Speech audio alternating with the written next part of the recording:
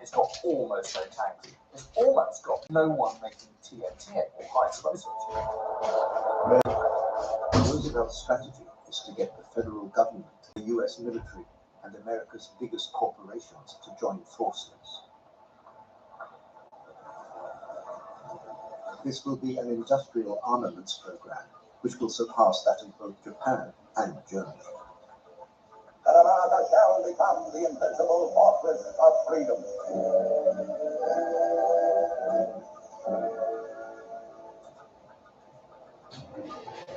Roosevelt's wild promise to build 50,000 aircraft in a single year is soon more than doubled.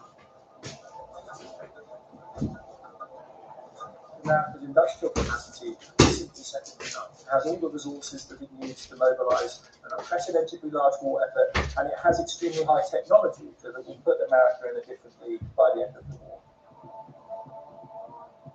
The Nazis recognized that for all their triumphs, victory is still out of reach. They ready themselves for a simultaneous war of attrition and systematic mass murder.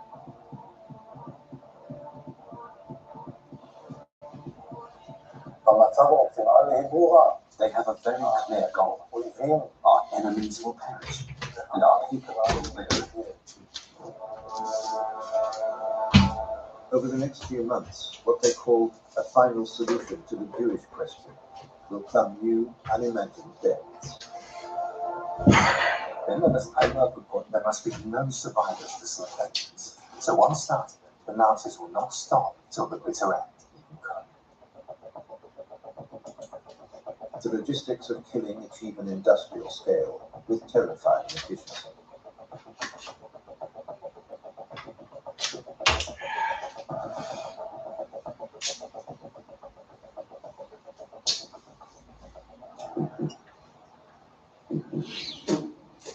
A boat trip on the Danube in 30 days, leading Nazis celebrating the German annexation of Austria. One of them is a 34-year-old SS colonel called Odilo Globocznik.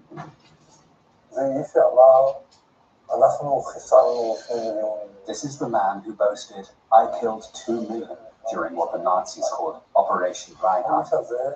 He was one of the worst perpetrators of the final solution. Globocznik is a career Nazi appointed an SS and police leader in the Lublin district of Eastern Poland. Even the SS regard him as a sadist, inflicting gruesome cruelty across the whole of Poland.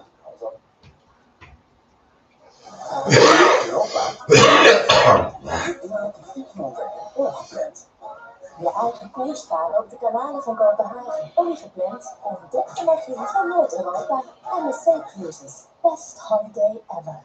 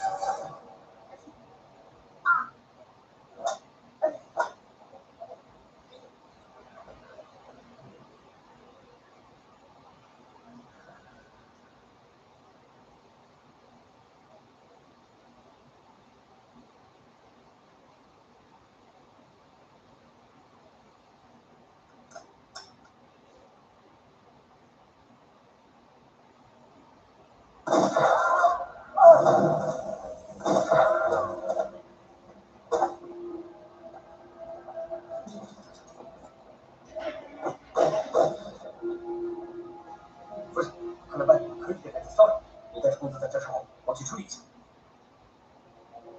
好好照顾夫人。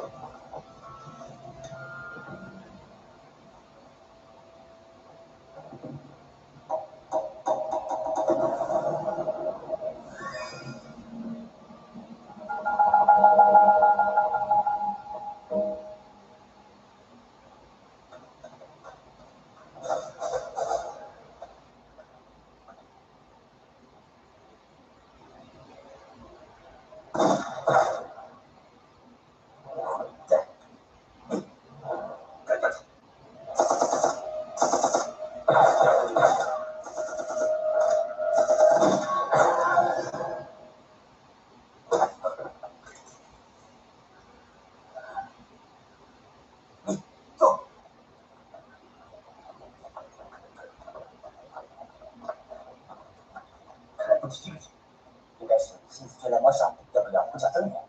不要，他们最多也就2、3个月。今天传奇夫人在，不能让他把咱们坑扁了。哎，走。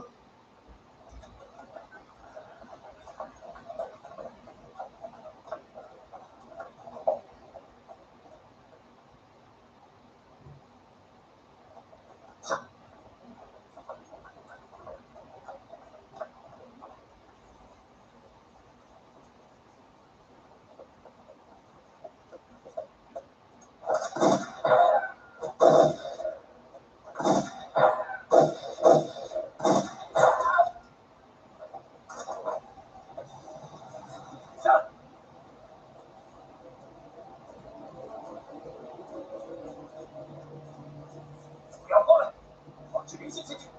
走。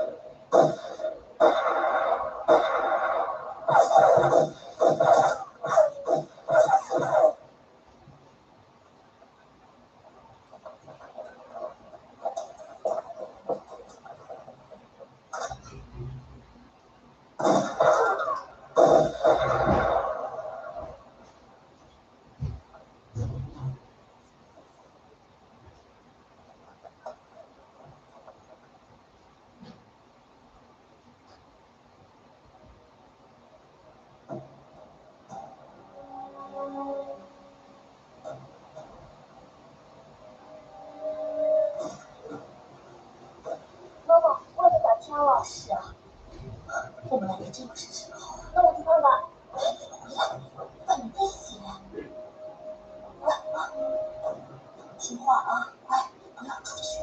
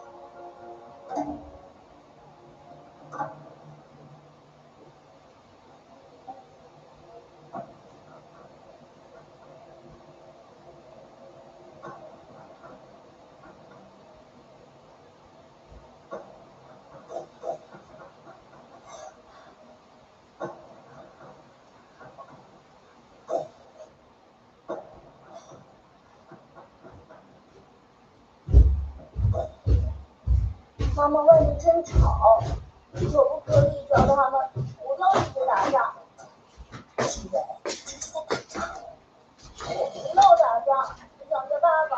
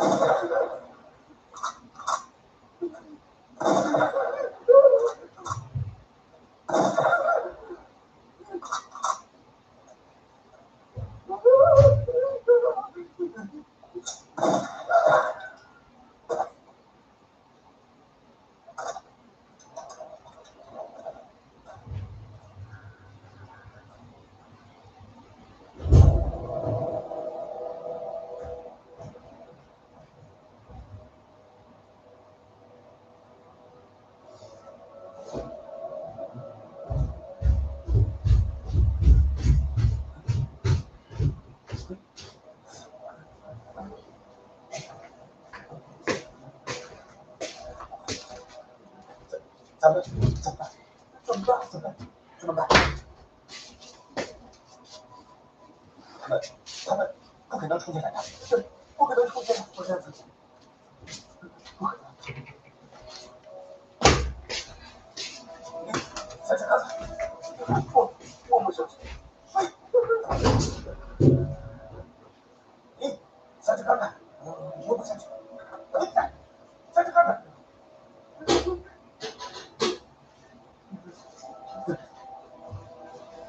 快点！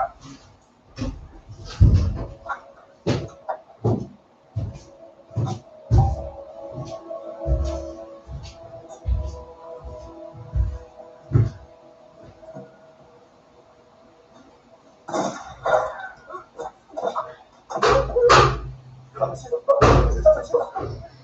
怎么办？电话支援！电话支援！电话支援！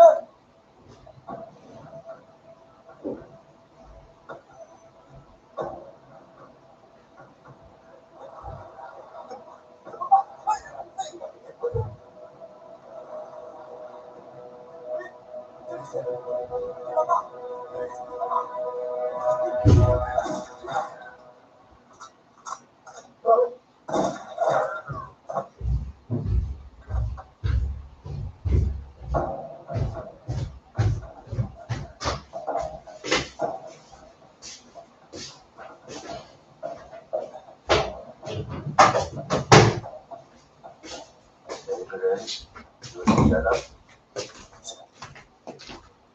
是把小姐造成事情，让这个人去责备他们。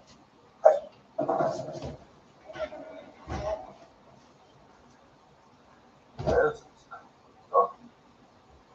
说任何公子，可能也在上头。按照原爹的计划，夫人继续前往老居，就是陪爸爸上学。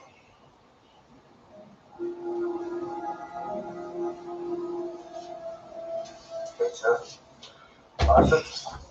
哎，救命！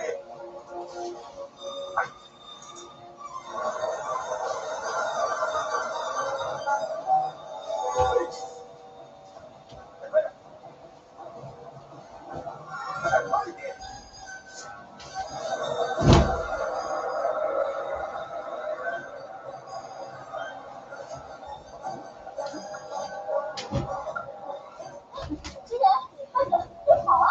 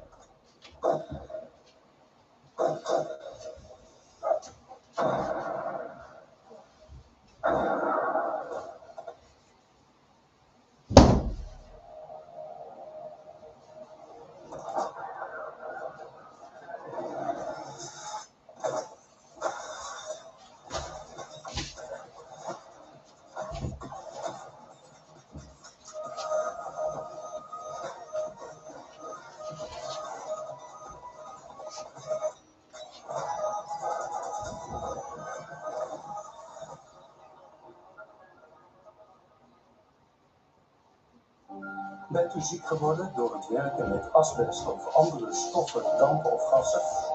Dan heeft u mogelijk recht op ruim €25.000. De TSB-regeling is er voor allergisch beroepsastma, CSC-schildersziekte, longkanker door asbest, longkanker door silica, neusbijholtekanker door rookstof, silicose. Ga voor alle informatie naar tsbregeling.nl.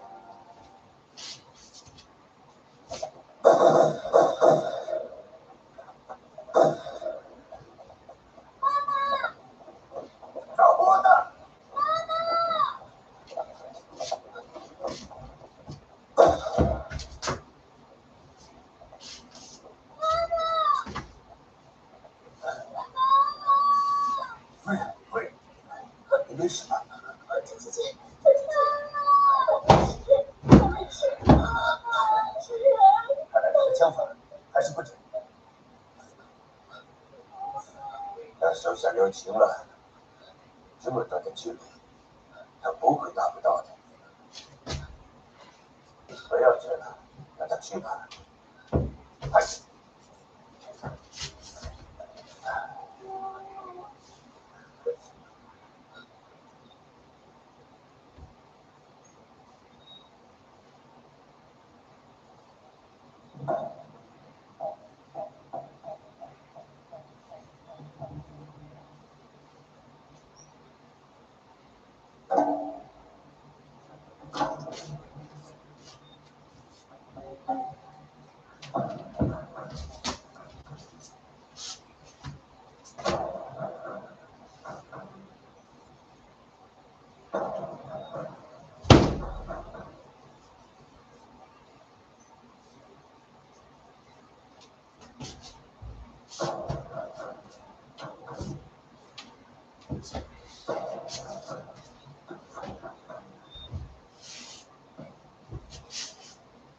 怎么样？老公，我好冷。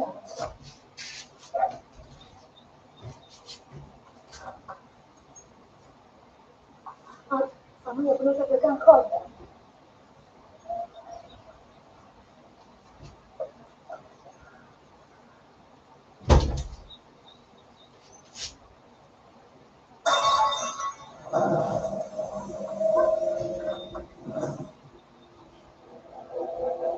他就在附近，他在睡。我面对他开枪，他的位置不清楚。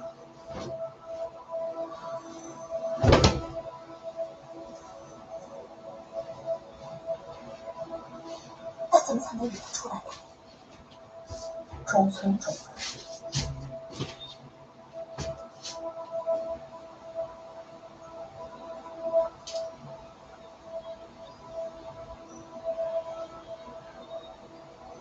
大美须，聪明。姑娘，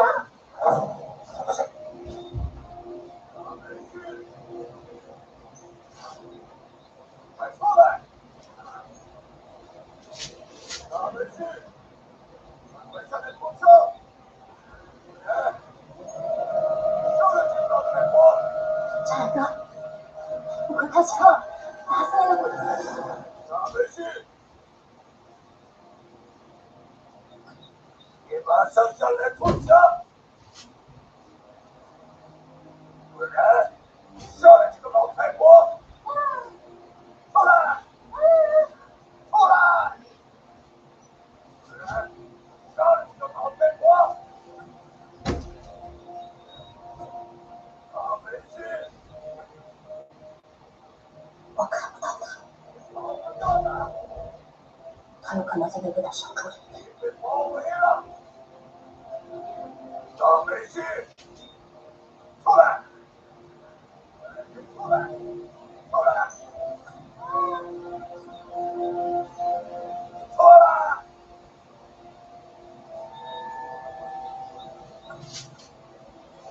张大哥，快打死他呀！出来！出来！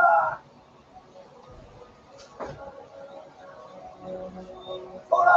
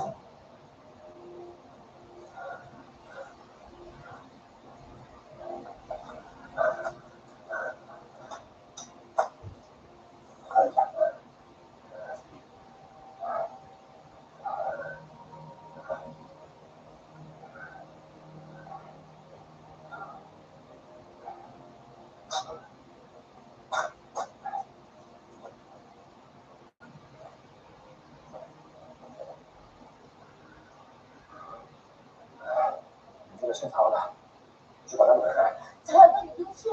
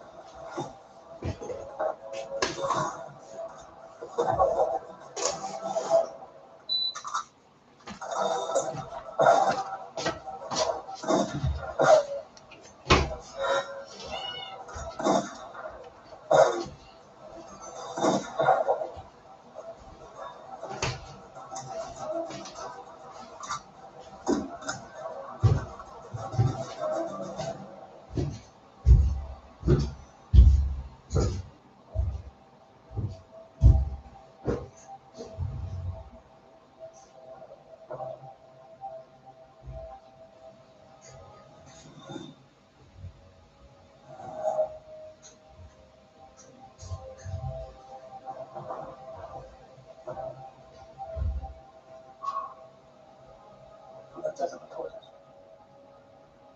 这是不得好危险，我就赶紧想办法摆脱他。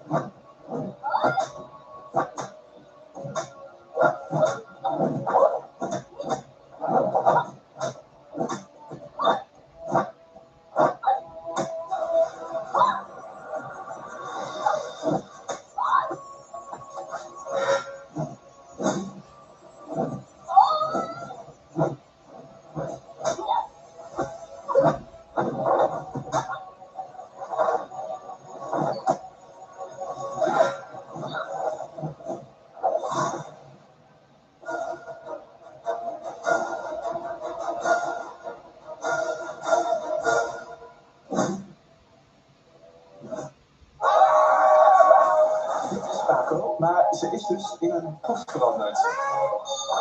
Hi, dat is geen mond. Wat een gek ding. Dit meen je niet. Of ze nou een hond of een kat is, het blijft vaak wel. A few months ago, this was just two wires. But here we are. This workshop and these cabinets, perfect match. Building a kitchen means so many choices. Yes or no to wood, light or dark, with or without handles. I think the kitchen guy we work with is quite happy we are done deciding. I think it turned out rather well. Okay.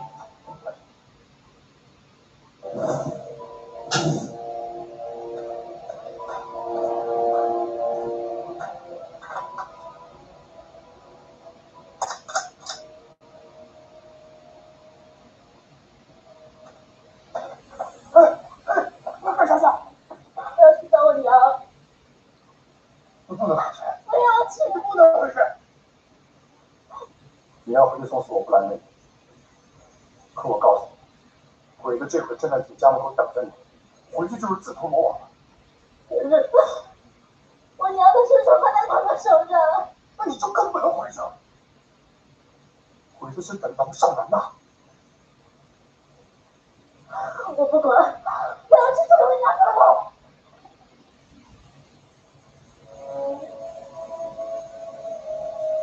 如果你现在回去，你娘的天上都不会闭眼的。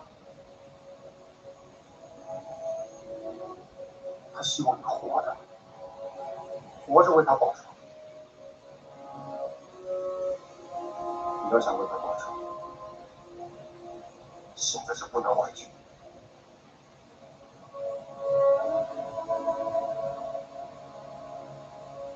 有一天，张着和护卫两组同志来的。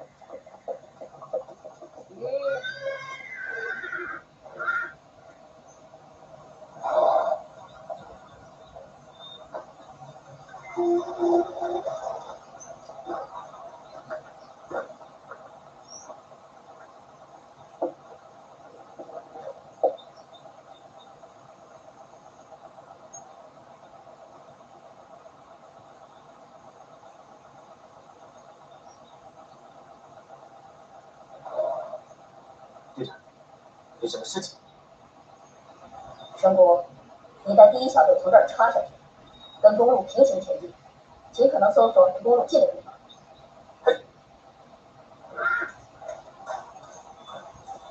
第三队，跟我走。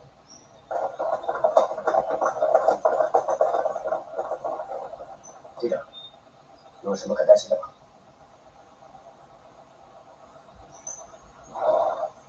我怕有人会打李团长的冷枪。这不会的。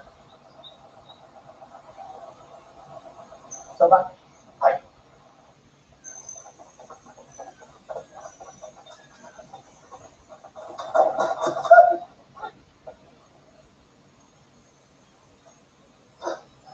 我让你去说吧。累了吧？不累。怎么能不累？把枪给我。不用我。别管。我知道你想心情，这走慢的话，晕车就过去了，走吧。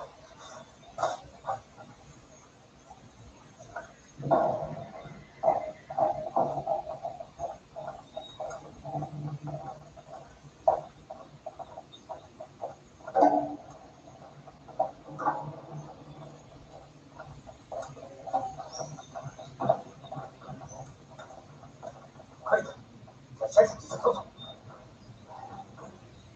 可以。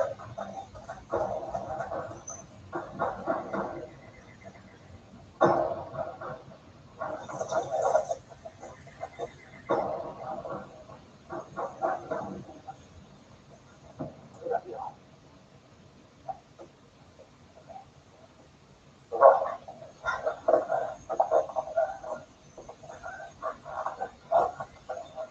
上来。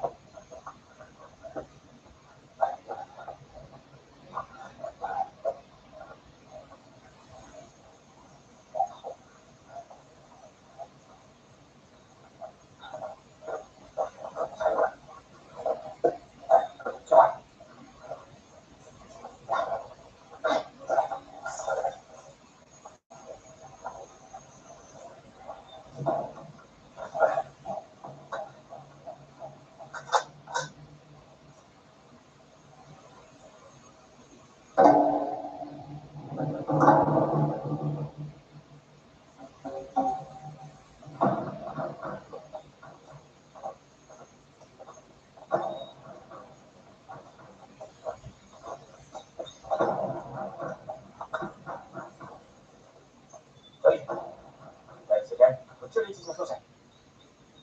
哎，你们跟我走，谁快点跟我来。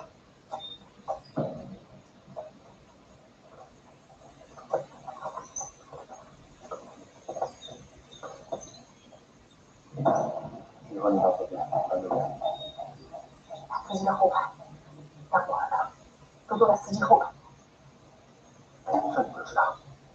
团长说的。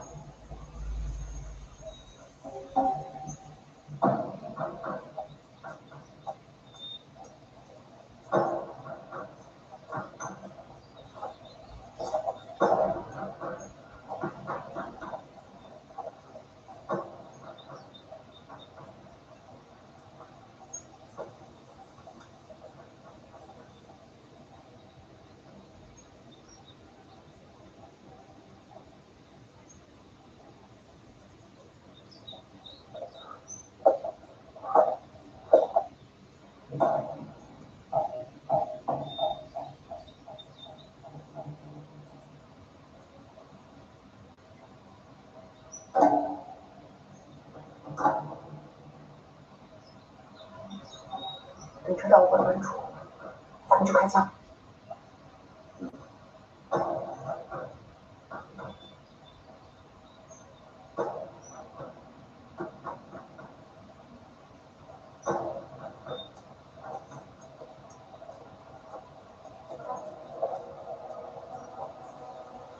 主任，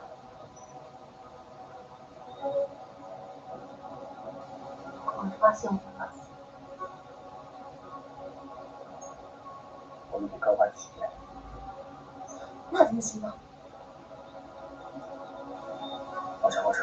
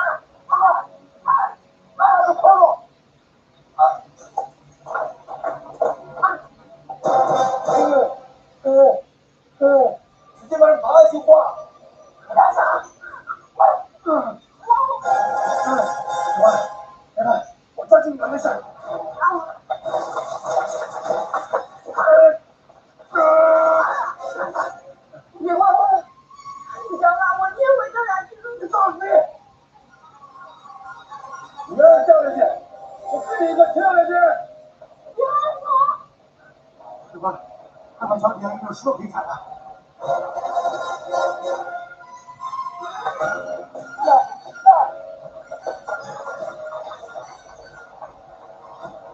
我身体贴贴贴贴，来，好，来，左手往快，往上快，往上快，往上快。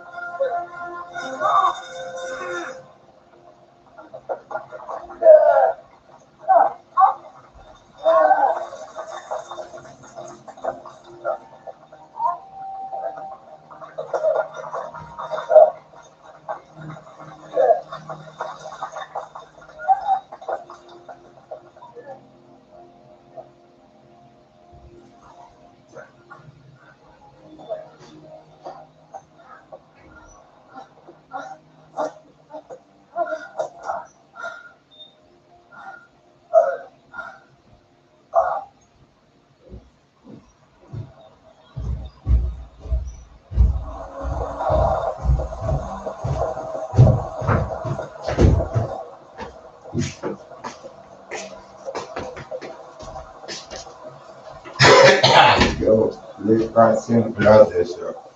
24! Right. Let's see, hey. Why that?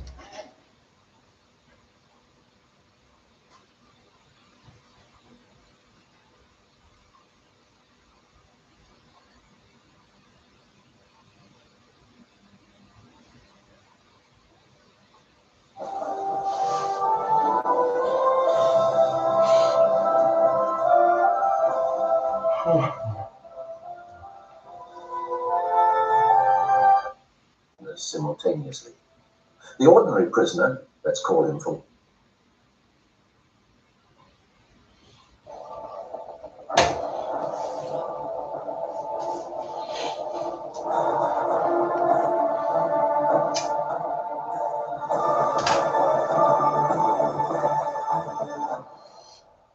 There is a number that needs no context. 1,100,000 people killed in a single place. Not on a battlefield, not in the crossfire of warring armies, in a complex built expressly for killing, in the south of occupied Poland, on the banks of the Sola River, in a village the Germans called Auschwitz and the Poles had always called Oświęcim. Auschwitz was not a camp, it was a system. At its peak, between 1943 and 1944, the complex consisted of three main camps: Auschwitz I, Auschwitz II Birkenau, and Auschwitz III Monowitz, and 45 satellite subcamps spread across the region of Upper Silesia. More than 700 hectares of organized terror overseen by thousands of SS men, where every aspect of human existence was regulated down to the last minute with an explicit purpose: to extract useful labor until the body gave out, or to annihilate immediately those who were not useful for the first. Within that electrified perimeter, different categories of prisoners coexisted, and their experiences of the same day at the same hour were radically different. The ordinary prisoner, the one who carried bricks, dug trenches, and marched to the commando under the snow, lived a day different from that of the capo who supervised him, different from that of the forced doctor who worked in the infirmary, different from that of the member of the Sonderkommando who spent his day in the crematoria.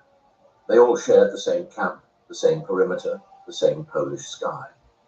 But the 24 hours were not the same for any of them. What follows is the account of those 24 hours. 4 a.m., the whistle that had no mercy. 4:15 a.m., a whistle, shrill, long, with no possible transition between sleep and wakefulness.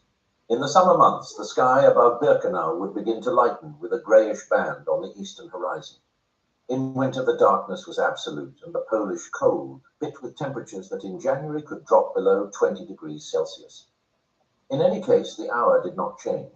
4:15 a.m. was the wake-up call at Auschwitz II Birkenau, the largest of the three main camps in the complex, and the one that, at its peak population, housed over 90,000 prisoners simultaneously. The ordinary prisoner, let's call him for what he was, a number, heard that whistle from inside a barrack that had not been built for human beings. Most of the barracks in Birkenau were prefabricated wooden stables called Pferdestallbaracken, originally designed by the German military to house 52 horses. They measured 40.77 meters long by 9.57 meters wide. In 1943, when Birkenau's population reached its highest point, each of these barracks contained between 400 and 1,000 people. The three-tiered wooden bunks, constructed with unpolished boards, filled the space from end to end. Between the top level and the ceiling, there was less than 60 centimeters. Those sleeping in the lower levels coexisted with water that seeped through the packed dirt floor during rains and with rats which scurried through the barracks at night without any fear. The Blockeltester, the prisoner in charge of the barrack who slept in a small separate room near the entrance, was the first to get up. His task in those first minutes was to ensure that no one took too long. He had a stick. He used it. The ordinary prisoner had exactly 15 minutes to do everything. Everything meant getting down from the bunk without falling, which was difficult for anyone who had been in the camp for weeks or months and had swollen legs from hunger-induced edema or open sores on their ankles from wooden clogs. Heading to the communal latrines, blocks of stone or wood with between 60 and 90 holes in a row, with no separations, no privacy whatsoever, and having the opportunity to use them, even though the lines were so long that many didn't make it in time. Being punished for not making it in time was a real possibility. The kapos and Blockeltester would beat people in these moments as naturally as a foreman would yell at a slow worker. Survivor Kitty Hart-Moxon, who arrived at Auschwitz-Birkenau in April 1943 at the age of 16, described decades later that the morning latrine moments were one of the most vulnerable times of the day, not only because of the physical conditions, the smell, the cold, the rush, but also because the crowd created opportunities for theft and violence among prisoners. The bread saved from the previous night, if someone had hidden it in their clothes or under the straw, could disappear in those minutes. The capo of the work commando also woke up at 4:15, but his morning was different. The capo slept in a single bunk in a separate space within the same barrack, or in some cases in barracks reserved for supervisory personnel. He had a blanket. He had more space. In many cases, he had access to supplementary rations that the ordinary prisoners would never see. The capo would get up thinking about the workday ahead, how many men he would be assigned that morning at the Appell, whether the SS Blockführer would be in a bad mood. The Sonderkommando member also woke up at this time, though in a radically different place. The Sonderkommando, Special Commando, slept in the basements of the very crematoria of Birkenau, not by choice. The SS kept them physically isolated from the rest of the camp to preserve the secret of what was happening in those facilities. Their dormitories were on the underground level, just a few meters from the changing rooms where they had worked only a few hours before. Members of the Sonderkommando had better rations than the other prisoners, had access to alcohol that the SS deliberately provided, according to the testimony of Philipp Müller, a survivor who spent more than 3 years in the Sonderkommando and had certain items that the rest of the camp lacked. None of this changed what they saw when they opened their eyes at 4:15 in the morning. The forced doctor, the prisoner with medical training who worked in the camp infirmary, would also wake up at that moment. His experience of dawn was different from that of the ordinary prisoner because he knew exactly what awaited him in the following hours, and that knowledge was, in itself, a particular burden. Dr. Berthold Epstein, a Czech pediatrician deported to Auschwitz in 1943 and forced to work in the camp infirmary, testified that the prisoner doctors would begin the day with a mental inventory of how many sick had survived the night, and how many had not, even before crossing the barrack door. 4:30 a.m. The impossible hygiene and the uniform. It is 4:30 in the morning. 15 minutes after the whistle, the prisoners had to be presentable. The concept of hygiene in Auschwitz needs to be precisely defined because the gap between what the SS demanded and what the prisoners could physically achieve was part of the humiliation and punishment mechanism that structured every moment of the day. In the early years of the camp, between 1940 and 1941, there were no washing facilities. The Polish prisoners who arrived on the first official transport to Auschwitz, 728 men from the city of Tarnow on June 14, 1940, did not find running water in the barracks. When communal wash basins were installed starting in 1942, they consisted of rows of concrete or metal basins with spaced-out taps. There was no soap in the standard distribution. There were no towels. The water was cold at any time of the year, and there was no time.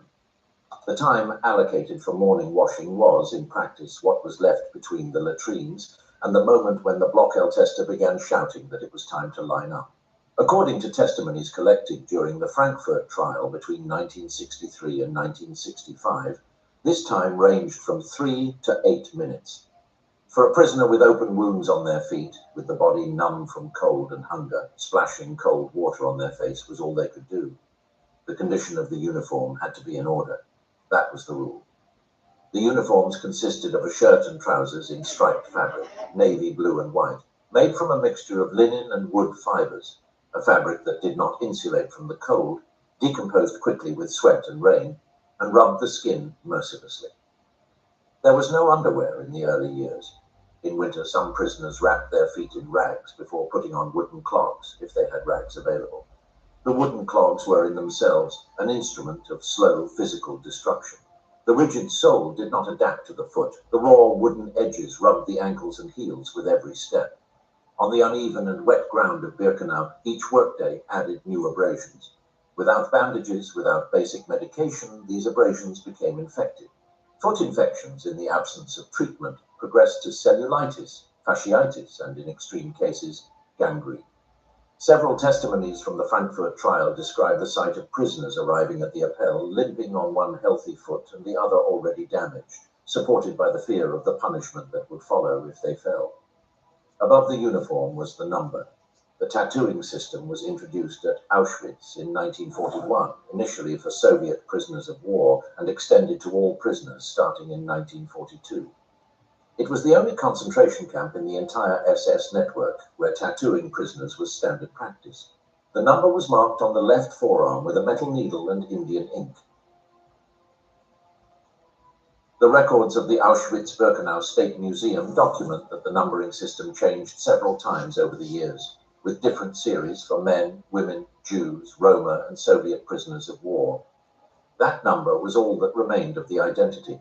The ordinary prisoner who put on their uniform at 4:30 in the morning no longer had an official name. In the mouths of the guards, in the camp records, in the roll call, it was just a number. Prisoners who managed to remember each other by their real names, in whispers, in the few moments of relative privacy that existed, did so as an act of resistance, even though many did not call it that. It was simply the need to remain a person before crossing the door of the barrack. The women in the female sector of Birkenau experienced this moment differently. The female sector, BIA and BIB, had its own washing facilities, also inadequate, but with an added burden that the testimonies of the survivors consistently describe. The total absence of privacy and the constant exposure to the gaze of guards, Karpos and Blockeltester during hygiene moments created a systematic humiliation that went beyond the physical conditions. SS Oberaufseherin Maria Mandel, responsible for the operations of the female camp in Birkenau from October 1942 to November 1944, had established a regime where personal hygiene inspections could take place at any time and where not meeting the required presentation standards, presentation required of people who lived on 1 liter of soup a day and without soap, was grounds for punishment. Mandel was sentenced and executed on January 24, 1948 in Krakow.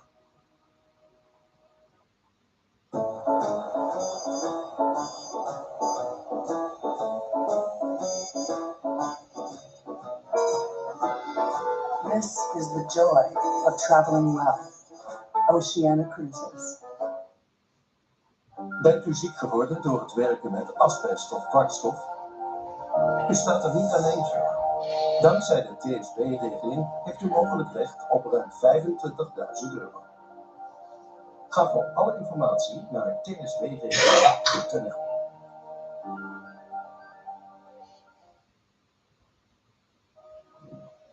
5 a.m., the morning roll call. 5 a.m. in the morning. The Morgenappell, the morning roll call. All the prisoners in the camp had to report to the Appellplatz, the central square, and stand in formation of 5 in perfect rows, while the SS Blockführer walked through the rows counting. The count lasted as long as it took for the numbers to add up. There was no maximum time limit. There was no consideration for the temperature, the rain, the snow, or for the physical state of those standing in formation. In Birkenau, the central Appellplatz was a strip of compacted earth crossing the main axis of the camp from east to west. At the times of highest population, more than 80,000 people could be simultaneously standing in that space in blocks separated by sector. The SS Rapportführer, the non-commissioned officer responsible for the total count, received the numbers from each SS Blockführer and added them up. If the total did not match the record from the previous day, plus the new arrivals and minus the reported deaths, the entire camp waited, standing, motionless, in silence. When the count didn't match, the consequence was immediate. The reasons for discrepancies were numerous. The most common was that someone had died during the night and the body hadn't been moved or reported correctly. In that case, the body was dragged from the barracks and placed in front of the formation of the corresponding block to make the number match. The other prisoners remained motionless next to that body while the SS Rapportführer completed the count. Only when the figure was confirmed was permission given to remove the body. Primo Levi, an Italian chemist deported to Auschwitz in February 1944 with the number 174.517, described the winter Appell as one of the most devastating experiences in the camp, standing in the dark with the cold entering through the thin fabric of the uniform, with his feet aching inside the wet clogs, waiting without knowing for how long, unable to move, unable to speak, looking ahead at nothing while the numbers matched or didn't match in the mind of someone who didn't care what that waiting meant for the body's waiting. The testimonies collected by the Polish Commission for the Investigation of Nazi Crimes show that on several occasions, the morning roll call lasted more than 3 hours when there were discrepancies in the count. In documented cases of escape attempts, the punishment roll call could last the entire following night, with the whole camp standing for hours in the cold. The most documented punishment roll call occurred in July 1940, when a prisoner escaped from Auschwitz I. The 1,200 prisoners in the camp at that time were kept in formation for 20 consecutive hours, without food or water, standing on the Appellplatz, until the fugitive was found hiding in a pile of wood within the perimeter. As an additional reprisal, 10 prisoners chosen at random were taken to Block 11, the punishment block, where they died of starvation. For the capo, the morning roll call was the moment when his power for the day was consolidated. While the SS Blockführer walked through the rows noting numbers, the capos mentally classified their men, assessed who was fit to work and who wasn't, and made decisions about the composition of their commando for the day.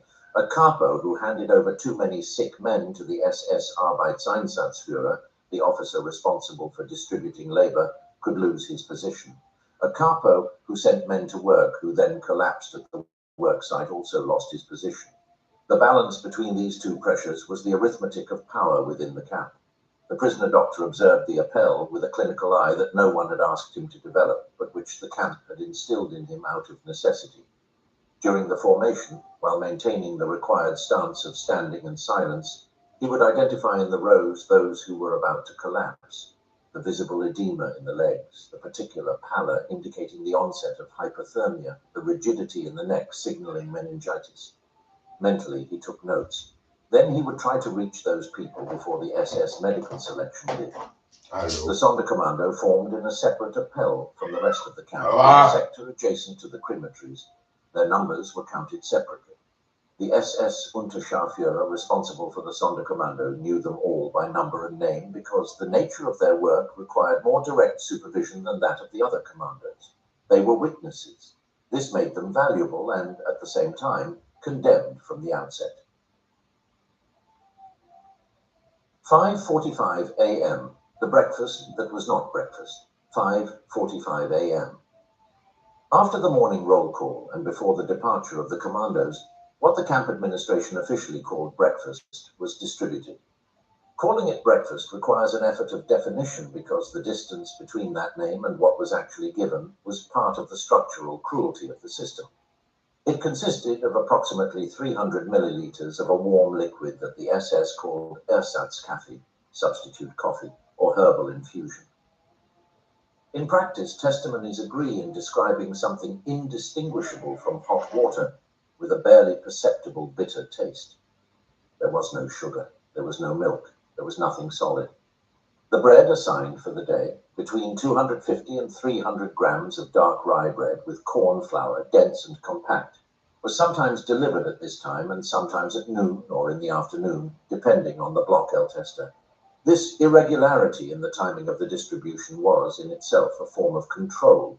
Not knowing when the next solid ration would arrive meant not being able to calculate when to eat, not being able to plan the distribution of hunger throughout the day. The bread dilemma was one of the most difficult decisions of the day for any ordinary prisoner. Eating it all at once offered the advantage of immediate caloric warmth before work, but left the rest of the day and night without anything solid. Saving it risked theft.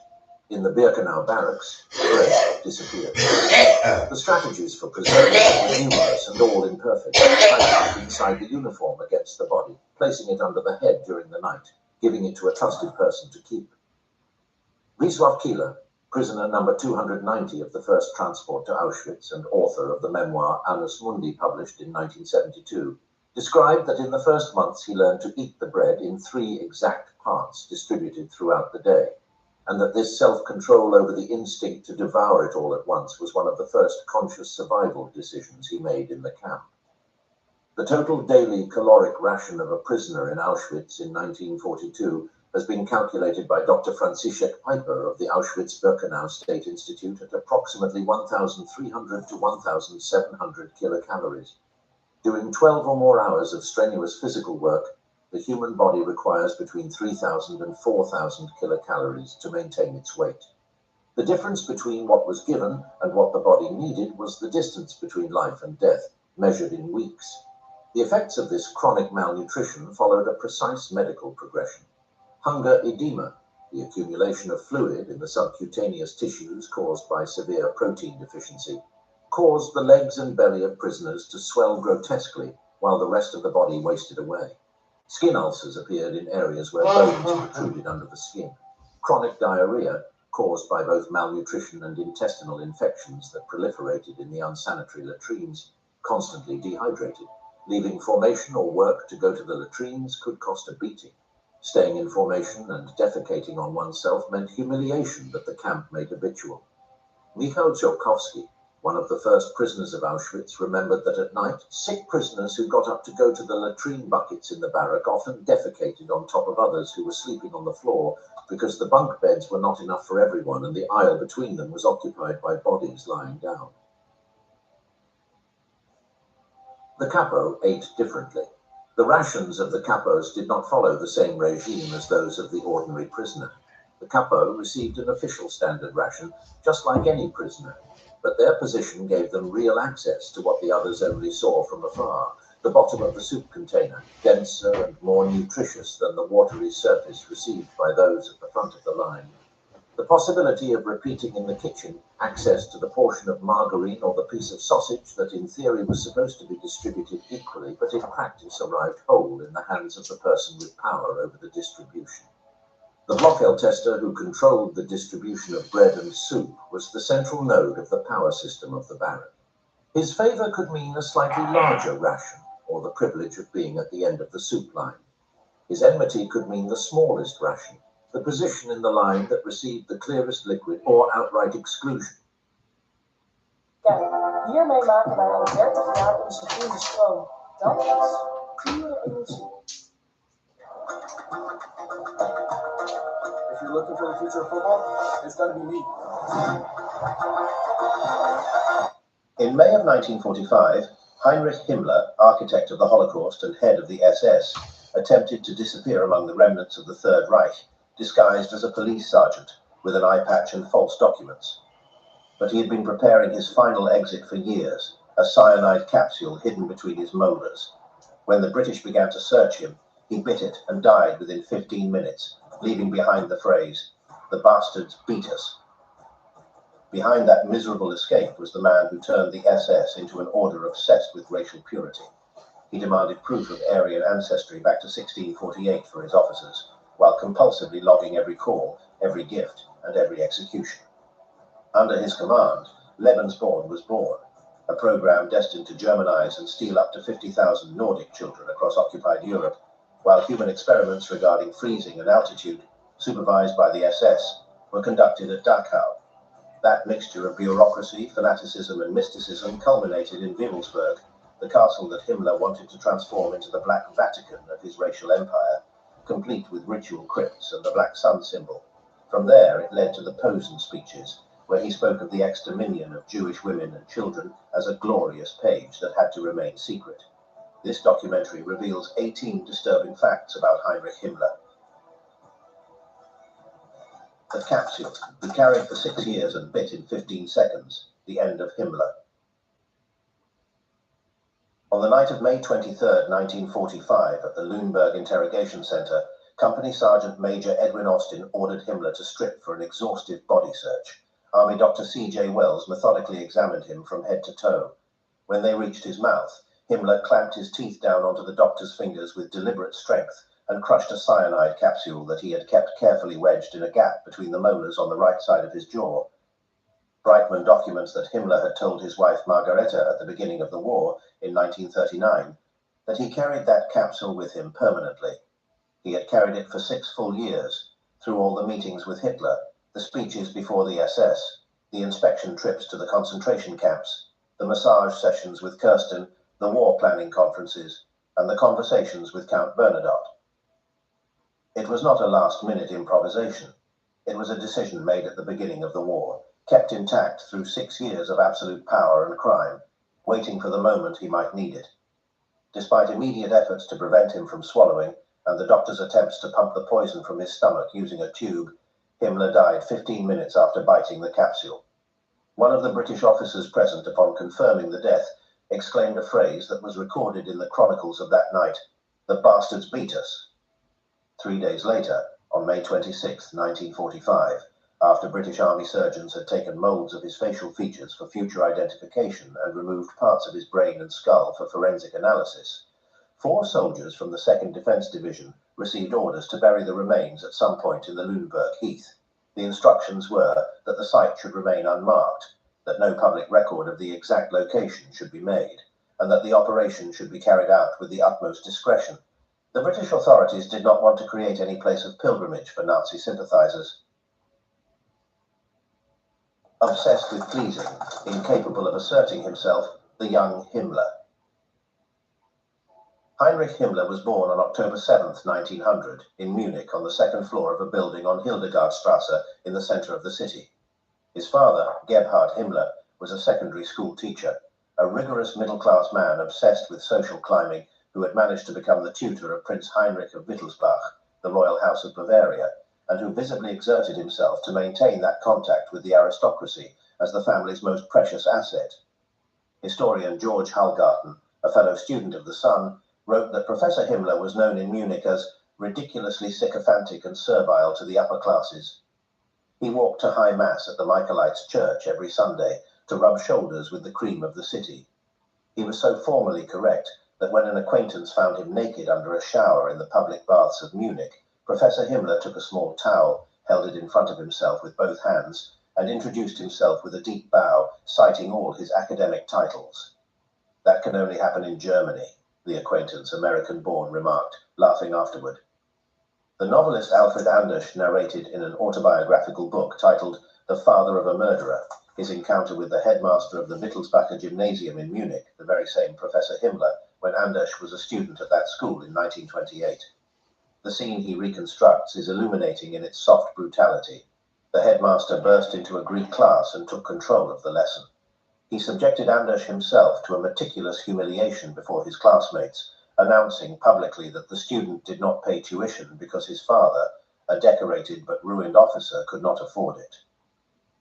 "The decision was not justified," the headmaster said, pacing through the classroom. "The fee exemption is only granted to outstanding students, but I believed I could do it for the son of an officer with high decorations who has probably fallen into disgrace through no fault of his own." Anders thought, "The pig, to announce publicly that my father cannot pay the 90 monthly marks of tuition." He was expelled from the school that very day, along with his brother. That pedagogy of social sadism disguised as educational correctness, that capacity to humiliate under the guise of benevolence, has clear echoes in the son who grew up watching that father in operation. The mother, Anna Maria Himmler, née Heider, was a devout and diligent Catholic. Heinrich was the second of 3 sons, raised with a nanny, with classical reading supervised by the father in family circles, with mandatory church visits during every holiday trip, and with a diary that his father imposed on him at age 10 as an exercise in intellectual discipline. Gebhard Himmler wrote the first entry himself as a model and reviewed his son's entries for years, correcting and annotating in the margin with red ink. The child who recorded in that diary his fears of 3 bears in a park on July 15, 1910, was the same one who 30 years later organized the systematic murder of millions of people. Bradley Smith, one of the great scholars of Himmler's youth, concludes that the diaries reveal the evolution of a political bureaucrat with an elitist racial ideology, but not that of a pathological murderer in a clinical sense. There is no visible mark of Cain. There is a serious, industrious, physically uncoordinated child, obsessed with pleasing, incapable of asserting himself in sports or around girls, who built internal walls of discipline and dogma to compensate for what the outside world denied him. He continued keeping obsessive records his entire life. As Reichsführer SS, he had his secretary log every phone call that came in and went out, every letter received or sent, every visit to his office. He meticulously recorded his personal expenses and reimbursed them from his private funds when they were of an official nature. His subordinates recorded the widespread belief that Himmler assigned personnel to the concentration camps down to the level of the last laundress. The diary of the boy from Munich and the logbooks of the Reichsführer were the same impulse, expressed on a different scale. Himmler against the mirror, the paradox of the architect of Aryan purity. Himmler built the most powerful apparatus of racial supremacy in modern history. The SS required its members to prove retroactive Aryan blood purity back to 1750 for soldiers and to 1648 for officers, meaning more than 2.5 centuries of ancestors without racial contamination. Candidates had to present genealogical certificates, photographs, cranial measurements, and medical reports. The brides of members had to undergo physical inspections and racial certifications before the wedding could take place. Himmler himself personally signed many of these marriage authorizations, supervising the process with the same attention he dedicated to affairs of state. In a speech before the Hitler Youth in May of 1936, Himmler explained that the process of racial selection could already be observed in German dance halls. In the past, he claimed, the girl of low racial value always found a partner because races of less valuable blood mature sexually earlier and are more accommodating. Now comes the change. I believe we have an era ahead of us in which the Nordic girl will marry and the other will remain seated. The certainty with which he uttered these kinds of statements, built on categories that lacked the slightest scientific basis, was one of his most constant characteristics. Himmler himself had the square skull and dark complexion typical of the Bavarian peasants of southern Germany, without the slightest resemblance to the Nordic ideal of an elongated head, blonde hair, and blue eyes that he himself described as the evolutionary pinnacle of humanity. He was chubby, nearsighted, with the constitution of someone who had suffered lung infections as a child, who had always failed gymnastics, and who could never make his body respond to the standards of strength that his mind adored. The chronic stomach pains that accompanied his entire adult life, and which could only be alleviated by the massage sessions of his personal physical therapist, Felix Kirsten, were so frequent and incapacitating that Kirsten himself wrote in his memoirs that he came to have considerable influence over Himmler precisely because he was the only person who could relieve that constant physical suffering. Padfield notes with precise irony that it is difficult to understand how someone who grew up surrounded by Bavarians with skulls as square as his own could dedicate his entire life to the theory of the Nordic Superman. Brightman documents that Gauleiter Albert Forster himself, when he learned that Himmler was threatening to send his racial experts to examine the new German citizens of Danzig, responded publicly, "If I looked like him, I wouldn't speak of race." The phrase reached Himmler. He ordered witness statements to be taken for the archive. Accumulating evidence for later use was his personal signature, but the consequences for Forster were deferred until a moment that never materialized. It was not willful blindness. It was a structural dissociation between the reality his eyes perceived and the system of beliefs built to replace it. Psychologist Peter Löwenberg, in his analysis of Himmler's youth diaries, describes an ego so fragile that it allowed the subject to identify completely with any figure presented to him as superior or dominant, absorbing their identity instead of building one of his own. Himmler did not see what his eyes saw. He saw what his ideology commanded him to see, and the consequences of that substitution of reality reached millions of people who had no connection to the frustrated dreams of a Bavarian agronomy student. Anti-Semitism as the answer to all of Himmler's personal failures. The First World War began when Himmler was 14 years old. He followed it with growing fervor in his diary. He played war games with his friend Falk Zipperer. He pressured his parents to use their contacts and secure him a place as a cadet before finishing the gymnasium. His parents were not enthusiastic, especially because Heinrich wanted more than just to serve in the war. He wanted to make a career as a professional army officer. The training as an officer candidate was not easy for him, either physically or emotionally, but he endured it. The war ended on November 11, 1918, before he had reached the front. The German defeat destroyed not only his dreams of a military career, but also ordered his ideological world in a way that was never undone. The Treaty of Versailles of 1919 limited the German army to 100,000 men, permanently closing his opportunity to become an officer. Inflation devastated the family's savings. His father, on a fixed salary in depreciated currency, wrote letters asking Heinrich not to buy more than half a kilo of flour because they had no money for more. Himmler never acknowledged that the defeat was the logical consequence of the war. For him, as for millions of right-wing Germans, it was a betrayal. The Jews, the communists, the revolutionaries of the so-called Red November had stabbed in the back an army that was still fighting. That narrative, completely false from a historical point of view, was the ideological foundation of his entire life. He enrolled in agronomy at the Technische Hochschule in Munich. He completed the initiation rites of a student fraternity, practiced fencing for ritual duels, and lived the agitated social life that the city of Munich offered in the post-war upheaval. He finally fought a duel and received 5 cuts that required 5 stitches. "I really did not flinch even once," he noted in his diary with satisfaction. It was a small physical victory over his own rebellious body. The student who had failed gymnastics his whole life had bled without trembling. His diaries from that period record a young man constantly dissatisfied with himself, who reproached himself for talking too much, for being inconsistent, and for lacking the firmness of will that he admired in the heroes he read about. He noted in December of 1921, "I am a pitiful chatterbox. I can never control my tongue, inconsiderate and immature. When will I seriously put myself under control?" He took note of the times he arrived late for the train, of conversations that seemed reckless to him, of words that should have been kept silent. He tried a correspondence course to improve his memory and intellectual capacities. He lifted weights to strengthen his body. The results on both fronts were, by his own admission, more or less the same: insufficient.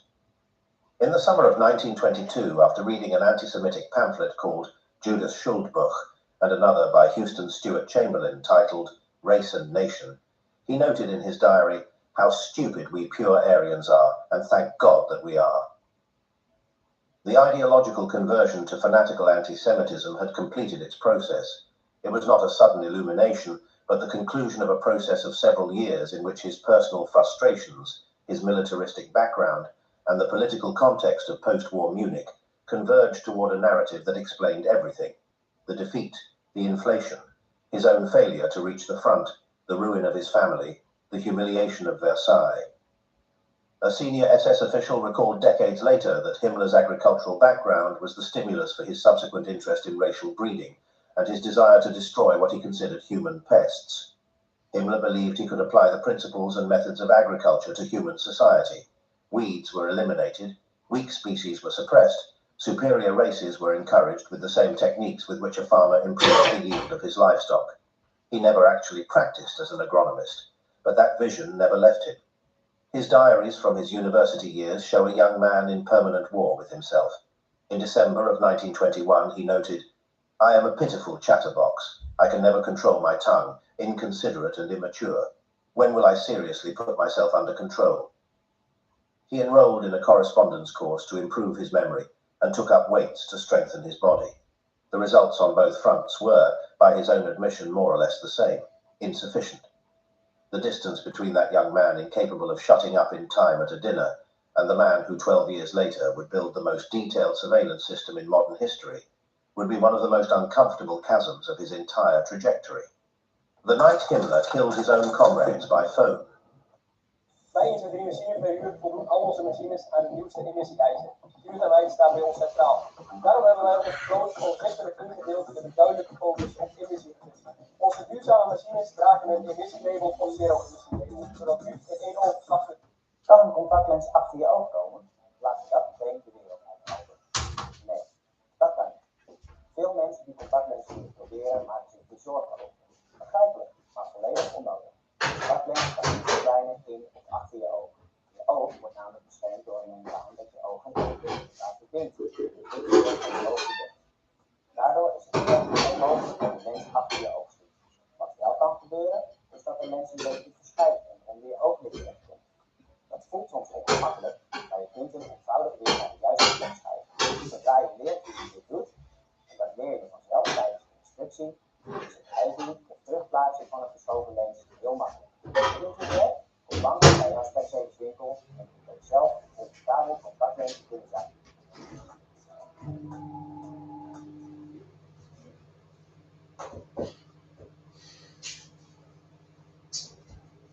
In the early morning hours of June 30, 1934, Heinrich Himmler sat in Hermann Göring's office at the Leipziger Strasse Palace in Berlin, with Reinhard Heydrich by his side and a telephone in his hand, and directed the systematic murder of dozens of people whom, in many cases, he had known for more than a decade.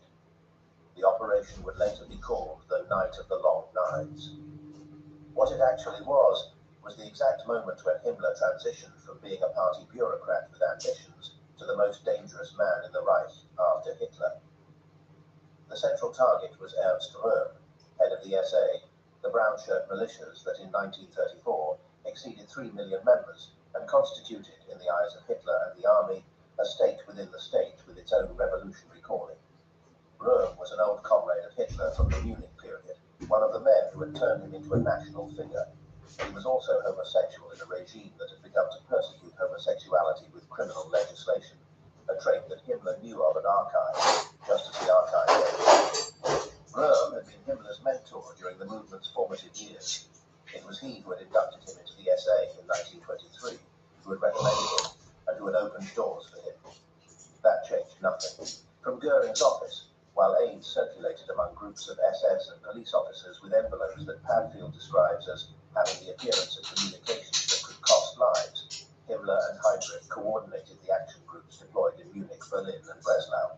Officer Hans-Bernd Gisevius, who entered the palace that Saturday morning, wrote that the environment had a malignant atmosphere of hatred, nervousness, tension, and, above all, blood. Through the half-open door of the office, one could see Goering pacing in a white uniform with knee-high boots alongside Himmler and Heydrich. Exclamations, forced laughter, and shouts drifted out. Shoot. Take a whole company. Shoot. Shoot. Just shoot. Goering was heard bellowing at one point. Himmler's adjutant Karl Wolff later recalled that in 72 hours he handled more than 7,000 phone calls. With almost every name on the list, he stated, it was a matter of life or death. General Kurt von Schleicher, former Chancellor of Germany, was shot dead in the study of his home while his wife came running from the adjoining room. They killed her too. General Ferdinand von Bredau was executed in the street.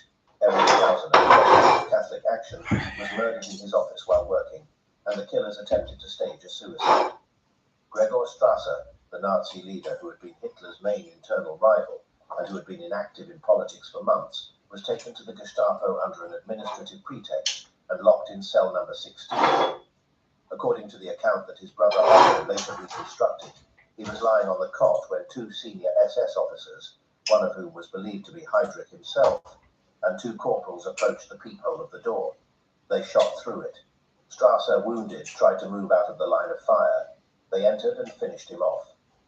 Strasser's ashes reached his widow Elsa on July 7th in an urn with the inscription, Gregor Strasser, born May 30th, 92 in Geisenfeld, died June 30th, 34 at the Gestapo, Berlin. They included it in a cardboard shipping box. They warned her not to make any public demonstration. Officially, he had committed suicide.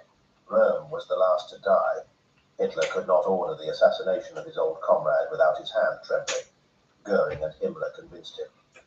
The following day, on July 1st, the commander of the Dachau camp, Theodor Eicher, entered the Stadelheim cell where Röhm was being held and left him a loaded Browning pistol with a single bullet. He told him he had 10 minutes to shoot himself. Röhm asked to speak with Hitler. Eicher replied that time was running out. After the 10 minutes passed, he returned. Röhm was waiting for them standing up with his bare chest. One of Eicher's companions shot him in the throat. They finished him off on the floor with Mein Führer on his lips. The total number of people murdered between June 30th and 4 in the morning of July 2nd, when Hitler stopped the executions, was never precisely established. Hitler admitted to 76. Padfield estimates that the real figure is closer to 200 or 250. Corpses appeared in fields and forests for weeks. Less than half of those executed were SA officers. Himmler's reward arrived on July 20th. Hitler elevated the SS to an independent body of the party, detached for the first time in its history from SA command. And between July 1st and 6th, 142 SS officers received promotions for their services during the operations.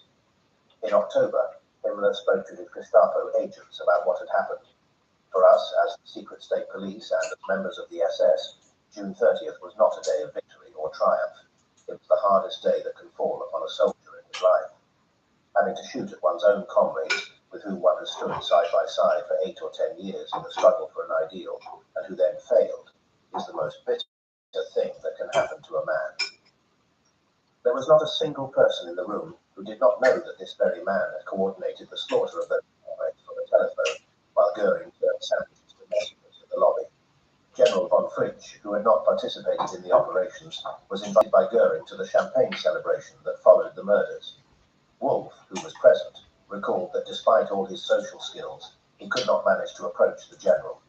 The room filled with black uniforms was affecting his nerves. His face twitched nervously, and the glass of sect trembled in his hand during the first sip. Runes, skulls, and eternal flames, the secret liturgy of the SS. In the heart of Westphalia, near the city of Paderborn, on the edge of the Teutoburg forest, where in the year 9 of our era, the Germanic warrior Arminius the Cheruscan had destroyed 3 Roman legions under General Publius Quinctilius Varus, there stands a triangular 17th century castle called Wolfsburg. Himmler discovered it in November of 1933 during one of his inspection trips through the region. He leased it that same year from the district of Buren for a symbolic rent of 100 German marks annually. The historical associations with Germanic resistance to Rome were exactly the type of resonance he needed for what he had in mind. He presented the project publicly as a school for the SS. It was almost certainly a screen to protect the secret and avoid ridicule, because what Weilsburg became in his imagination was something radically different, the equivalent of King Arthur's Camelot or the Montsalvat of the Knights of the Grail. The secret sanctum sanctorum of the elite order of the SS, closed to the uninitiated. A year after leasing it, in a speech before senior SS officers, Himmler pronounced what was for him the essence of the entire enterprise. Never forget that we are a knightly order from which one cannot retire, to which one is recruited by blood, and in which one remains in body and soul as long as one lives on this earth. The project absorbed years of forced labor from prisoners of the nearby Niederhagen concentration camp, who built the extensions under conditions that caused a documented number of deaths. Himmler commissioned a circular room in the North Tower, known informally as the King Arthur's Room, with 12 solid oak chairs arranged around a round table for the 12 senior SS officers who formed his inner circle. Beneath that meeting room was a crypt designed to house the burial urns of those very men, complete with a ventilation system to maintain an eternal flame. On the floor of that crypt, embedded in the stone, was the 12-spoke wheel known as the Schwarze Sonne, the Black Sun, a symbol drawn from the ornamentation of medieval Germanic weapons that Himmler turned into one of the darkest emblems of SS mysticism, and which decades later would be adopted by far-right groups all over the world. Himmler was a voracious reader of books on medieval chivalry, the Crusades, the Holy Grail, Nordic mysticism, and Viking sagas. Brightman writes that he had an undeniable mystical streak, although he might also have believed that a certain mysticism was operationally necessary to maintain the ideological cohesion of his organization. The very tone of the internal SS documents, with their appeals to blood, honor, sacrifice, and eternal camaraderie, reflecting that impulse. Parallel to that world of medieval rights, Himmler supervised the construction of an industry of murder with industrial, bureaucratic precision. Both dimensions coexisted without apparent contradiction in his mind. The ritual dimension of the SS extended far beyond the castle. Himmler had commissioned Brigadeführer Karl Maria Weistor, an officer who claimed to possess supernatural contact with the ancient Germans, and who was either a fraud or clinically affected, to design SS birth, baptism, and marriage ceremonies to replace their Christian equivalents. In 1936, Weistor officiated the baptism of the son of Karl Wolff, Himmler's adjutant. The newborn received not a Christian name, but a string of 4 Nordic names, headed by Thorisman, the Nordic god of lightning. The rite included the unfolding of a blue ribbon of loyalty, a silver jug, and a birth spoon. The word God was written in the SS baptism documents with a single T, the supposed ancient Germanic spelling, to differentiate it from the conventional Christian God. Himmler had designed everything: the liturgy, the symbolism, the spelling. He had built not an organization, but a church without Christ, in which he was the Pope. His recording habits extended even to that domain. In his office, he kept a card file of gift records, color-coded by category: green for people to whom Himmler sent gifts, red for those who sent them to him. Each card recorded the name and rank of the recipient, the name of the spouse, the number of children, the address, the date of birth, the type of salutation Himmler used in his correspondence, and a list of all exchanged gifts with their date and reason. The level of detail was so meticulous that he noted whether the recipient had failed to send him a thank you note. A man who organized the industrial murder of millions of people kept a bibliometric track of Christmas cards received and sent. Both things, the machinery of extermination and the gift cards, were expressions of the same central impulse: to control, to record, to archive, to leave nothing outside the system. Wewelsburg was also the setting for one of the most revealing aspects of Himmler's narcissism, the creation of an SS Ring of Honor, the Ehrenring, which he personally sent to the most prominent members of the order. It was a silver ring engraved with a stylized skull and Nordic runes. The first documented delivery dates back to December of 1933. Hildebrandt, one of the first recipients, responded by thanking him for something he described much more than a gift: a proud and binding oath of eternal and joyful struggle for a pure Germanic Germany. Himmler wanted an order with its own rituals, its own symbols, its own liturgy.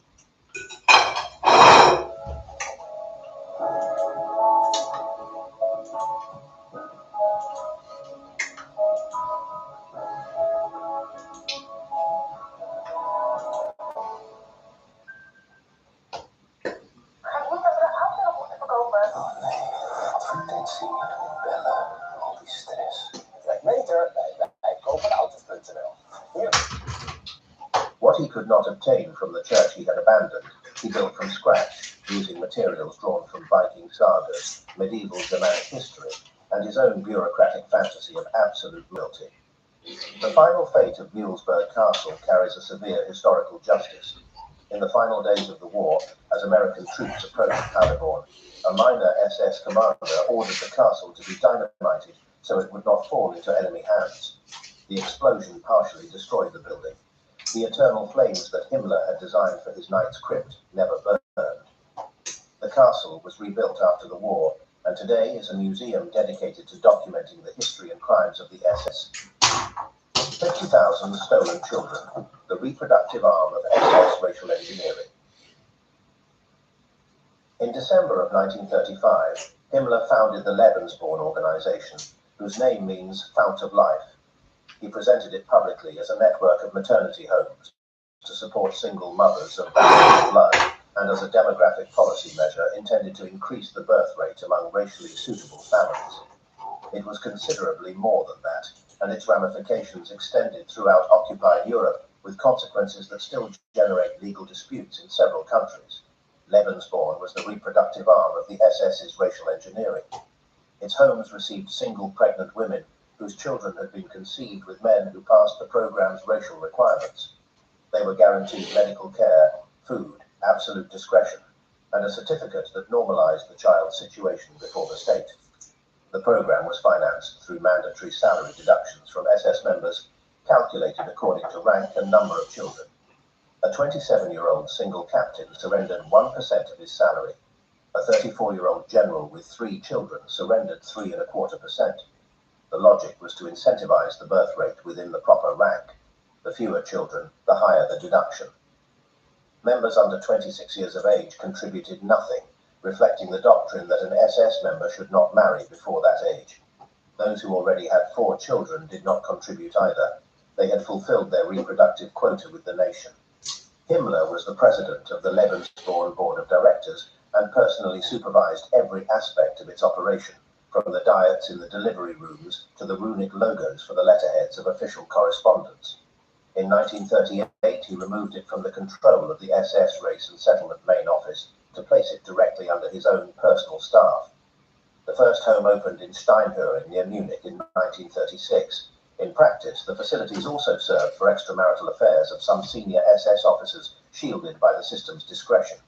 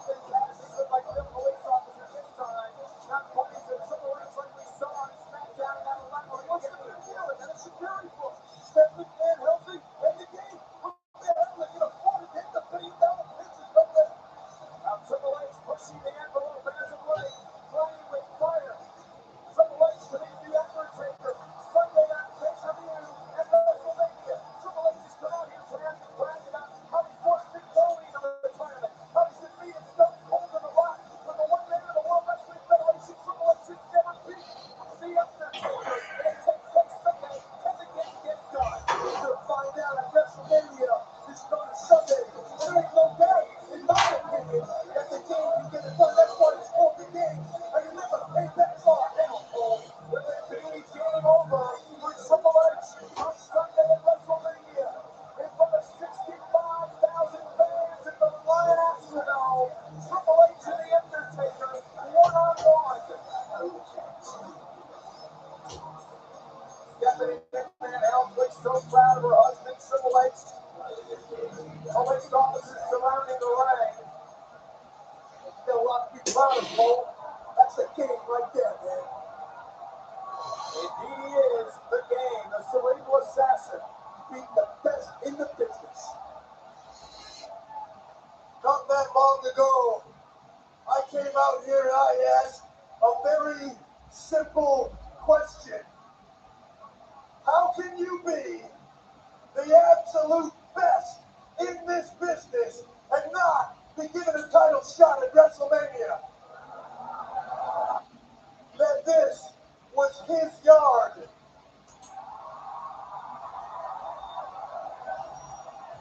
And that maybe, just maybe, someday I would be able to rule the yard.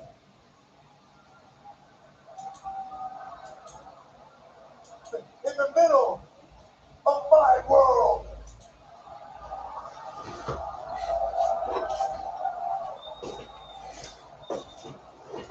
Now, Undertaker,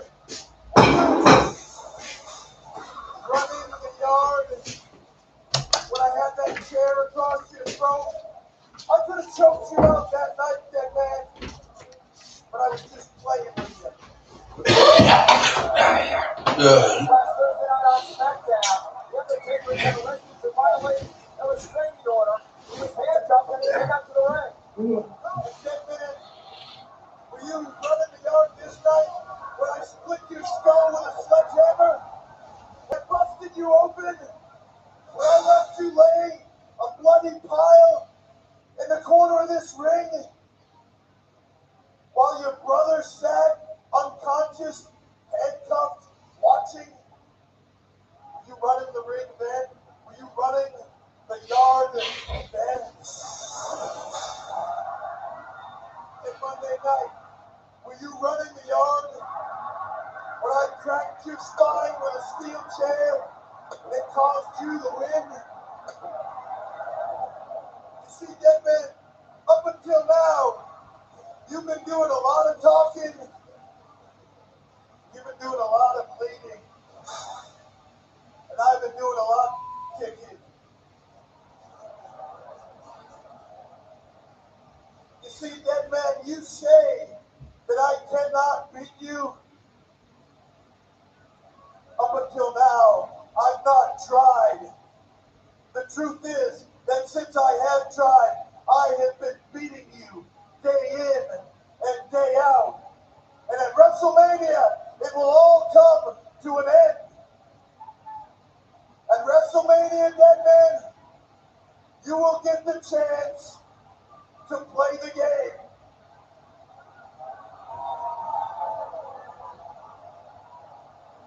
And dead man, when you play the game, you will lose.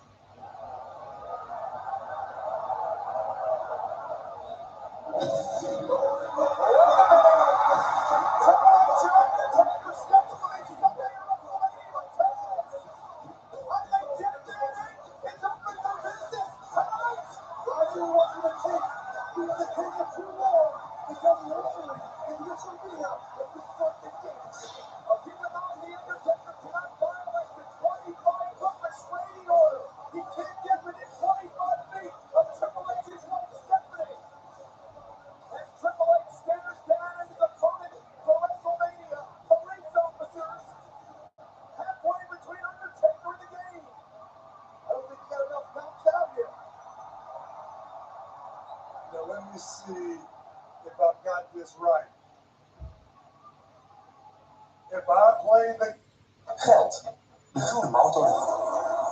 Al 20 jaar zet meewindvermogen in voor de versnelling van de energietransitie. Door duurzaam en lokaal te investeren. Zo bouwen we samen aan een robuuster energiesysteem in Nederland. Onafhankelijk, betaalbaar en toekomstbestendig. Beleg mee in energie voor morgen en geef ook jouw geld meer vermogen. Stap nu in op meewind.nl.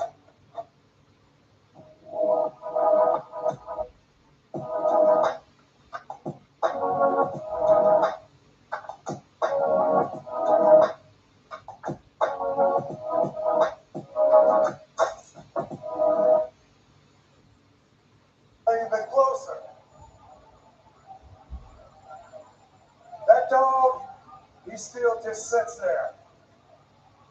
So you move even just a little bit closer, and that's when that dog raises up his head.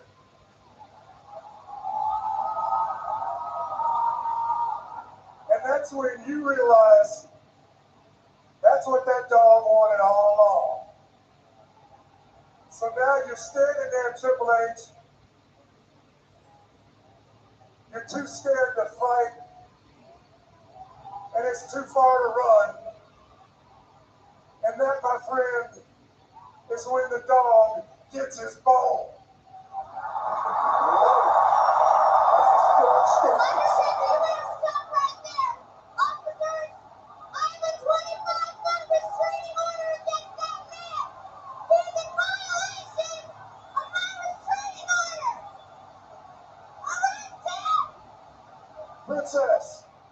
Princess, shut your face. You see, I figured if I showed up tonight, you'd have Johnny Law here waiting on me.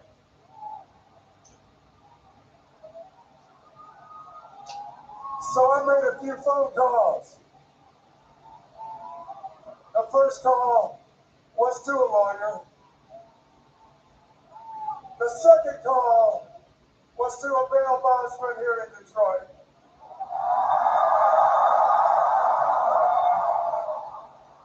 Because if I go to jail tonight, you can rest assured I will be out in 12 hours.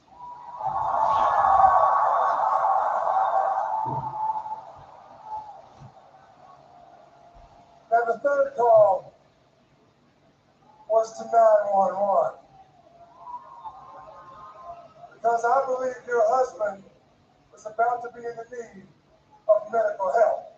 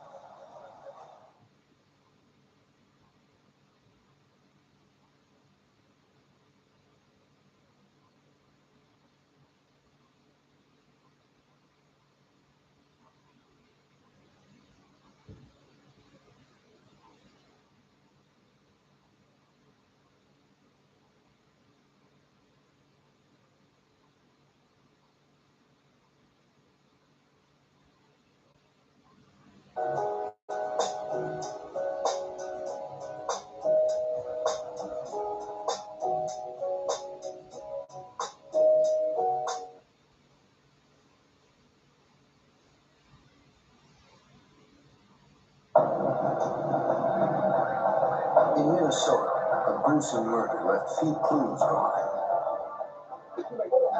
The local drug boss became a suspect,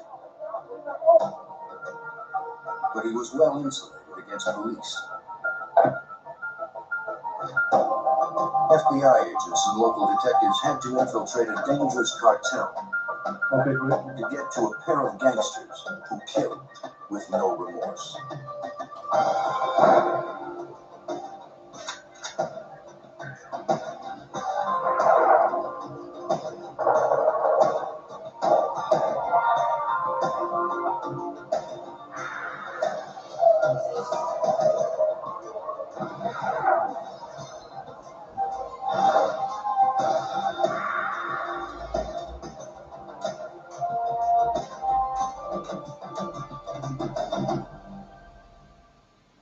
A burning body in a dark alley shed light on a cold-blooded killer.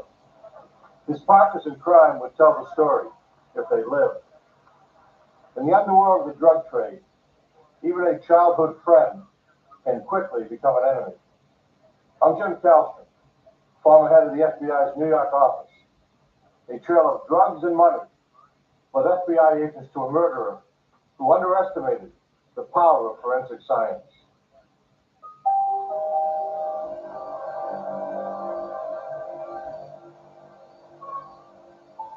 June 24th, 1990. At about 3 a.m., a St. Paul, Minnesota resident was enjoying the quiet of a summer evening when he noticed a car drive into the alley behind his house. Moments later, he heard the distinct sound of a fire erupting, then the car speeding away.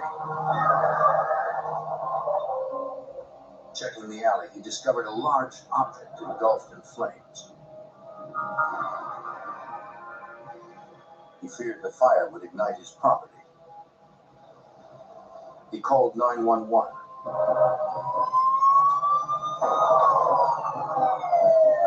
St. Paul emergency units responded. When firemen extinguished the flames, they realized it was more than an act of vandalism. The object was a charred human body wrapped in a melted plastic tarp.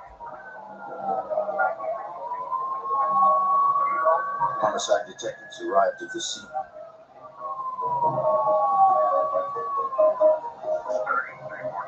They questioned the resident, but he hadn't seen the car or who was in it.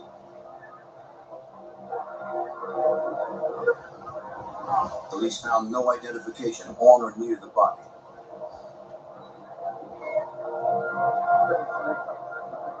Investigators hoped an autopsy would provide more information.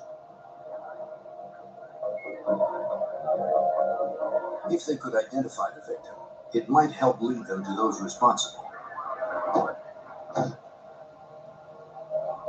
The medical examiner determined the victim was a black male in his mid-20s and that he was dead before the fire was set. Cause of death, multiple gunshot wounds to the head.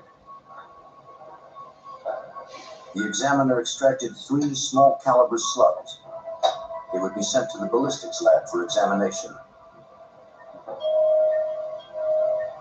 Despite the fire damage, the examiner found powder burns on the victim's head, indicating he had been shot at point-blank range. If enough of his fingerprints remained, they might help identify him. The prints were entered into the automatic fingerprint identification system. AFIS is a national database containing the prints of 23 million persons. The body had probably been burned to make identification difficult. With the AFIS technology, it might be possible. But running the prints would take some time. Police believed such a gruesome murder was probably drug-related. The Minneapolis-St. Paul area had recently become a popular import spot for narcotics.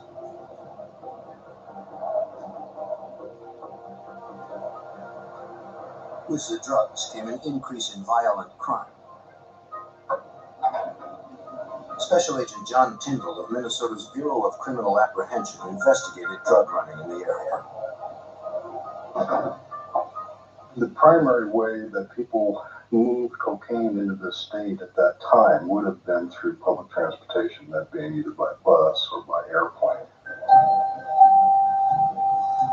Police created drug interdiction teams assigned to the Minneapolis-St. Paul airport to try to stop the influx. Agents monitored travel to and from cities like Miami and Los Angeles where the drugs originated. Their job was to spot drug traffickers among legitimate passengers. On June 25th, 1990, the day after the body was recovered in the alley, agents were watching the counters where same-day tickets were issued. These two guys approached the ticket agent and stood there for quite some time, doing what we felt was negotiating the sale of some tickets.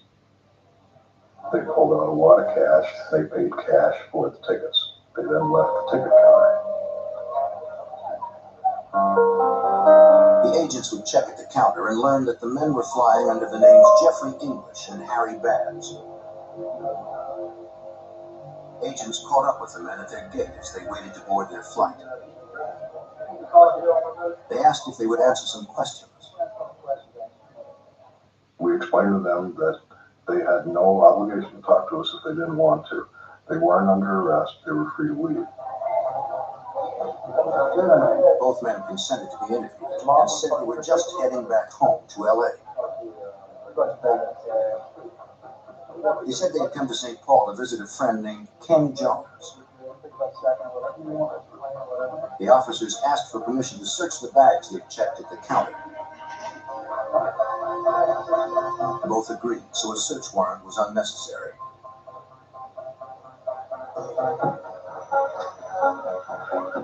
The bags hadn't been loaded onto the aircraft yet. Inside the one belonging to Jeffrey English was a plastic bag containing rolls of cash totaling $13,000.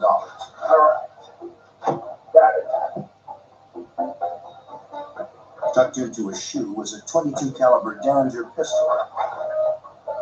It would have been easy to miss. It was a tiny revolver, 5-round capacity, with a barrel that was only 1 inch long, and the entire gun was approximately 4 inches long, a gun that could be concealed simply by palming it in your hand. In the other bag was another handgun. Neither had been declared. That violation, plus the suspicious amount of cash, provided enough probable cause for an arrest. The officer radioed his partner.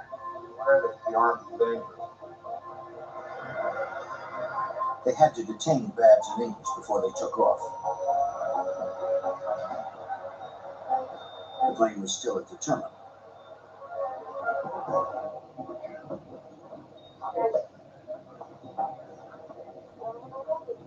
The agent boarded the plane and found the men already seated. In a later interview, English would claim that the money was from selling a car. He said he bought the .22 Derringer on the street in Minneapolis. And he went on to add that he had no idea where the gun had been. I thought that was a strange response for a person to back away from the gun's history. And that was the first inclination that either of us had that the gun might have been used in some type of crime, simply by the way he framed his response to the question. Agents became more suspicious when English admitted he was flying under a false name. His real name was Jeffrey Barnes. There was no evidence against Barnes or his companion for anything but misdemeanor weapons violations. Both men paid fines and were released. Their guns were held until agents could check police records to see if they'd been used in earlier crimes. 2 weeks later, St. Paul police received the fingerprint comparison from the man found burned in the alley. There was a match from Southern California. The victim's name was Duan Walker. The 26-year-old Los Angeles area resident had a record for intent to sell narcotics. Walker's death made the papers in his hometown. His uncle read the article and called the St. Paul authorities.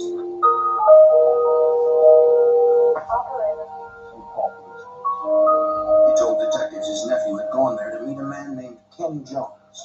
Yes, sir. Thank you very much for your information. Appreciate that. Yes, officer, my name is... But Walker didn't return from St. Paul. The uncle had contacted Jones, who said Walker had already left. This would be a big help. All right. Bye-bye.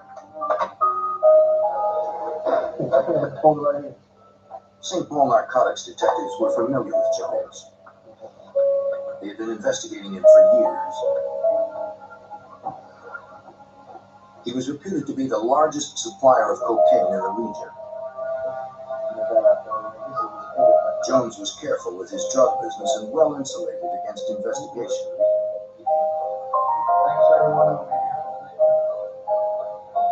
By publicly donating to urban charities, Ken Jones also portrayed himself as a community benefactor. Police knew it was a couple. Like his legitimate businesses, they believed he used to launder drug money. His reputation was different on the street. Among dealers and addicts, Jones was known to rule his interests with an iron fist. If he didn't get paid, people got hurt.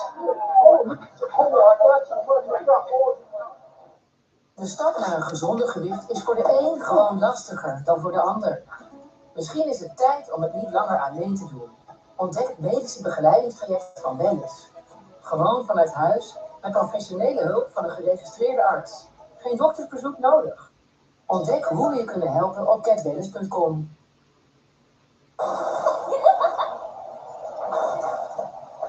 Part 2, folks.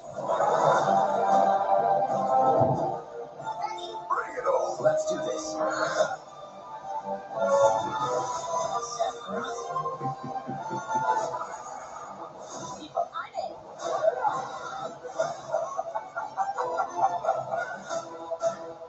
Let's finish this.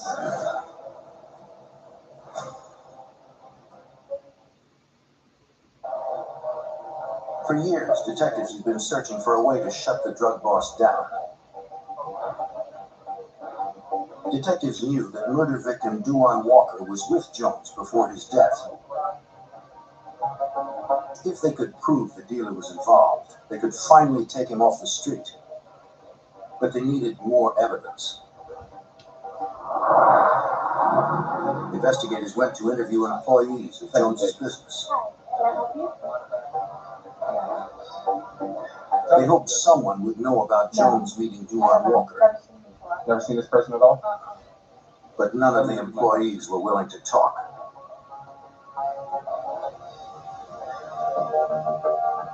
Drug boss Ken Jones continued his narcotics trafficking.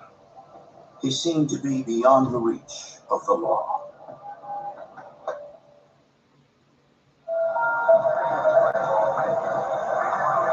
On June 24th, 1990, St. Paul authorities had found the body of 26-year-old Duane Walker burning in an alley. Just before his death, he had met with drug boss Ken Jones. Police believed Jones was involved in the murder. But witnesses wouldn't talk, and no physical evidence implicated him.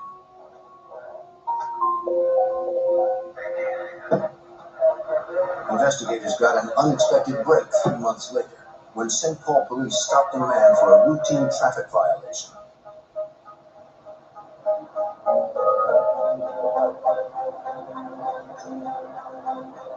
A computer check revealed there was a warrant out for the arrest of Charles Shuck. Police took him into custody. They contacted the investigator who had issued the warrant, Special Agent John Tyndall of the Minnesota Bureau of Criminal Apprehension. The arrest warrant was issued for Charles Shuck for importing 2 kilos of cocaine.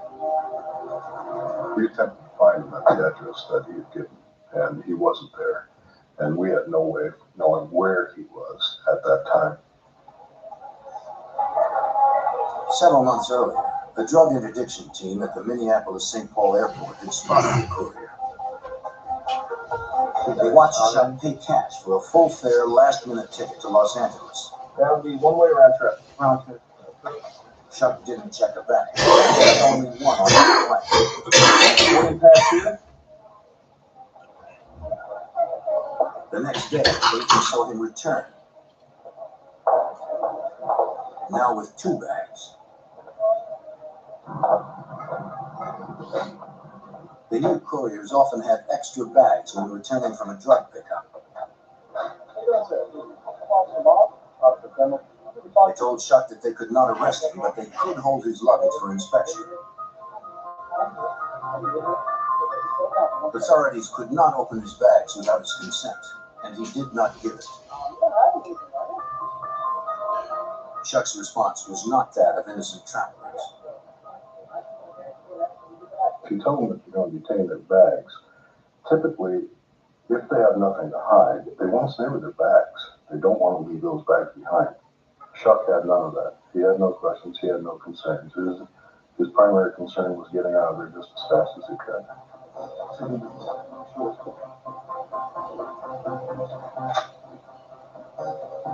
Shortly after Shuck left, a canine unit examined the bags. One was clean, but in the other, the dog smelled narcotics. You can't get a search warrant based strictly on the actions of the dog.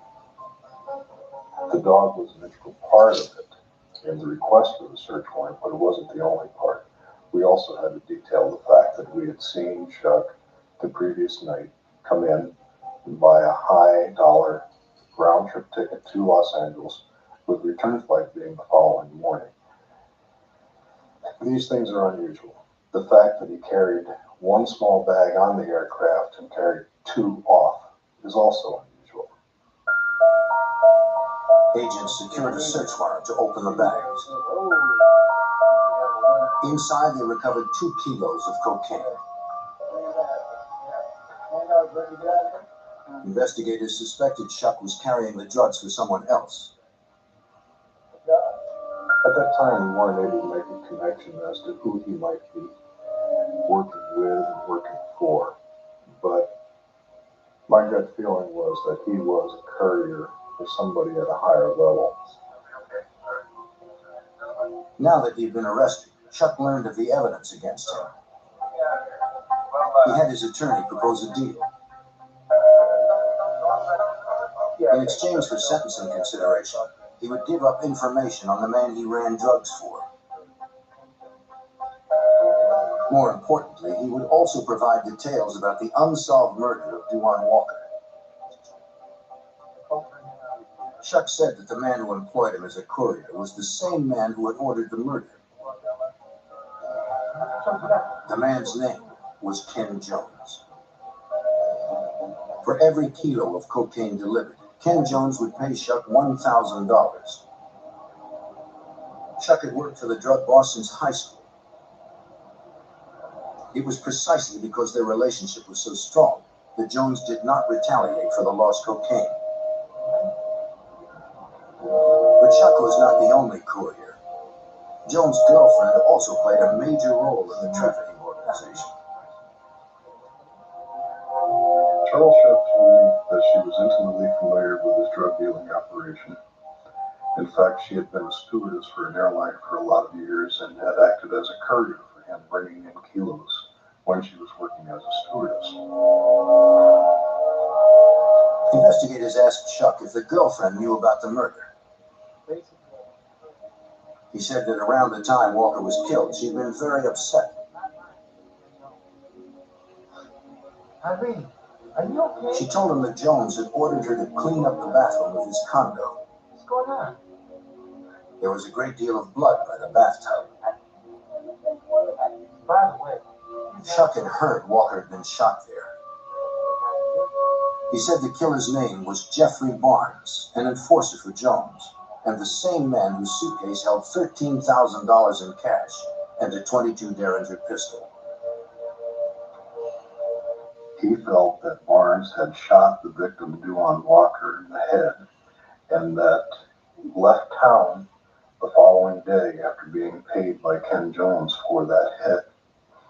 Shuck alleged that the $13,000 cash that was found in the suitcase was at least part of the hit money that was paid to Barnes by Jones for doing the hit, and that the .22 caliber revolver that was found was the murder weapon.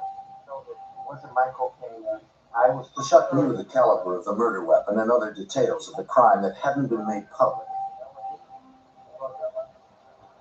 So we felt that there was some credibility on Chuck's part that Barnes and Jones could be considered as legitimate suspects in the murder of Walker. Agents realized they might have the murder weapon already in custody. See what we got here. If they could prove it was the gun that killed Duane Walker, they could move forward with the murder case on drug boss Ken Jones and his enforcer Jeffrey Barnes. Let's take it. They retrieved the .22 caliber Derringer from the evidence locker. Investigators sent the Derringer to the St. Paul Ballistics Lab for testing. Examiners compared grooved striations inside its barrel to the grooves on the slugs removed from the victim. But the report was disappointing. The results were inconclusive, in part due to the fact that it only had a 1-inch barrel, and the opportunity to pick up striations from the lens and grooves within this barrel were limited. The longer the barrel, the better the opportunity to pick up striations. A short barrel like this gives you very limited opportunity. Without a forensic examination matching Barnes's gun to the bullets that killed Walker, authorities had only the word of a drug smuggler to bring to trial. Agents shipped the gun to the Alcohol, Tobacco, and Firearms Lab in Washington, D.C. The feeling was that their laboratory was somewhat more sophisticated. They were accustomed to doing things like that on a routine basis. And with their sophisticated equipment, they might be able to come up with a determination that was more specific.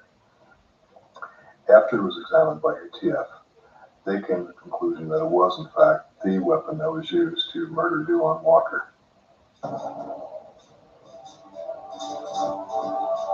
Investigators now knew that enforcer Jeffrey Barnes was in possession of the murder weapon the day after Walker was killed.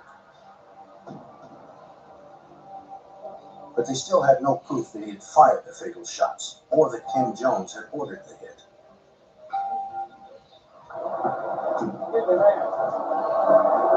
Agents and detectives sought witnesses who could connect the two men to the homicide. Whether due to loyalty or fear, authorities were met with silence. One after the other, the people we attempted to talk to would not talk to us, and they would not give up anything. So we were back to the point of having only the statement given to us by Charles Shuck and no palpable way of corroborating any of the information that he gave us through other witnesses. Investigators applied for a warrant to search Jones's condominium, but the judge refused to grant one because they couldn't corroborate the story of the blood on the floor. After almost a year, investigators realized that the case would not be solved without additional resources. They contacted the St. Paul FBI's Drug Task Force for assistance. Having worked narcotics for 20 years, Sergeant Tom Dynasty was well aware of the reputations of Ken Jones and Jeffrey Barnes. Both of them were very intimidating and imposing individuals. They had a violent background, and when we go and interview people, everyone would pretty much try to avoid either having contact with us or they wouldn't tell us the straight story. The task force believed that the only way to get to the drug boss and his enforcer would be through a cooperating witness. They needed to find someone who could give them first-hand information and perhaps solicit a taped confession. The investigator approached a confidential informant he had developed on earlier cases. The informant couldn't place Barnes with the victim, but he did know that the enforcer had a nephew who had recently been released from prison. The nephew's name was Russell Barnes, known on the street as Ice. After leaving prison, he'd come to St. Paul to begin dealing cocaine with contacts provided by his uncle, Jeffrey Barnes. The nephew was anxious to make money. Agents hoped to use his eagerness to their advantage.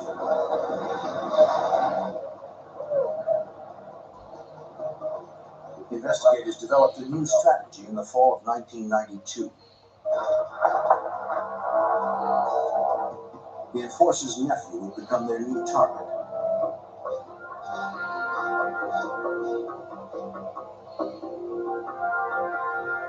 FBI Special Agent Grant Beasy, a specialist in wire intercepts, was called in as part of the plan. Heb jij je vakantiegeld al binnen? Je laat het makkelijk voor je bij Bun. Nu met maar liefst 2,51% rente. Open je gratis spaarrekening in 5 minuten. Bun, Bank of the Free. Nu glasvezel en tv voor slechts €20 per maand.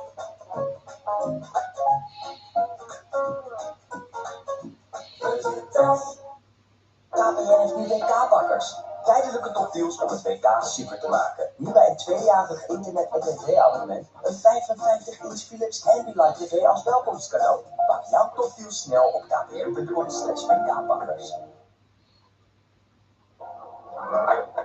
We went after Russell, number one, because he was a pretty good-sized dope dealer. And number two, he dealt with his uncle, Jeffrey. And we felt that if we could get a case made against Russell, that would help us make a case against Jeffrey. To get him, agents would somehow have to infiltrate the closed ranks of a dangerous drug underworld.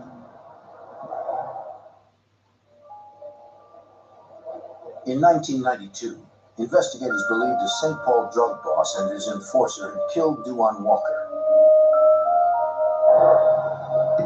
They had already recovered the murder weapon.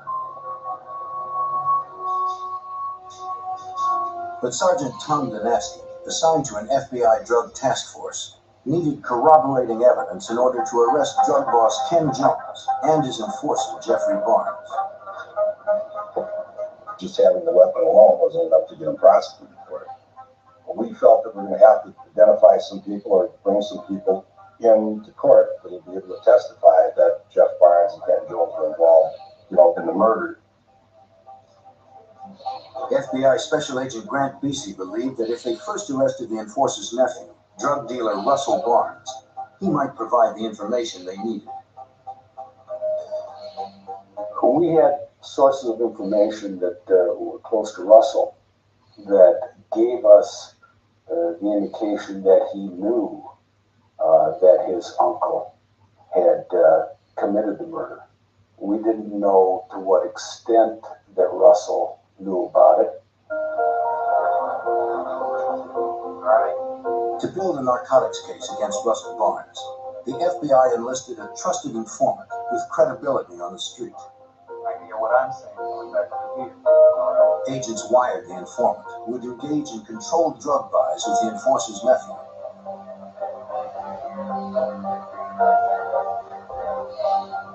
Task force members would record each buy.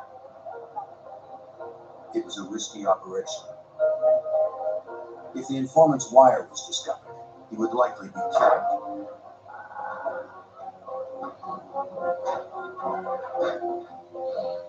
Agents wanted to build trust and avoid any possibility that Russell Barnes might suspect it was a setup.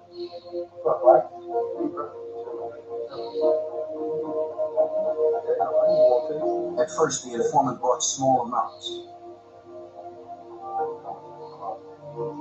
Over time, the transactions increased in size and frequency, and each was recorded.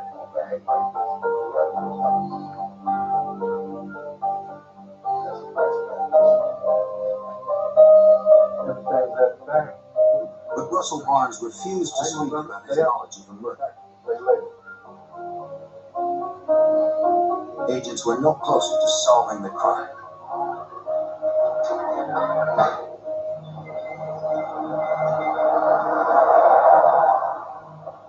The FBI needed to plant someone closer to the enforcer himself.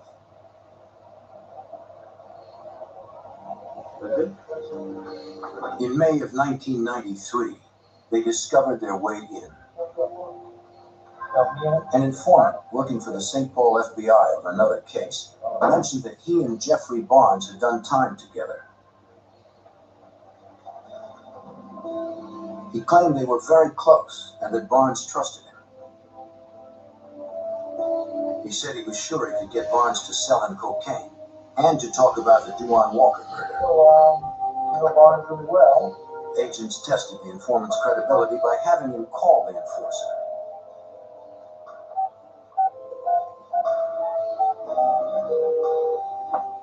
Within moments, it became clear Jeffrey Barnes was comfortable talking to the informant. I've been out for a month now.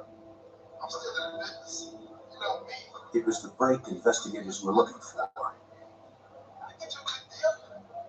Now they needed to find a place for the drug buyers, a controlled environment that could be adequately wired. I've been eating well. At the time, the informant was living with a relative and couldn't really do things at his home. We obtained a house from HUD and moved the informant into the house. And the informant agreed to record certain conversations that he might have with Jeffrey Barnes.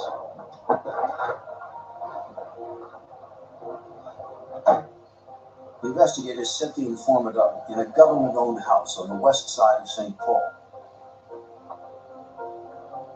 He was to contact the FBI anytime the enforcer was planning to visit the house for a drug deal. FBI technicians wired the house with electronic listening devices in 3 rooms. Agents knew Barnes liked to boast about being a hitman, referring to himself as Murder Incorporated. With that information, we tried to encourage the informant to try to bring him to a point where he would talk to him about, acts of violence that he was involved in and things like that. And this is something that Jeff Barnes' reputation was all about and something that he liked to brag about. Agents coached their informant on how to draw Barnes out about the murder of Duane Walker. He was to lead the enforcer into talking about the hits he performed in the past.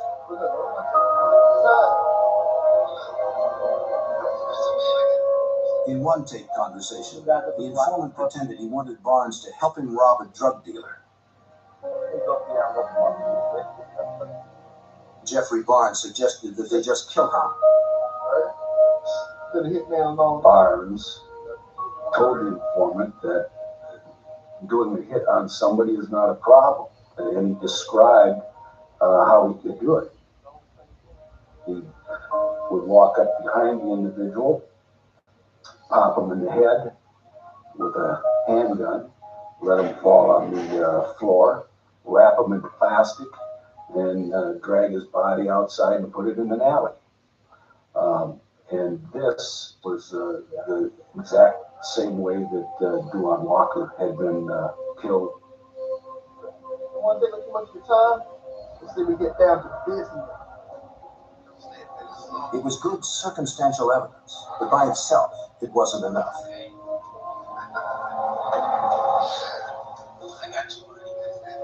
Because the buys had been arranged by telephone, investigators secured a warrant to tap the suspect's phone lines.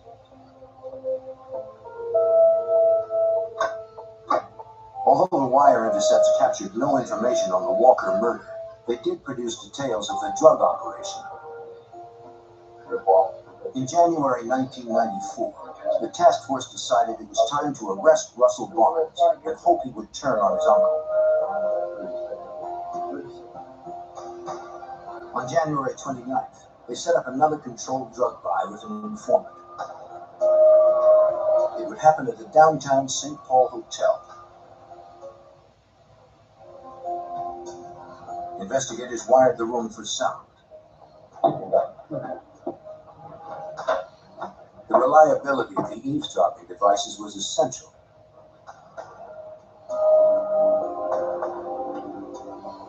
Testing, 1, 2, 1, 2. The recordings would be used in court.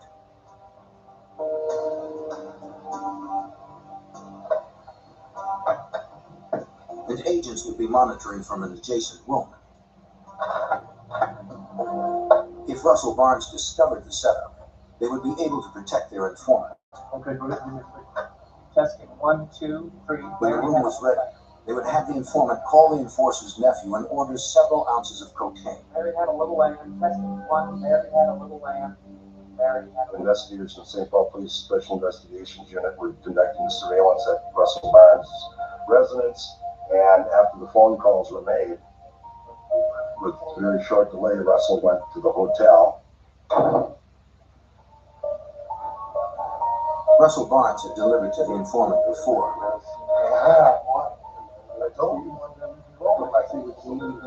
He brought cocaine and the equipment he needed for measurement.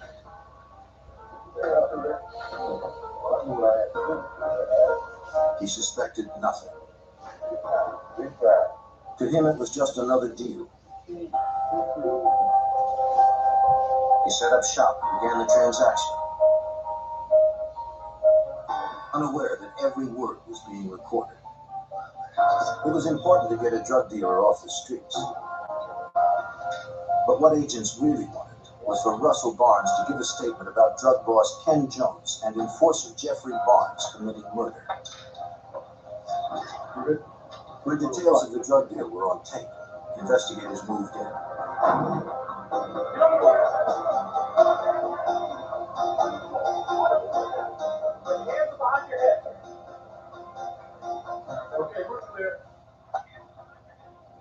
They had indisputable evidence of Russell Barnes selling roughly 2 ounces of cocaine. Investigators explained to him that as a 3-time narcotics offender, Russell was looking at a minimum of 15 years in prison. They wanted a statement about his uncle. We sat him down and we talked at some length about Jeffrey Barnes and his involvement with the Dwight Walker homicide. Being somewhat reluctant because this was his uncle, it took some persuasion, and after a while we gained his confidence, and he eventually told us his knowledge about the Dwight Walker homicide. Walker. Jeffrey Barnes had told him Walker tried to steal cocaine from Ken Jones. So they killed him. The enforcer said they then dumped Walker's body in an alley, doused it with gasoline, and lit it afire.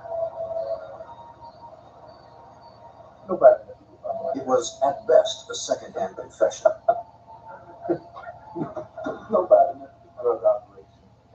Russell Barnes was taken into custody. Agents also arrested their informant, so no one would know he cooperated.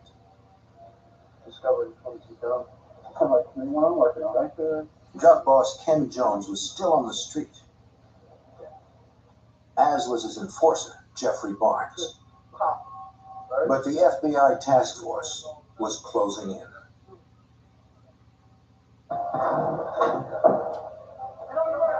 By 1994, while trying to dismantle a Minnesota drug ring and solve a 4-year-old murder, the FBI and St. Paul police had arrested dealer Russell Barnes, who agreed to cooperate. He offered details on the crimes committed by his uncle Jeffrey Barnes, including nationwide drug trafficking and the 1990 murder of Duane Walker. According to Sergeant Tom Donasky, investigators had plenty of evidence against Jeffrey Barnes, a known enforcer for drug boss Ken Jones. We've got a weapon that's been recovered at the airport. We've got Jeff Barnes making a comment to one of our informants that this is how you murder somebody. That's a dope ripoff type of situation. And the actual procedure that he went through when he killed Duane Walker, and now we have his nephew telling us that he's been at his house, blood relative, that we're going to have testify in court that he actually told him about the murder. In August 1994, investigators staked out the apartment where Jeffrey Barnes was staying. They knew the enforcer was often armed and willing to kill. He had had no time to react. Hey, quick up! Put your hands up on the car. Come on, move, move. Hands up on the car. Prosecutors did not yet charge him with murder. They went forward with a drug conspiracy case instead. Dealing drugs to his ex-cellmate earned Barnes 30 years in prison. They would hold the murder case until they had more evidence against him and Ken Jones. Special Agent Grant Beasy believed having Barnes in prison would make witnesses more willing to talk. Jeff Barnes had the reputation of being an enforcer. He scared people. We felt that getting him off the street would take away the intimidation factor against some of these other people. It would be better for us to be able to talk to these other folks with him being locked up. The plan worked. After Barnes' arrest, investigators met with an associate of Ken Jones. Facing a long prison term on drug charges, he offered to be a government witness. He said he had extensive knowledge about Jones's drug cartel and that he had met Duane Walker just before his murder. In mid-June 1990, Jones had ordered the cooperating witness to drive a pickup truck to St. Louis, where he was to meet Walker. The truck had been fitted with a second fuel tank. Upon arrival at St. Louis, Duane Walker stuffed several bags of cocaine into the false tank. When full, the tank held about 30 kilos of the drug. That amount of cocaine would have been worth more than $1 million. The cooperating witness then drove the truck back to St. Paul, where he turned it over to the drug boss. Walker had arrived earlier and was staying with Jones at his condominium. Jones hadn't paid Walker for the drugs. In fact, he and his enforcer decided not to. The two of them conspired to take the dope and to eliminate the problem and just execute Duane Walker.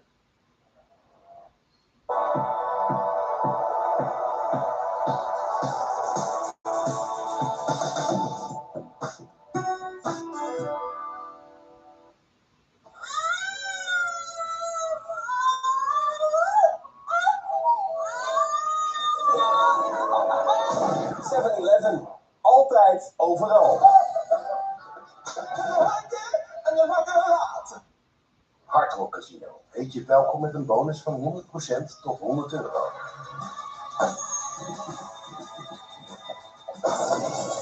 Registreer bij Hardrock Casino en geniet van al onze bonussen en promoties.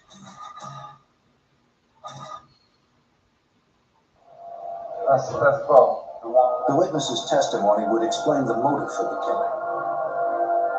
He told the agents that several days later he got a call from the drug boss. He was ordered to come over to the condo immediately.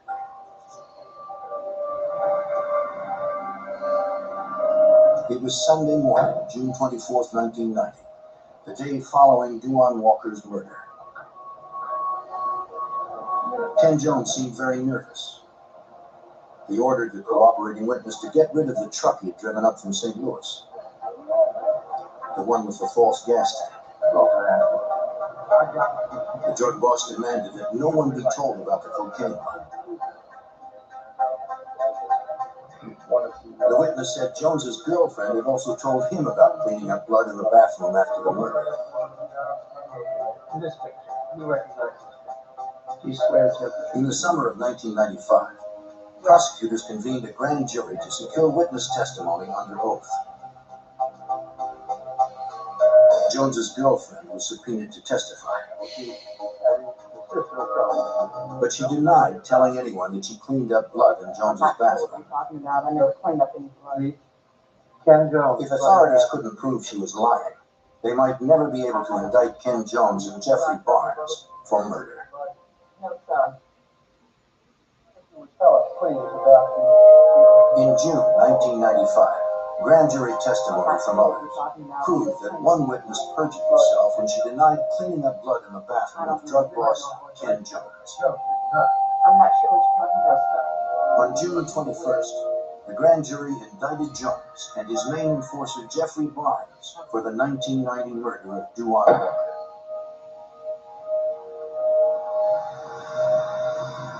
Barnes, the alleged hitman, was already in prison on drug charges.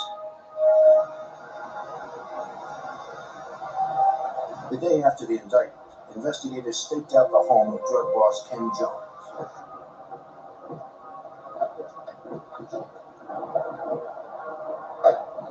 Although he had insulated himself well against the investigation, Ken Jones was finally arrested for murder.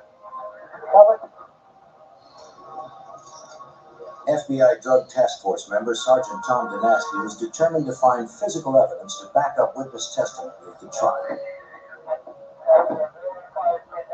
Through the investigation, everything focused on the fact that Duane Walker was murdered in the bathroom, and he was shot in the head there. I was thinking that we might be able to still find a trace of blood in the grouting on the floor in the bathroom.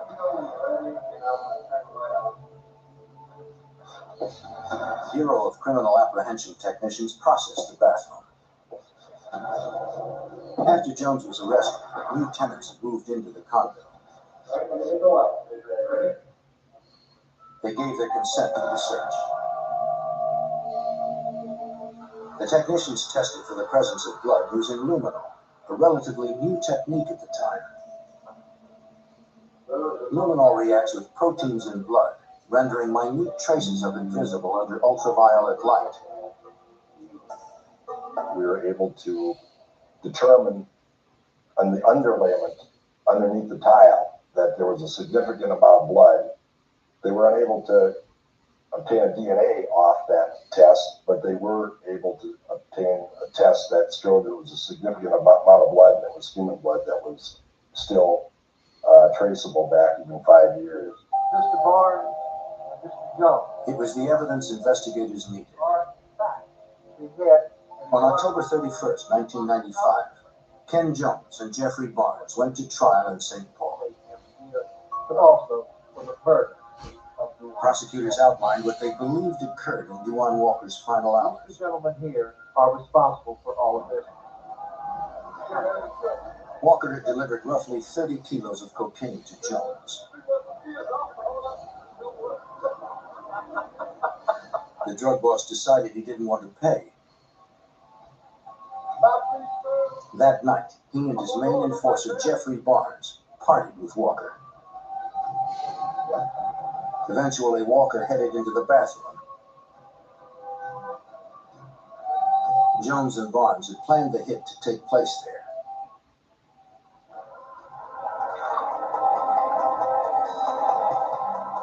Duane Walker was unarmed. Barnes fired 3 shots from his .22 caliber Derringer. As always, Jones maintained his distance. Walker died immediately.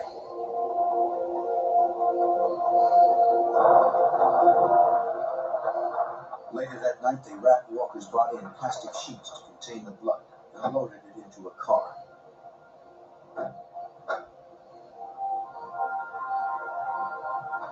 They drove to an alley and dumped the body.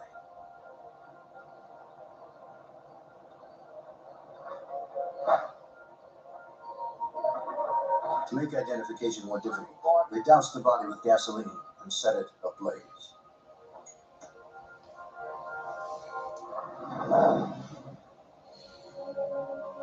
Jones used his girlfriend to cover his tracks after the murder. The bathroom floor was covered with blood, particularly the area around the tub where Walker had fallen. She was able to clean the surface, but blood had seeped down into the subfloor. 5 years later, technicians would find it there. You will come away with the inescapable Ken Jones and Jeffrey Barnes were convicted of murder and drug charges. In March 1996, they were both sentenced to life in prison without the possibility of parole.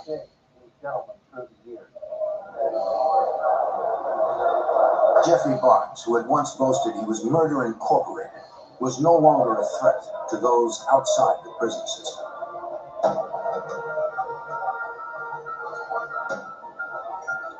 Ken Jones had tried to create an image of himself as a community leader, but his greed led to murder, and he will never leave prison alive.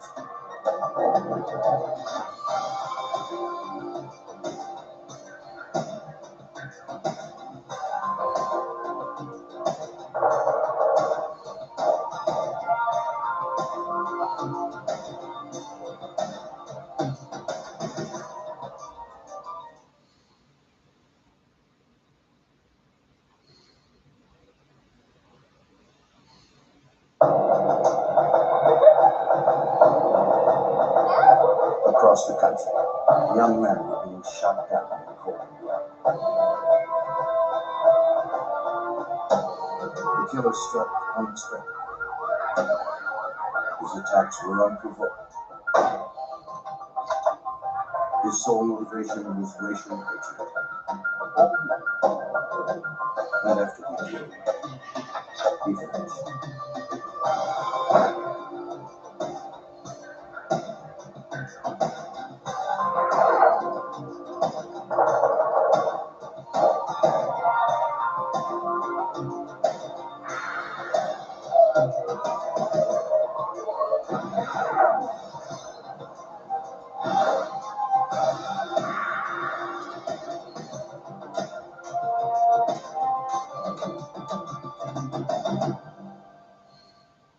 When a sniper in Utah started targeting African American men for death, authorities launched a massive investigation.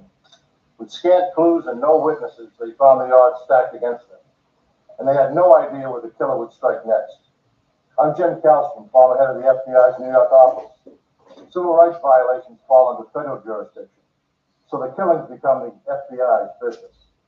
The investigation soon grew into a nationwide manhunt for a roving serial killer. Salt Lake City, Utah. On an August night in 1980, 4 youths walked through Liberty Park enjoying the last days of their summer. 20-year-old Ted Fields and 18-year-old David Martin had just finished choir practice. Terry Elrod had just begun dating David a few weeks earlier and had set up her friend Connor Ingersoll with Ted. This was their first date. The four had met to jog in the park, but decided to walk and talk instead. They were too preoccupied with each other to notice a man watching them through the scope of his rifle. When David Martin dropped to his knees, the others thought he was joking. Then Terry felt something sting her arm, and she knew he was deadly serious. Ted told the girls to take cover while he tried to help his friend.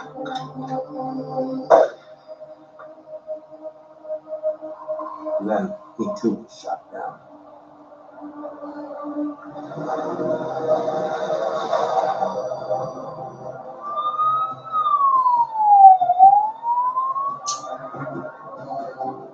Police and rescue units raced to the scene.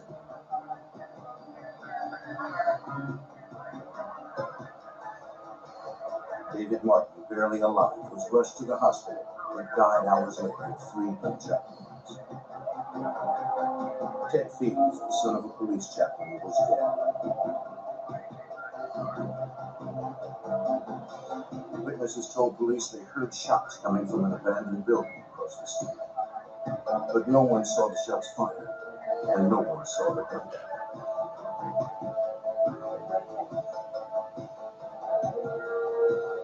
Detectives spoke with Terry Elrod at the nearby trauma center where she was being treated for her wound.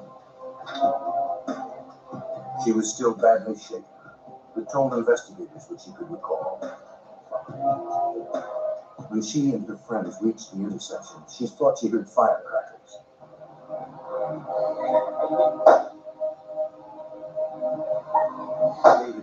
and she felt a sting on her arm.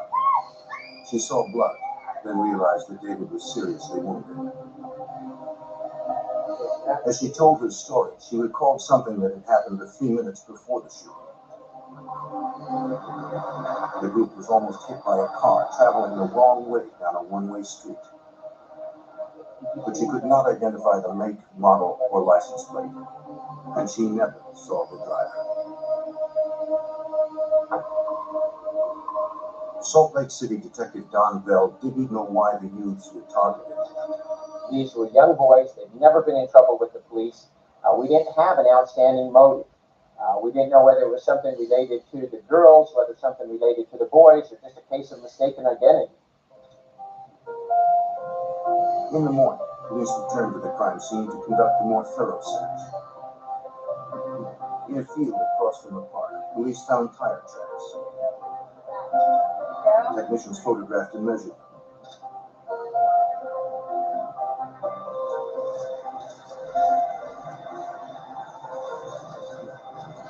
Close to the tracks, police recovered 6 bullet casings. Witnesses said they had heard the gunfire coming from the abandoned building. Now detectives believed that what they heard were the echoes. The shooter had apparently hidden in the bushes, lying in wait for the forcer to walk into range.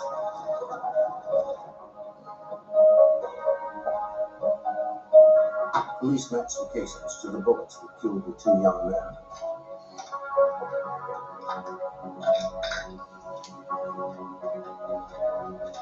They sent the evidence to the FBI ballistics lab in Washington, D.C. to determine the type of gun the assassin used. That would take time. Investigators tried to find other leads to the killer's identity. Bell started with the family members of the victims. In particular, Terry Elrod's father seemed like a possible suspect. Teach Elrod led an outlaw biking gang and was upset that Terry was dating a black man. Detectives spent 3 days tracking him down. When they found him, he agreed to come in for questioning. Investigators were very thorough with him. He said he'd been on a whitewater rafting trip and that friends would back up his story. I did just have one mind arrest them. Detectives weren't convinced. They demanded Elrod take a polygraph test. Have a seat. He would pass, and his alibi was corroborated. Police had no more suspects.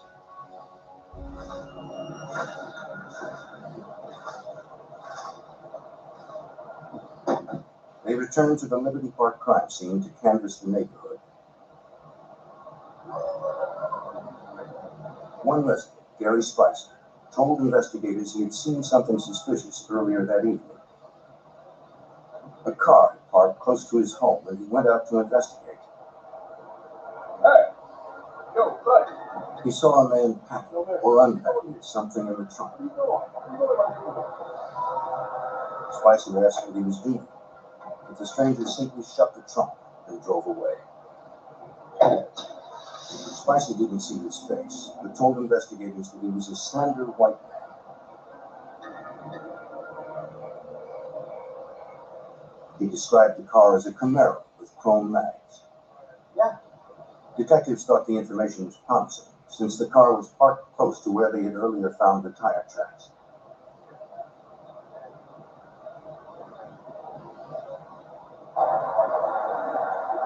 Two days after the murders, police seemed no closer to solving it. Press coverage intensified, and community outrage escalated. We'd never had a homicide like this in Salt Lake City. We had never had people just gunned down, especially young people gunned down in the middle of an intersection. The general public wanted to know about the killings. They wanted to know if they were race-related. With the possibility of civil rights violations, concern grew in the Justice Department.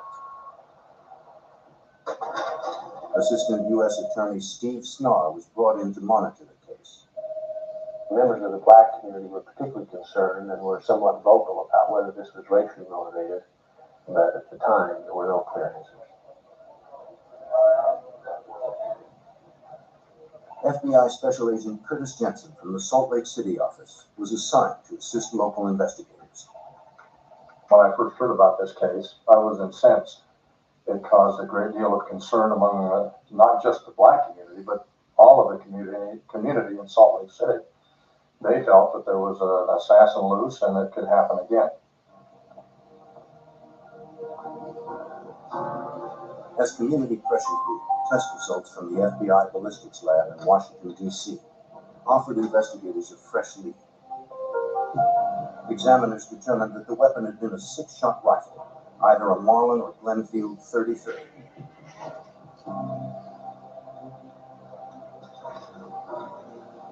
After searching gun shops and classified ads for recent purchases, investigators assembled 150 weapons that matched the description.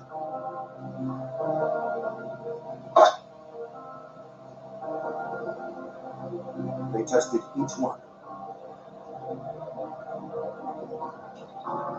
None had fired the bullets found at the scene. By now, it was likely that the assailant had fled the area and perhaps escaped.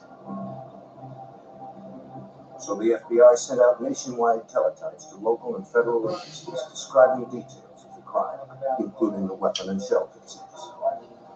With still no suspects, a $50,000 reward was offered to promote the public's help. Calls flooded in. All were checked, none panned out. Most who came forward were after the money and had nothing solid to offer. But one showed a hint of promise. A young woman claimed she might have met the killer. She identified herself as Nikki, a part-time prostitute. She was reluctant to talk to police until Detective Bell assured her she wouldn't be charged if she came in for an interview. She was actually a struggling college student, and so she'd go out 2 days a week and work on one of the streets that a lot of the prostitutes worked on. She told the detective about a man she'd met sometime in August, close to the time of the killings. Nikki was walking down the street when a man in a Camaro pulled up and asked if she wanted to party. She hadn't planned on turning any tricks that day, so she said no. He said he'd make it worth her while. She relented since she needed the money, and the man didn't seem threatening.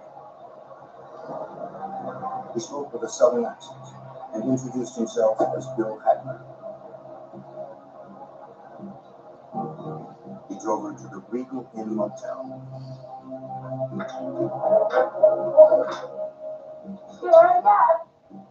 In the room, Nikki noticed that Hagman had weapons. She described 2 long guns that stood in the corner and 1 silver handgun. Hagman didn't talk about it, and Nikki was afraid to ask. She also said that the man had tattoos on both arms. On his left forearm was an American eagle, on the right, the Grim Reaper.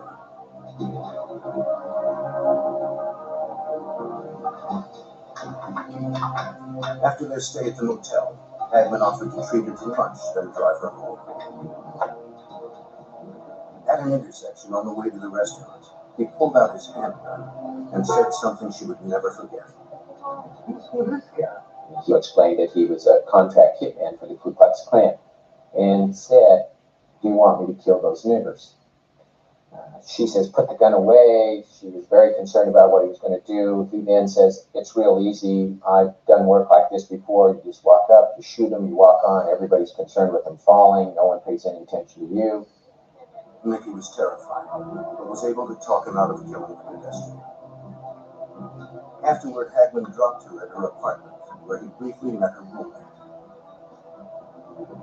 Bell wondered if Nikki was reliable, or just another false witness looking for the reward money. Even if her story was true, Hagman's role in the case was unclear. Did it have anything to do with our killing, or was this just a bad guy that was blowing through town and trying to, make this part-time hooker be impressed with his ability of being a hitman or something? If Nikki could identify the long gun she saw in the motel room, her story would have more weight, especially if she identified them as either a Glenfield or Marlin rifle, which the FBI had determined to be the murder weapon. Mickey told Bell she didn't know much about firearms and didn't look at the weapons for very long. The detective insisted she try. But the gun she chose from the photos didn't match either murder weapon. Mickey's story seemed like another dead end. Despite his doubts, Bell made an appointment for her and her roommate to come back and work with a police sketch artist. Meanwhile, investigators continued to pursue the hundreds of leads that poured in. Public pressure was mounting. The community feared that the sniper could strike again, and police didn't know that he already had.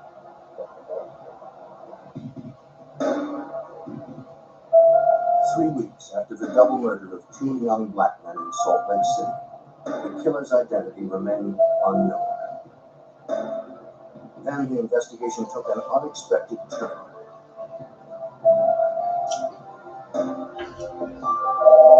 Local authorities received a response to the national telegram sent by the FBI.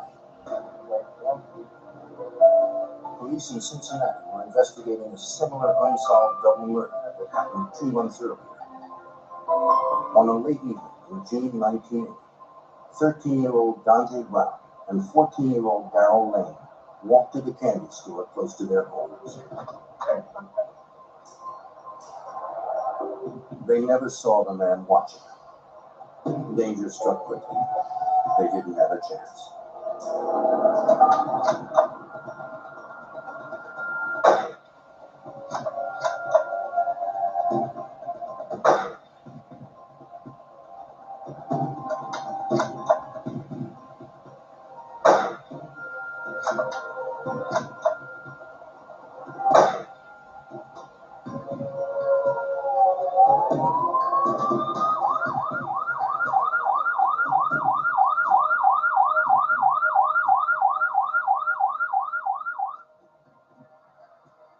Cincinnati police raced to the scene. They found Darrell Lane dead. Dante was still alive but in serious condition. Both boys had been shot twice.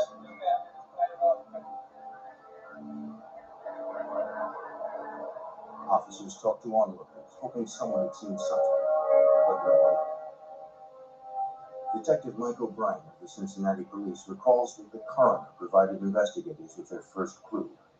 The coroner responded to the scene, and he had already performed a post-mortem examination on one of the young men and was able to tell the trajectory and the direction the shots were fired in.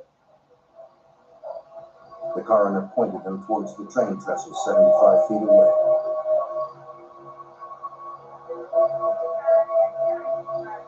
Police combed the trestle. Among the overgrowth, they recovered 4 spent rifle casings. Ballistics analysts determined that they were shot from a .44 Ruger carbine rifle.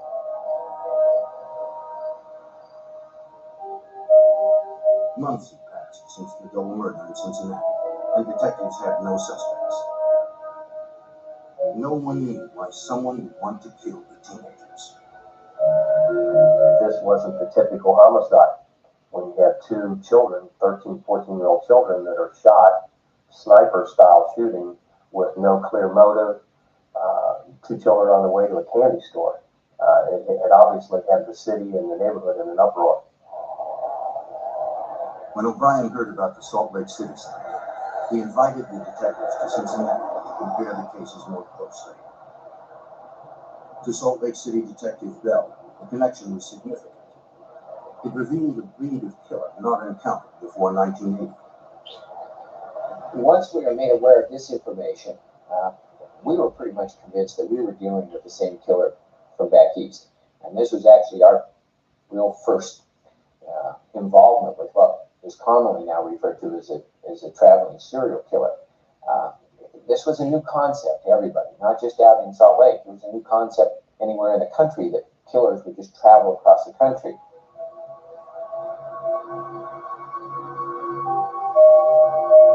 While police from both states met in Cincinnati to search for answers, Detective Bell in Salt Lake City followed up on the slim lead from a prostitute named Nikki.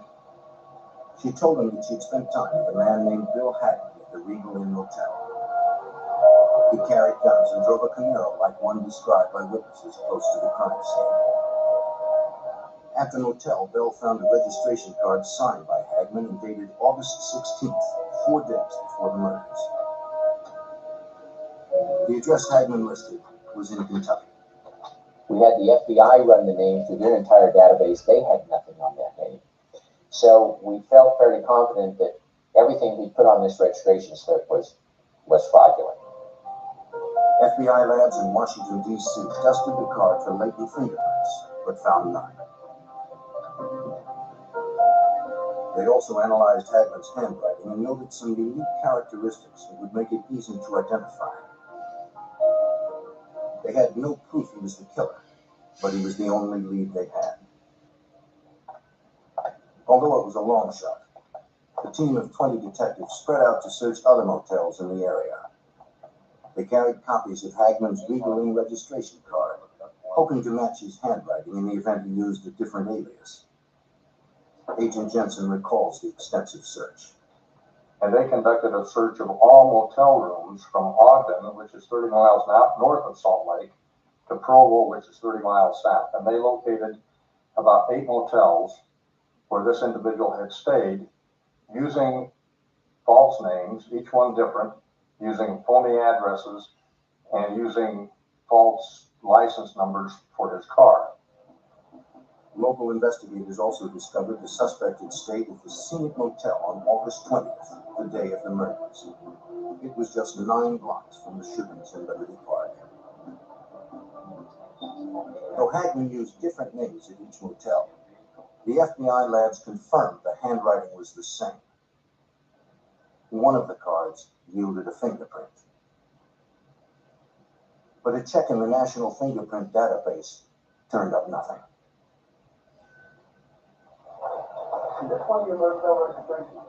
At the Sandman Motel, they got another. Detectives discovered that his registration card listed a Camaro with its license plate number. But a second license number was written in the margin by the motel's owner. He must have been in his late 70s, early 80s. He went out every night around 3 o'clock in the morning and would take all of these motel registration slips and walk by all the cars and check their license plate numbers against what were put on the cards, because he was so sure that his guests were going to steal a pillow or a pillowcase. When the owner checked the plates on Hagman's Camaro against his registration, the numbers didn't match. So he recorded the correct Kentucky plates in the margin of the card.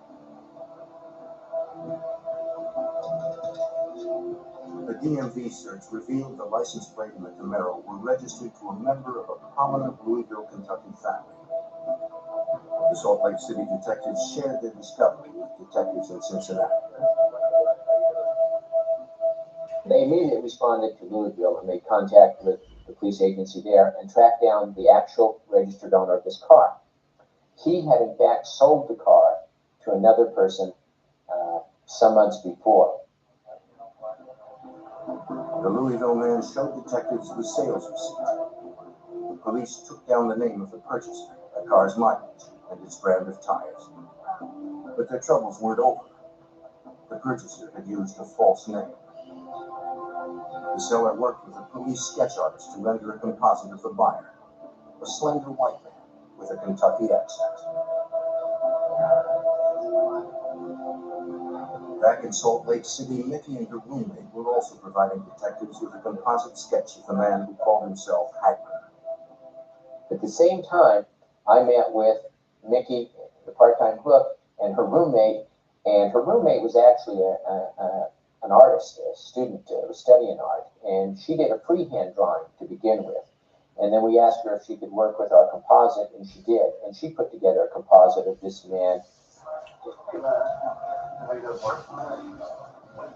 When the composite drawing from Louisville arrived in Utah, detectives compared the two renderings.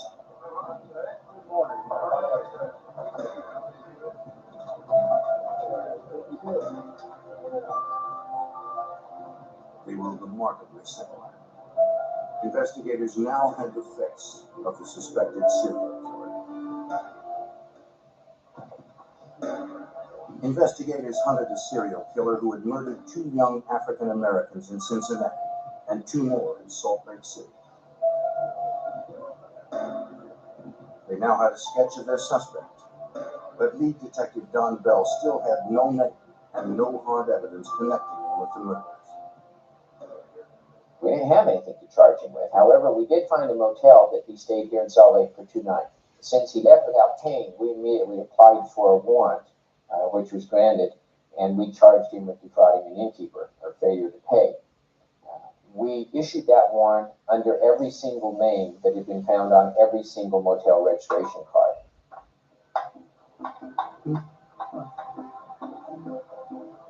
The FBI entered the warrant, the license plate, and all of his aliases into the NCIC, the National Crime Information, a computer database that links over 57,000 law agencies nationwide.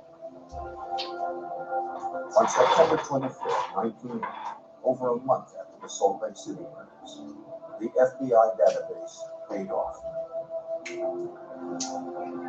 When officers in Boone County, Kentucky arrived at a local motel to arrest a pair of jewelry thieves, the manager told them that one of his patrons was complaining about the lights and noise from their vehicles.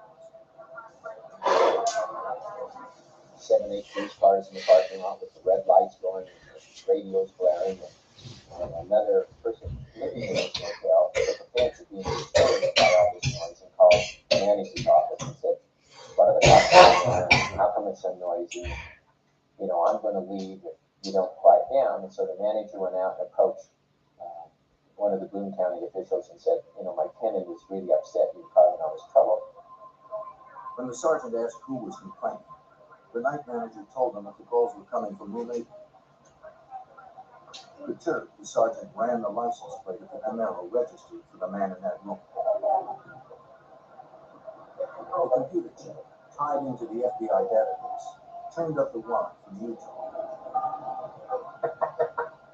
Boone County sheriffs went to room 80. A slender, white male with a southern accent answered the door. Inside, officers saw 2 shotguns on the bed. They cuffed him and brought him in for questioning. This time, the fugitive registered with his real name, Joseph Paul Franklin. They notified Salt Lake City investigators that they had their man. Detective Bell and his colleague were on the next plane to Kentucky. But when they arrived, Boone County sheriffs had alarming news. The fugitive had escaped from his low-security room. At some time during the interview, the detective briefly leaves the room to get something to drink for the subject and himself, and it's at that point that this individual makes his escape out the window and is gone. Investigators still held his Camaro, his weapons, and wallet, containing his driver's license and photo. Salt Lake City Detective Bell recalled how closely the photo matched the 2 composites. Looking at that license, it was almost eerie. It almost looked like that the composite that had been built in Kentucky and the composite that I built out here in Salt Lake, that we had done it using Joseph Paul Franklin's driver's license.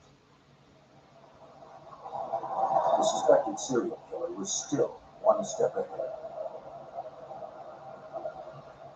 The FBI issued a federal warrant for unlawful flight to avoid prosecution. Investigators hoped the resources of the FBI could stop the killer before he struck it. The fugitive's face and description flooded the media nationwide. Agent Jensen spearheaded the manhunt for the FBI. He was almost immediately put on the 10 most wanted list because of the notoriety and because of the seriousness of the crime. The fact that he was a suspect not only in this crime, but in the assassination of a number of black people all across the United States. These were cases that hadn't been solved. To make the most wanted fugitives list, Franklin's file was reviewed among hundreds of others. Special agents at FBI headquarters decide the 10 most wanted based on a suspect's immediate danger to society, that the suspect won't stop killing until he's caught. News of the killer's escape brought a flurry of sightings, including one from a Kentucky teenager. He said a man had offered him $100 to take him across the river to a shopping mall in Cincinnati. Investigators swarmed the mall to interview anyone who thought they'd seen him. They discovered the suspected serial killer had purchased new clothes and had his hair cut and dyed. Franklin had changed his appearance and still had a source of cash. Back in Kentucky, evidence technicians scoured the Camaro for clues. They took photos of its tires, hoping to match them with tread marks found near the crime scene in Salt Lake City. They matched. For Detective Bell, it was a major breakthrough. The tires were sort of a new prototype that were only being released east of the Mississippi. So for tires to show in a dirt field in Salt Lake City, they would have had to have been purchased at that time east of the Mississippi. That placed that car with that man in our city. At the FBI ballistics lab in Washington, D.C., examiners analyzed the weapons Franklin had left behind.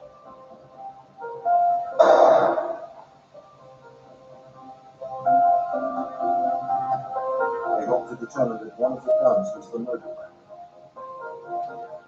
He had 2 rifles and 2 handguns. The FBI was able to compare the ballistics of these weapons with the bullets that were recovered from the victims' bodies. These did not match. The FBI also searched the NCIC database for criminal records and outstanding warrants for Joseph Paul Franklin. They discovered that Franklin had legally changed his name. His birth name was James Clayton Vaughn. The information allowed investigators to dig more deeply into his past.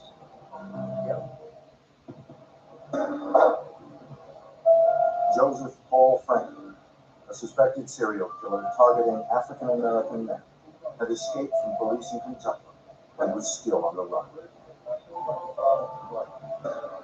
The FBI had determined that he changed his name from James Clayton Vaughn. Agents and local detectives traced his history to his hometown in Birdtown, Alabama. They spoke with people who knew him. The Cincinnati detective Michael Bryan, a clearer picture of the fugitive started to emerge. Birdtown is described as basically one side of the track is black and the other side is white. And so there was a lot of racial tension in his upbringing. There was a lot of problems between whites and blacks in that area. His mother had relatives that had been in World War II on the side of Nazi Germany. Franklin, at one point, had said he had read Mein Kampf and was very impressed with his writing. Joseph Paul Franklin had selected his new name to honor one of his heroes, Hitler's chief propagandist, Paul Joseph Goebbels. The FBI tracked his movements over the previous year and found that they coincided with several unsolved bank robberies. That's him. That's him. Agents also learned that 2 years earlier, he had sent a letter threatening to kill President Jimmy Carter because of his pro-civil rights views. The president was currently campaigning in the South, where Franklin had last been spotted. The election was just weeks away. If Franklin was going to make good on his threat, it would be soon. Detective Bell remembers that the FBI and Secret Service rushed into action. Well, they decided that Joseph Paul Franklin, also James Clayton Vaughn, was definitely a threat to President Carter because he had written that he would like to kill him. So they passed pictures of Joseph Paul Franklin in every city that the president was going to visit. The FBI had to get to Franklin before Franklin got to the president. We were able to, through contacting his friends, determine that during the process of his flight, he was selling his blood plasma to obtain money to live on. And as a result of that, we sent bulletins out to all of the blood plasma centers in the southeastern part of the United States. Clinics across the South received packets from the FBI with information on the killer, now suspected of murder in at least 7 states.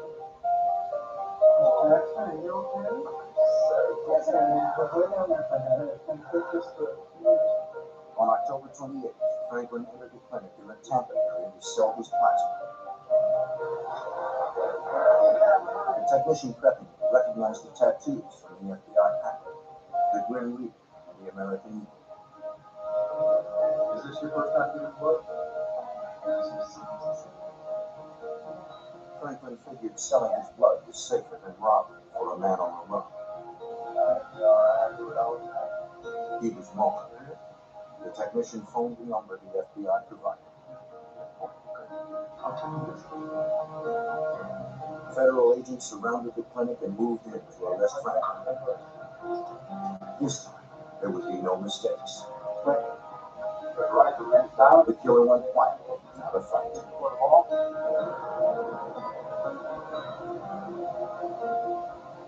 Franklin was taken to Salt Lake City to stand trial for the murders of Ted Fields and David Martin. But Detective Bell suddenly found the entire homicide case in jeopardy. The county attorney didn't feel that we had a strong enough case. It was purely circumstantial as far as he was concerned, and he wasn't willing to go to court on just a purely circumstantial cases. But the federal government, through the FBI, decided to step in at that time, and they felt that they had a very good, strong case to bring civil rights violations against it. The civil rights conviction would present obstacles of its own. Prosecutors would have to prove not only that he had committed the homicides in Utah, but that he was motivated out of racial hatred. The FBI held suspected serial killer Joseph Paul Franklin in Salt Lake City, while federal prosecutors built a case to prove his murders were racially motivated. Agents re-interviewed his associates, family, and 2 ex-wives in order to get a clearer picture of Franklin's racial beliefs. Agent Jensen sent his team to Franklin's hometown of Birdtown, Alabama. We were able to go back and meet with people that knew him, and we were able to develop a history of him, if you will, as to what he was like, the fact that he had been associated with the Ku Klux Klan. He'd been associated with the American Nazi Party. The fact that he'd been arrested a number of times for disorderly conduct and in some instances because he possessed a weapon. Prosecutors pursued witnesses who could testify to Franklin's whereabouts and his racist views. At one motel, a manager agreed to speak at trial about his encounter with Franklin. The police had found a motel where he had stayed before the shooting took place, and he'd gone and registered in the office, and then he went to the room, pulled down the covers, and found black hair in the bed. This upset him greatly, and so he became irate, went back to the office and yelled and screamed and made a number of racial statements against black people. Wherever they went, investigators found witnesses who remembered Franklin's car. Assistant U.S. Attorney Steve Snarr recalls that Franklin's Camaro proved crucial to his case. The car that Mr. Franklin was driving was unique. It had a unique color. It had red pinstriping. It was a custom kind of striping.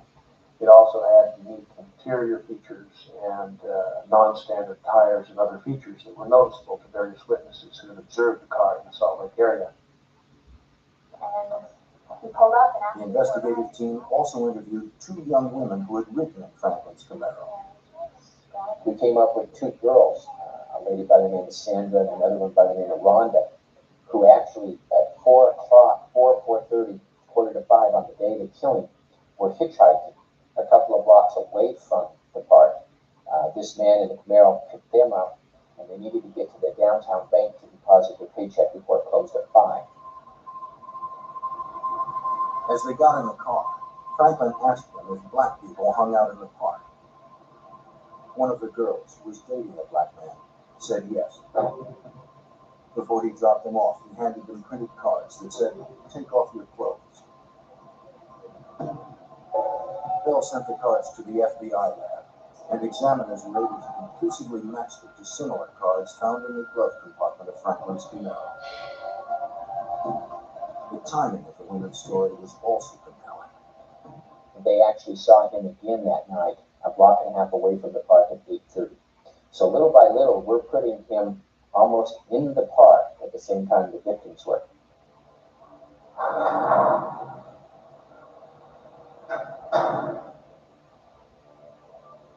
At the Salt Lake County Jail, Franklin was held in a double lockup since he had previously escaped from police custody.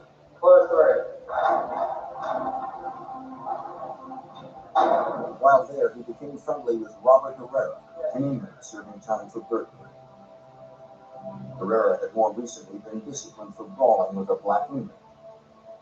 Although the fight was not racially motivated, Franklin assumed Herrera held the same hatred of African Americans.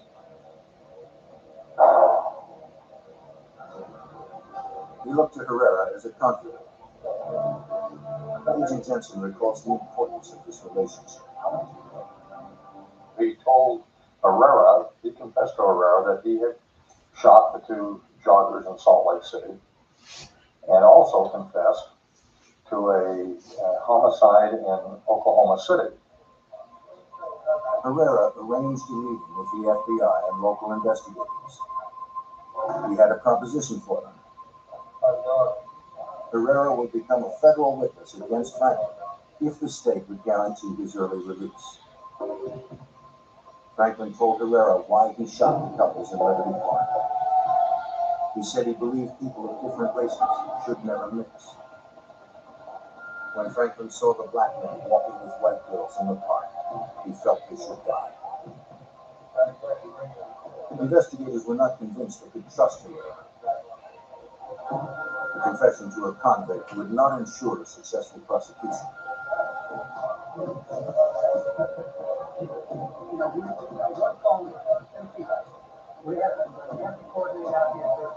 When investigators requested more information, Herrera told them about Franklin's whereabouts following the Salt Lake City murders. Well, I can tell you what he did after the shootings. He did the shootings, he left here, he went north to a town north of Salt Lake, Austin.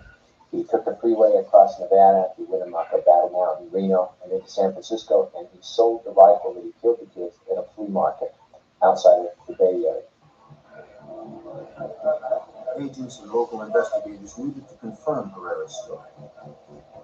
If they could find the rifle Franklin had used in Liberty Park, investigators would have the piece they were missing.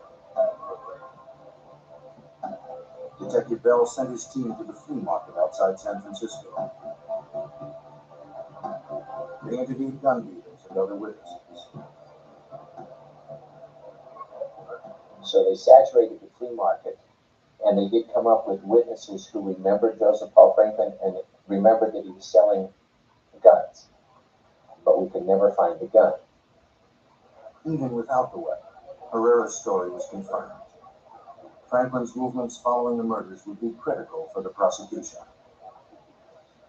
Well, this was pretty good information because we've never been able, the FBI, ourselves, no one had ever been able to find out where Mr. Franklin had gone after doing the killing. After agents corroborated his story, they met with Herrera again. He told investigators about other crimes Franklin confessed to. Franklin admitted shooting Hustler publisher Larry Flint, crippling him in 1977 for portraying black men with white women in his magazine. Franklin also said he shot Vernon Jordan, the president of the National Urban League, in May of 1980. Federal prosecutors felt they had enough to bring the civil rights case to trial. Well, the prosecution was an involved prosecution involving 65 witnesses and approximately 100 different exhibits. However, we managed to expedite the case and move things along in telling our story and recreating actions and things that took place. The trial lasted 5.5 days and we were done.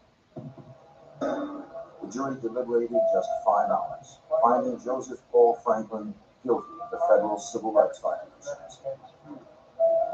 The judge sentenced him to 2 life terms. Franklin was furious that he was going to prison for the rest of his life, but more so because an African-American prosecutor helped put it there.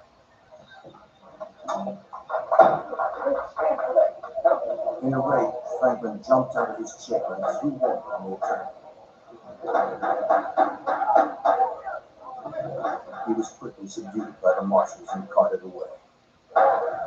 In an interview following the sentencing, Franklin finally admitted to investigators what motivated the killings in Utah and across the country. He said himself that he is a racist, that he had a plan to assassinate as many blacks as he could. This was his whole purpose. After the successful federal trial, the Salt Lake County prosecutor felt he could win a state homicide case against Franklin. Franklin was escorted to the courthouse where he had spent the last 2 months during the federal trial. During a recess, he was left unattended in the holding room.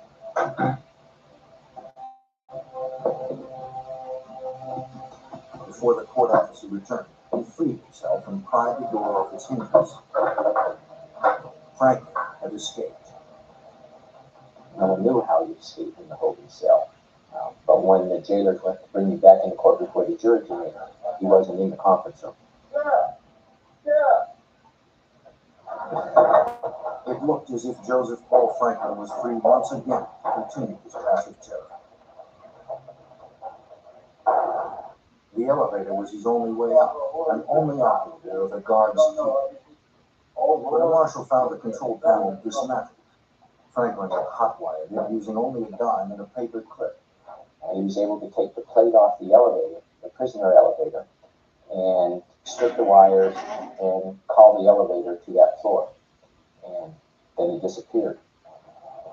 Police closed off the streets as jailers searched the courthouse for the fugitive. The rest of us, we immediately put out an area-wide alert that this man had escaped, and we brought every available officer there was scouring the downtown area. At the same time, the jailer decided that maybe he noticed that the top panel on the elevator had been loosened. So he climbed up on top of the elevator and noticed some movement in the dust and thought, well, somehow he's in this building. So that particular jailer started crawling every single air duct in the courthouse. He found him. Franklin scurried like a rat in the duct, always remaining out of his reach. But when Franklin came to the end of the duct, the second guard was waiting. That's a briefing right here. He was back in custody within an hour. We cleaned him off and combed his hair and brought him back in. And the jury was none the wiser. They just got an extra hour for lunch. Over his next 17 years in prison, Franklin confessed to 16 murders in 8 states. In all that time, he never admitted to the double homicide in Cincinnati. Detective Mike O'Brien never gave up. He continued to build his case, hoping to convict Franklin of the Cincinnati murders. O'Brien's break came when he was able to convince Franklin to interview with Melissa Powers, an assistant district attorney from Cincinnati. The minute that Mr. Franklin walked in the room and sat down, and Miss Powers introduced herself, told him who she was, why she was there, he said, "You know I did it. I killed those 2 kids in Cincinnati." Immediately, as he sat down, which was what I've been trying to get him to do for some 17 years, he did it in a matter of about 30 seconds. In 1998, Franklin received 2 more life sentences for the Cincinnati murders. In Missouri, he was sentenced to death for 2 others. Franklin would never have another opportunity to escape. Detective Don Bell remained haunted by Franklin's rampage of violence. I don't understand this type of killer, that he would actually just take a complete stranger, and because of their race and who they were standing by or talking to, he would feel it necessary to kill him. He's one of those few people that I just have absolutely no explanation for, and it's still hard for me to understand. For the families of Franklin's victims, peace finally came. Franklin would never be free to kill again.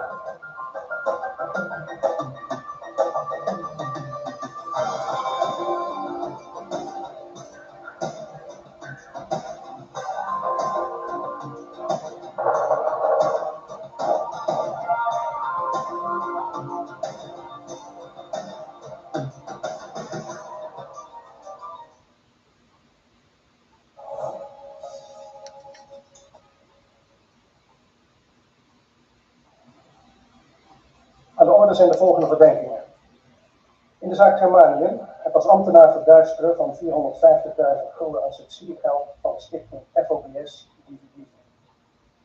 En het gebruiken van valse facturen, offertes en aanmaningen op naam van Robuco NV.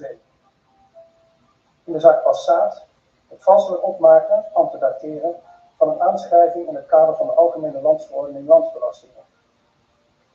En tenslotte in de zaak Maximus primair het medeplegen van de moord op Helmut Diens op 5 mei 2013 en subsidiair het uitlokken van die moord. In deze uitspraak komen onder meer de volgende namen en bijnamen vaak voor. Bernie F., ofwel Mini, Elvis K., ofwel Monster, Luigi F., ofwel Preto, Raoul M., ofwel Bolla. Ze zullen vandaag niet bij hun achternaam worden genoemd, maar bij hun bijnaam. Ook getuigen en andere betrokkenen zullen niet bij hun achternaam worden genoemd. Deze staan uiteraard wel in het vonnis. De verdediging heeft in de eerste plaats gesteld dat niet kan worden toegekomen aan een inhoudelijke beoordeling van de zaken Maximus en Passaat, omdat het Openbaar Ministerie niet ontvankelijk moet worden verklaard in de vervolging van die zaken. Volgens vaste rechtspraak is niet ontvankelijk verklaring van het OM alleen mogelijk in uitzonderlijke gevallen, namelijk alleen als de met opsporing of vervolging belaste ambtenaren ernstig inbreuk hebben gemaakt op de beginselen van een behoorlijke procesorde, waardoor doelbewust of met grove veronachtzaming van de belangen van de verdachte aan diens recht op een eerlijke behandeling van zijn zaak is tekort gedaan. De verdediging heeft in de zaak Maximus gesteld dat sprake is van een 6-tal inbreuken op het recht van de verdachte op een eerlijk proces. In de eerste plaats het achterhouden van stukken. De verdediging heeft gesteld dat het OM stukken heeft achtergehouden. Daarvoor ziet het gerecht geen aanwijzingen. Het OM is belast met de samenstelling van het dossier. Het OM heeft in deze zaak alle relevante stukken, belastend en ontlastend, in het dossier gevoegd. Daarnaast zijn er op verzoek van de verdediging nog extra stukken in het dossier gevoegd. Verder heeft de verdediging gesteld dat het OM ontoelaatbare deals heeft gesloten met getuigen en medeverdachten, of dat heeft geprobeerd. Zo zijn volgens de verdediging ontoelaatbare toezeggingen gedaan aan de broer van Pretu en mogelijk aan de getuige Viventie N. Verder heeft het OM volgens de verdediging ook geprobeerd om Mini F in ruil voor een tekenprestatie te laten verklaren. Het klopt dat het OM met de broer van Pretu in diens eigen zaak betreffende een witwasverdenking een schikking heeft getroffen. En dat die broer daarna, anders dan daarvoor, belastend over de verdachte is gaan verklaren. Maar aan die schikking was voor die broer niet de verplichting verbonden om te verklaren. Anders gezegd, hij had na de schikking ook zijn mond kunnen houden. Dat hij dat niet gedaan heeft, betekent niet dat zijn verklaring is gekocht, zoals de verdediging dat noemt. Ook in het geval van de getuige Viventie M is niet aannemelijk geworden dat hem een toezegging is gedaan in ruil voor al dan niet belastende verklaringen. In het geval van Mini heeft de officier van justitie weliswaar diens bereidheid onderzocht om eventueel een deal te sluiten, maar is het niet of nog niet zover gekomen. Dat wat nu een ontoelaatbaar aanbod zou zijn gedaan, is niet aannemelijk geworden. Het gerecht heeft dus geen aanwijzingen gevonden dat getuigenverklaringen zijn gekregen naar aanleiding van deals met het OM. De beoordeling van de betrouwbaarheid van de door de verschillende getuigen en medeverdachten afgelegde verklaringen is een andere zaak en komt aan de orde bij de waardering van het bewijs. Anders dan de verdediging stelt, is er bij het voorbereidend onderzoek door het Openbaar Ministerie geen sprake geweest van tunnelvisie. In het onderzoek is wel degelijk aandacht besteed aan mogelijk ontlastende feiten en omstandigheden en is rekening gehouden met eventuele alternatieve scenario's. Daarnaast is de verdediging uitgebreid in de gelegenheid gesteld om informatie te laten voegen aan het procesdossier. Verder zou het OM gebruik hebben gemaakt van verklaringen van een beperkt capabele getuige. De verdediging doelt hier op de verklaringen van de getuige Dimensie M. Het enkele feit dat het OM gebruik maakt van de verklaringen van deze getuigen, die het OM in diens eigen strafzaak van minder toerekeningsvatbaar achter, vanwege zijn lage intelligentie en kwetsbare persoonlijkheid, leidt niet tot de conclusie dat het OM niet ontvankelijk zou moeten worden verklaard. Ook hier geldt dat de beoordeling van de betrouwbaarheid van die verklaring aan de orde komt bij de waardering van het bewijs. De raadsman heeft verder aangevoerd dat gespreksverslagen tussen de opsporingsambtenaar K en de getuige G, voormalig hoofd van de Veiligheidsdienst Curaçao, opzettelijk zijn vernietigd om de verdachte te benadelen. Het gerecht oordeelt anders. Verbalisant K heeft aan de hand van de verslagen van zijn gesprekken met de getuige G een ambtsledig procesverbaal opgemaakt, waarin de inhoud van die gesprekken is weergegeven. Daarna zijn de gespreksverslagen vernietigd. Het gerecht ziet geen reden om aan te nemen dat die gespreksverslagen opzettelijk zijn vernietigd om de belangen van de verdachte te schaden. Wel heeft K bijna 2 jaar te laat procesverbaal opgemaakt van zijn gesprekken met G. Dat is weliswaar een normschending, maar daarvan heeft de verdachte geen nadeel ondervonden. De raadsman heeft tenslotte gewezen op de overwegingen van het Hof in de zaak tegen Nini en het daarop gebaseerde persbericht. Het gerecht constateert met de verdediging dat het Hof in dat vonnis de verdachte aanwijst als degene die Nini de opdracht zou hebben gegeven voor de moord op Niels. Maar dat oordeel kan alleen worden toegeschreven aan de rechters die over die zaak hebben beslist, niet aan het Hof als instituut of aan andere rechters van het Hof. Het Hof als instituut heeft geen oordeel over de schuld of onschuld van welke verdachte dan ook en kan dat ook niet hebben. Dat oordeel komt alleen toe aan de individuele rechters die een individuele zaak behandelen. En deze rechters zijn vrij in hun oordeel. Zij moeten de aan hen voorgelegde zaak onafhankelijk en onpartijdig behandelen en maken hun eigen afweging. Dat zal ook in deze zaak gebeuren. De slotsom is dat de officier van justitie ontvankelijk is in de vervolging in de zaak Maximus. Dan in de zaak Passaat. Ook in de zaak Passaat heeft de verdediging de niet ontvankelijk verklaring van het OM gevraagd. Ook daar ziet het gerecht geen aanleiding toe. Weliswaar is dit een oude zaak, maar het enkele tijdsverloop is geen reden voor een niet ontvankelijke verklaring. Ook het feit dat de verdachte wel en zijn broer RWS niet is vervolgd door hetzelfde feitencomplex, betekent niet dat de officier van justitie niet kan worden ontvangen in de vervolging van de verdachte. Het is de bevoegdheid van het OM om te bepalen of vervolging moet plaatsvinden. De beslissing om de verdachte voor de zaak Passaat te vervolgen is in dit geval ook niet onbegrijpelijk, alleen al vanwege de geheel verschillende rollen die de verdachte en zijn broer in het feitencomplex zouden hebben gehad. De officier van justitie is dus ook ontvankelijk in de vervolging in de zaak Passaat. De conclusie is dat alle niet-ontvankelijkheidsverweren worden verworpen, dat het OM ontvankelijk is in de vervolging en dat dus kan worden toegekomen aan de inhoudelijke beoordeling van alle 3 zaken. Te beginnen met de zaak Passaat.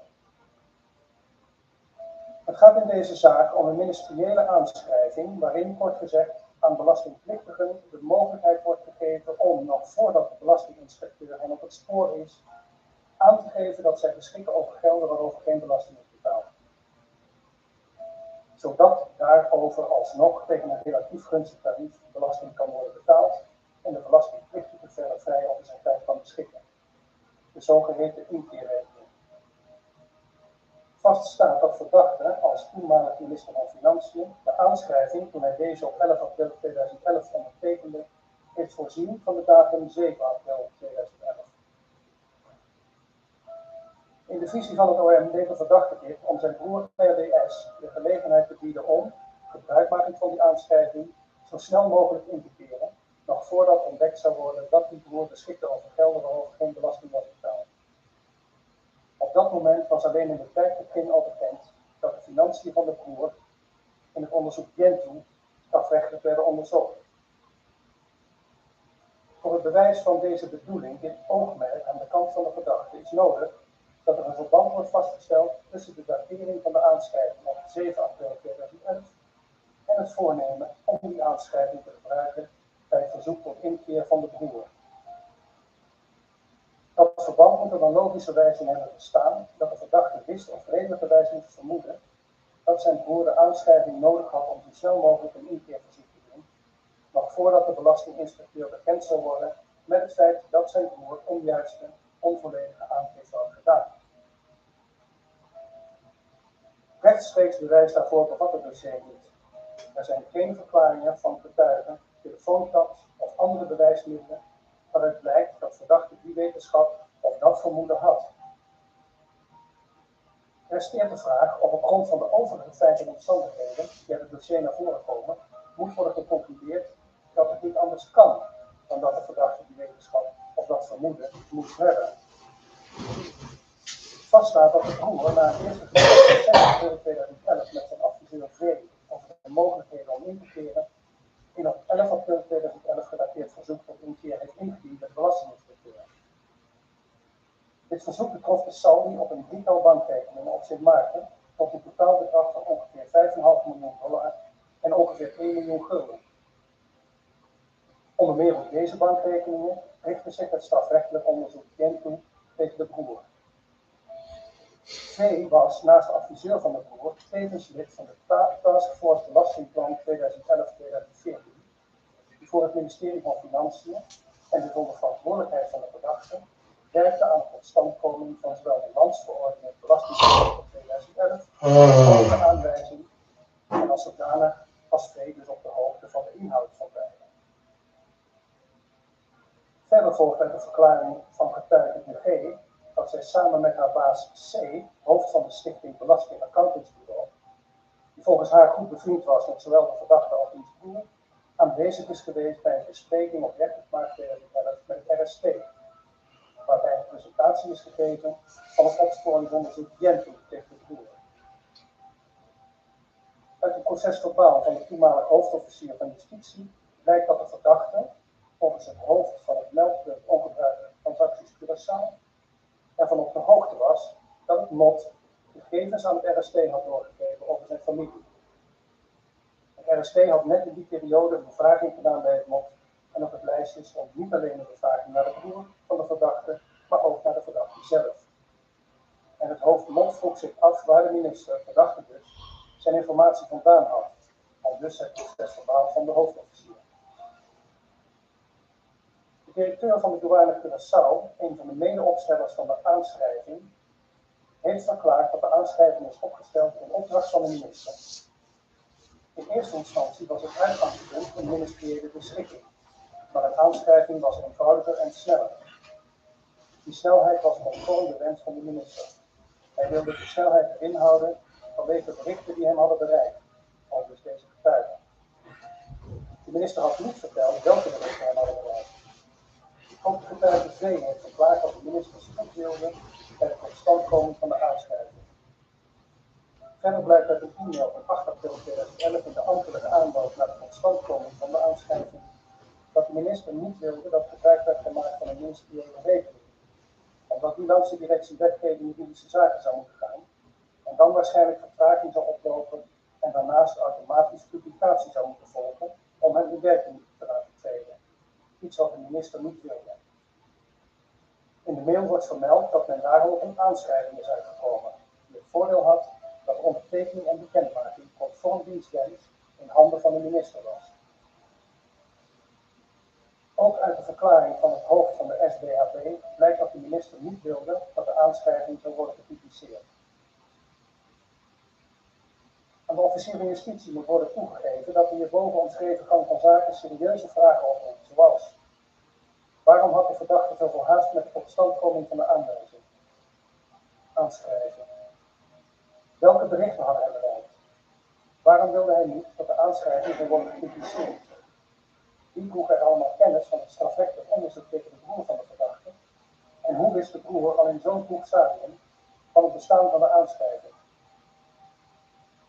Maar hieruit kan naar het oordeel van het gerecht nog niet worden geconcludeerd dat het niet anders kan dan dat de verdachte wist of vermoedde dat zijn broer de aanwijzing nodig had om zo snel mogelijk in te kunnen keren, nog voordat de belastinginspecteur bekend zou worden met diens onjuiste of onvolledige aangifte. Dit leidt tot de conclusie dat er onvoldoende wettig en overtuigend bewijs is dat de verdachte het oogmerk heeft gehad om de op 7 april 2011 gedateerde aanschrijving als echt en onvervalst te gebruiken of te laten gebruiken. Let op al het voorstaande acht het gerecht om een 5 ten laste gelegd door niet wettig en overtuigend bewezen en de verdachte zal van het feit voor de vrijheid gekomen. Dan de zaak Maxima. In deze zaak bestaat de verdenking dat personen op in ieder geval 3 niveaus betrokken zijn geweest bij een moord. We weten 1 of meer opdrachtgevers, 1 of meer opdrachtnemers en 1 of meer feitelijke uitvoerders. In een dergelijke zaak zullen niet alle betrokkenen over dezelfde informatie beschikken over bijvoorbeeld de persoon van de opdrachtgever of opdrachtgevers en de achtergrond, context en motieven voor de moord. Dit vloeit voort uit de voor de hand liggende wens van deelnemers op alle 3 niveaus om anderen niet meer informatie te verschaffen dan nodig is, dit om zelf zoveel mogelijk buiten beeld te blijven. Dat kan leiden tot eigen invulling door betrokkenen die informatie missen. Daarnaast moet rekening worden gehouden met de mogelijkheid dat betrokkenen anderen belasten of de waarheid verdraaien om hun eigen rol kleiner te maken.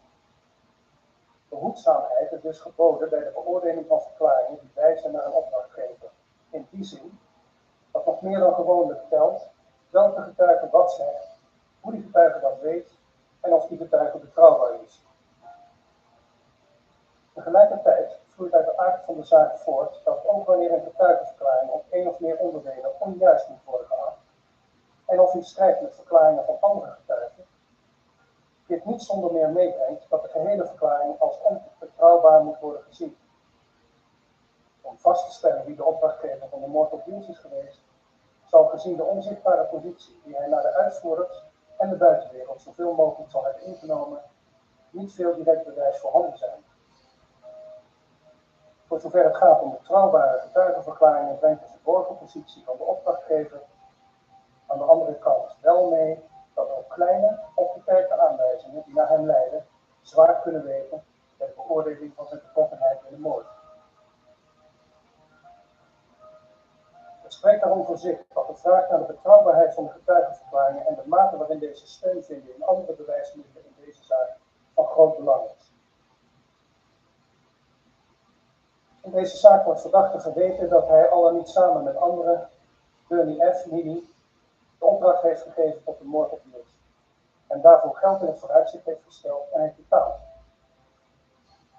Mini en Luigi F. Perto zouden de feitelijke uitvoerders van de moord hebben geworven geweten Elvis K. Monster en Raoul M. Bolle en zouden hen hebben betaald met het geld afkomstig van de verdachte. Monster is onherroepelijk veroordeeld voor het lossen van de dodelijke schoten. Bolle is ook als verdachte aangemerkt, maar heeft nooit terecht gestaan voor de moord op Niels. Hij is op of omstreeks 17 mei 2013 om het leven gebracht. Perto is eveneens als verdachte aangemerkt in het onderzoek naar de dood van Niels, maar ook hij heeft niet terecht gestaan voor de moord. Perto is op 6 september 2013 in zijn cel in Barre door verhanging om het leven gekomen.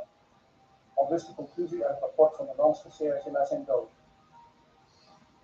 Mini is inmiddels in eerste en tweede aanleg veroordeeld tot een gevangenisstraf van 26 jaar voor het medeplegen van de moord op Niels. Zijn cassatieberoep loopt nog bij de Hoge Raad. Dan ten aanzien van de moord. Zondag 5 mei 2013 vond de hoogte van de pier bij Mariepland een schietpartij met dodelijke afloop plaats. Het slachtoffer bleek te zijn Helmin Diels. Diels werd, zo blijkt uit het sectierapport, mogelijk door 9 of 10 kogels geraakt. Ten aanzien van de verklaringen van Monster. Na aanvankelijk te hebben ontkend, heeft Monster in zijn eigen zaak in 2014 verklaard dat hij de schutter was en dat Mini de opdracht had gekregen van de persoon die had betaald. Mini had Pretto naar voren geschoven.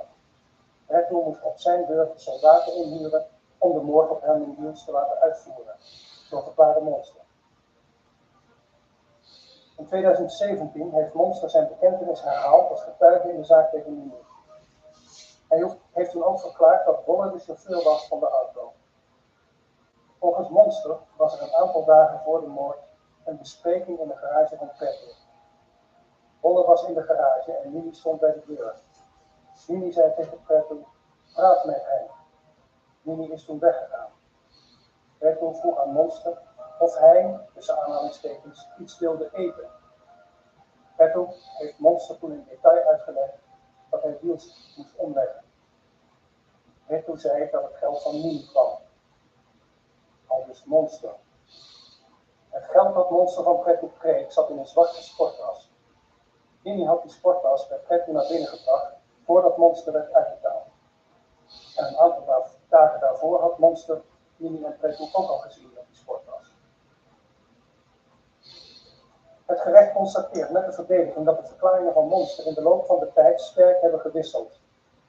Niet alleen over de vraag of hij zelf betrokken was bij de moord op Diels, ook heeft hij wisselend verklaard over hoeveel geld zou zijn betaald voor de moord en hoeveel ontmoetingen voor en na de moord hebben plaatsgevonden en wie daarbij aanwezig waren. Verder betwijfelt de verdediging of Pretto echt met Monster heeft gesproken over de betrokkenheid van Mini, of dat het een eigen interpretatie is op basis van geruchten of van wat onlogisch lijkt. Ook oppert de verdediging de mogelijkheid dat Pretto, die bekend stond als slechte betaler, de naam van Mini alleen maar heeft genoemd om Monster het vertrouwen te geven dat hij betaald zou worden, terwijl Mini in het geheel niet bij de zaak betrokken was. Het gerecht overweegt hierover als volgt. Dat Monster degene is geweest die de dodelijke schoten op Diels heeft gelost, lijkt ontwijfeld. In de eerste plaats heeft hij dit zelf verklaard. Hoewel moet worden erkend dat Monster die bekentenis vervolgens heeft ingetrokken en zijn betrokkenheid daarna tot en met de inhoudelijke behandeling in het hoger beroep in zijn eigen zaak heeft ontkend, heeft hij daarna, bij zitting gehoord als getuige in de zaak tegen Mini, weer toegegeven dat hij de schutter was. Monster is hiervoor inmiddels ook onherroepelijk veroordeeld. Dat hij bij het plegen van de moord in het gezelschap was van Bolle, blijkt niet alleen uit de verklaring van Monster zelf, maar vindt ook bevestiging in de verklaring van zijn echtgenote en van de getuige D5. Anders dan de verdediging meent, ontneemt hetgeen Monster in latere verhoren heeft verklaard, bijvoorbeeld dat Pretto had gezegd dat deze mensen geen clowns zijn, dat Monster niet weet wie hij heeft betaald, dat Pretto de moord op Diels niet zou hebben verzonnen en dat het Mini moet zijn geweest, en dat mensen zeggen dat ze Mini hebben gezien met al dat geld,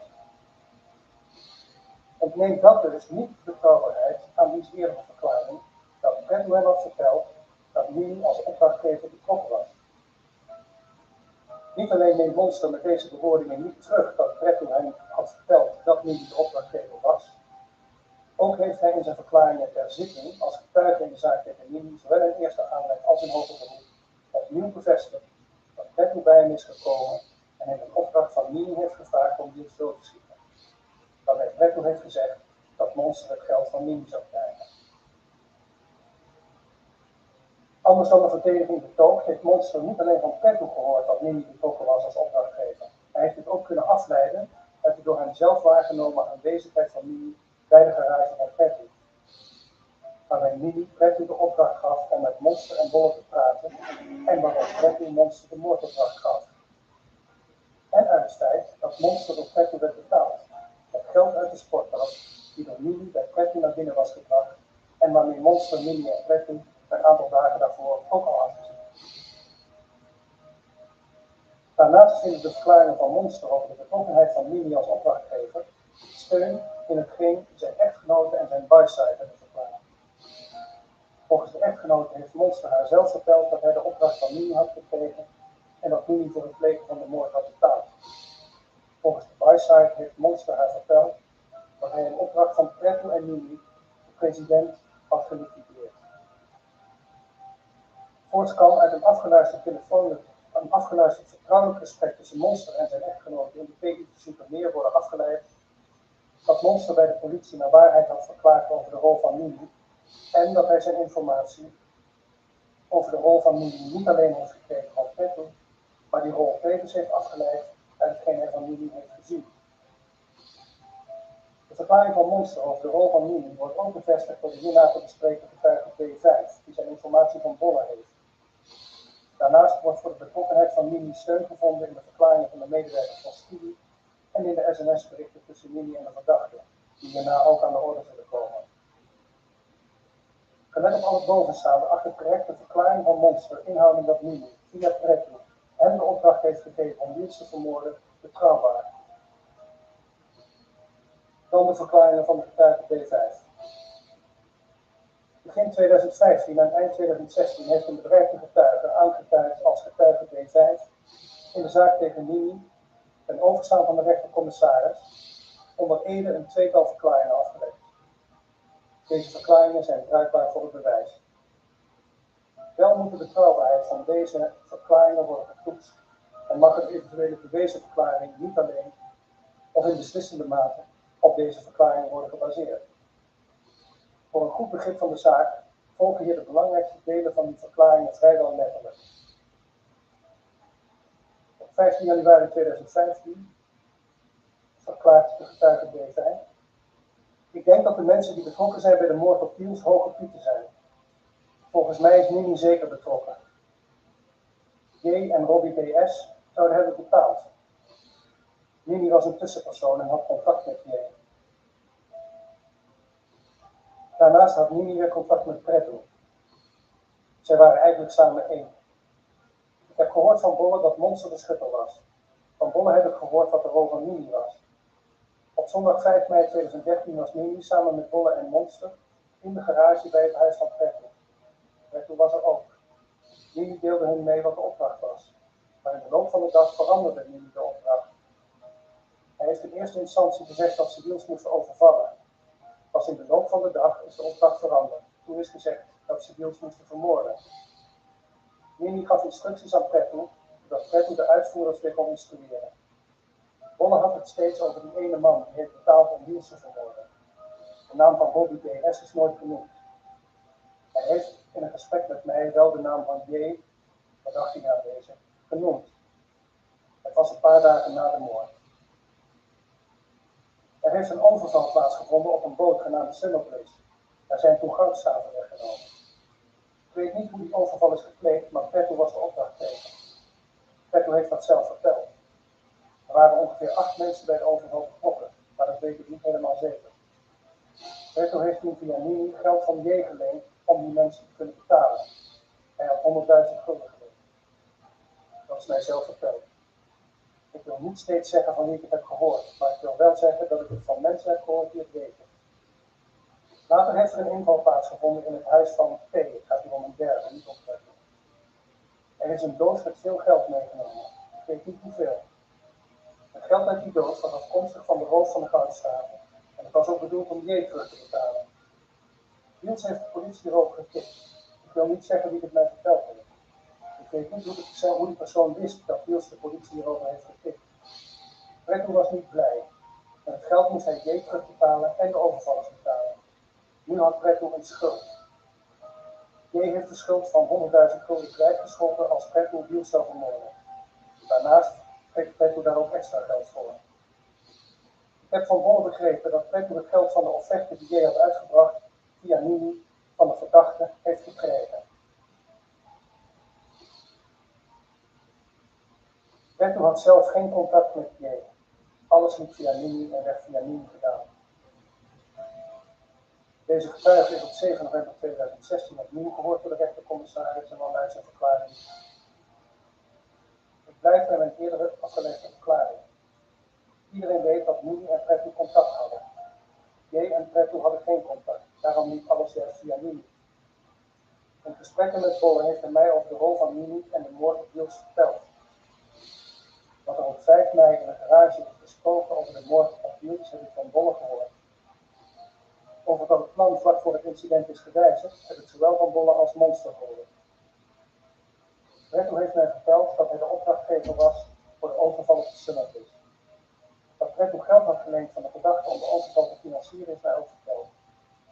In verband met het risico op achterhaling van mijn identiteit vertel ik alleen aan de rechtercommissaris hoe ik dat deed. Pretto sprak niet veel. Hij heeft alleen de Summerfish met mij gesproken. Doordat ze geld van de verdachte hadden geleend en deze niet konden terugbetalen, moesten ze de opdracht van J, de verdachte, het vermoorden van Niels uitvoeren. J zei tegen Pretto, Hasi Bokos, doe je ding. Over Niels heeft Pretto niet veel gezegd. Wel heeft Pretto tegen mij gezegd dat Niels de politie had getipt, dat in het huis van P geld was. Het gerecht constateert met de verdediging dat onderdelen van de verklaringen van getuige B5 conclusies niet goed kunnen worden onderscheiden van dat wat de getuige zelf heeft waargenomen van bevonden. Dit geldt echter niet voor hetgeen de getuige heeft verklaard over de rol die de verdachte en Mimi zouden hebben gespeeld bij de moord op Niels. De getuige verklaart immers duidelijk dat hij zijn informatie daarover van Bolle heeft gekregen. Dit betreft dus geen conclusie, maar een eigen waarneming, zij het uit de tweede hand. Getuige B5 heeft verklaard dat hij zowel van Monster als van Bolle heeft gehoord dat Mimi de opdracht om Niels te vermoorden in de loop van de dag heeft veranderd, van een beroving naar een liquidatie. Dit onderdeel van de verklaring van de getuige B5 wordt weersproken door Monster, die heeft verklaard dat hij al eerder wist van het plan om Niels te liquideren. Het betreft naar het oordeel van het gerecht echter een niet doorslaggevend detail dat mogelijk verklaard kan worden uit het feit dat Monster en of Bolle tegenover de getuige B5 of anderen hebben willen verzwijgen dat het plan om Niels te vermoorden al eerder was beraamd. Of, voor wat betreft Bolle, en het feit dat Bolle daarvan mogelijk niet op de hoogte was. Hoe dit ook zij, het leidt bij het gerecht niet tot twijfel over de betrouwbaarheid van wat B5 over de rol van verdachte en de rol van Mimi heeft verklaard. Ook het feit dat de door B5 genoemde bijeenkomst bij de garage van Pretto door Monster niet op de dag van de moord, maar eerder wordt gesitueerd, tast die betrouwbaarheid niet aan. De verklaringen van Monster en B5 komen immers op essentiële onderdelen overeen. Beiden hebben verklaard dat het ging om een bijeenkomst in de garage van Pretto om de moord op Niels te beramen, waarbij Mimi, Pretto, Monster en Bolle aanwezig waren. Geconstateerd moet worden dat door de getuige B5 genoemde verband met de overval op de Summerfish door anderen niet wordt gelegd. En dat de getuige G, het ex-hoofd van de Veiligheidsdienst Curaçao, die hierna aan de orde zal komen, de moordopdracht op basis van de door hem ontvangen informatie zelfs relateert aan een geheel ander strafbaar feit, namelijk de overval op een juwelier bij het Renaissance Hotel. Hoewel het naar het oordeel van het gerecht ook hier niet gaat om de kern van de verklaring van de getuige B5, acht het gerecht toch ook het volgende van belang. Zowel de byside van Monster als de zus van Pretto spreken over Mimi en Pretto een relatie tot kennelijk de overval op de Summerfish. Die overval vond plaats op 30 november 2012. Daarbij is 200 kilo aan goudstaven weggenomen. Ter waarde van ruim $11 miljoen. De overval werd gepleegd door 9 of 10 personen die kleding droegen met daarop het woord politie. De byside van Monster en de zus van Pretto hebben verklaard dat zij de avond daarvoor bij de garage van Pretto meer dan 6 mannen hebben gezien, onder wie Mimi en Pretto. 3 van die mannen droegen een zwart jet met het opschrift police op de rug. Toen zij de volgende dag op de radio hoorden van een overval op een schip, waarbij een aantal goudstaven waren weggenomen en waarbij de daders gekleed waren in politiekleding, dachten zij meteen aan de mannen die zij in de garage van Pretto hadden gezien. De verklaring van de getuige B5 vindt op dit punt ook steun in de verklaring van de getuige Carolus M., directrice bij Speedy, die heeft verklaard dat de verdachte aan haar heeft verteld dat Mimi hem goudstaven te koop had aangeboden. Nu de betrokkenheid van de verdachte niet alleen gebaseerd kan worden op de verklaring van de getuige B5, maar ook op de hierna te bespreken verklaring van de broer van Pretto, de verklaringen van de medewerkers van Speedy en een sms-bericht tussen de verdachte en Mini, stelt het gerecht vast dat de verklaringen van deze getuigen in belangrijke mate steun vinden in deze andere bewijsvoering. Dan de verklaringen van de broer van Bradley. Hij heeft tijdens zijn verhoor in 2013 en 2014 geen belastende verklaringen afgelegd over de verdachte, maar wel in de verhoren in 2017. In zijn verklaring op 4 oktober 2017 zegt hij: Luigi, dat is dus Bradley, zei het volgende: ik moet een klusje doen voor een persoon bij Speedy en een hooggeplaatste persoon bij CPS. Verder vertelde hij dat als hij het werk doet, dan zal hij die twee personen in zijn handen hebben. Daarom was Luigi er 100% zeker van dat ik, dat is dus de broer van Luigi, dat ik een baan bij een van die twee bedrijven zou krijgen als hij het klusje gedaan zou hebben. Ik kon geen enkel ander werk denken als hij zegt dat er iemand in zijn greep heeft. Ik twijfelde niet aan zijn woorden. Als jij een huis bouwt voor iemand, dan zeg je niet dat je die persoon in je greep hebt. Dus met andere woorden, het ging om de moord op Piers. Luigi had geen naam genoemd, maar had het over een persoon bij Speedy die heel veel geld had. Op 26 oktober 2017 verklaart de broer van Bradley op de vraag: wat kan je nog meer over J, verdachte, verklaren? Hij was goed bevriend met zowel Mini als mijn broer Luigi. Hij was de potentiële, en het gerecht leest daar een machtige. Hij was de machtige man die achter hen staat, samen met de man met een hoge positie bij de CPA, waarover ik eerder heb verklaard. Dit heeft Luigi mij persoonlijk verteld. De verdediging heeft, zoals al bij de bespreking van de niet-ontvankelijkheidsverweer aan de orde is gekomen, aangevoerd dat de belastende verklaringen uit 2017 door hem zijn gekocht en om die reden onbetrouwbaar zijn. Verder heeft de raadsman aangevoerd dat B, de broer, zichzelf tegenspreekt over de vraag of Bradley hem wel of niet de naam van de verdachte heeft genoemd. Het gerecht overweegt daarover het volgende. Het gerecht heeft geen reden om te twijfelen aan de mededeling van de officier van justitie, dat met de broer geen afspraak is gemaakt dat hij, al dan niet in ruil voor een schikking, zou gaan verklaren. Verder brengt de omstandigheid dat de verdachte in zijn eigen zaak een schikking heeft getroffen met het OM, waardoor de bereidwilligheid om te verklaren mogelijk is toegenomen, niet zonder meer mee dat zijn verklaringen als onbetrouwbaar moeten worden aangenomen. De broer heeft immers verklaard dat hij problemen heeft gehad naar aanleiding van zijn in 2013 afgelegde verklaring, omdat hij in die verklaring de naam van Mini had genoemd. We zijn bij hem thuis gekomen om hem uit te schelden en iemand heeft tegen zijn moeder en zus gezegd dat hij op zijn woorden moest letten. Het is daarom goed voorstelbaar dat de broer in 2013 en 2014 niet bereid was om te verklaren, maar in 2017, toen Mini inmiddels in eerste aanleg was veroordeeld en gedetineerd zat, wel. Het gerecht overweegt voort dat het feit dat de broer in zijn verklaring van 4 oktober 2017 niet direct de naam van de verdachte heeft genoemd, eerder een contra-indicatie dan steun oplevert voor de stelling van de verdediging dat diens verklaring zou zijn gekocht. De broer heeft de naam van de verdachte pas in relatie tot de moord genoemd, toen hem daar in het verhoor van 26 oktober 2017 expliciet naar werd gevraagd. De broer heeft naar het oordeel van het gerecht niet tegenstrijdig verklaard over de vraag of Bradley hem de naam van de verdachte wel of niet met zoveel woorden heeft genoemd.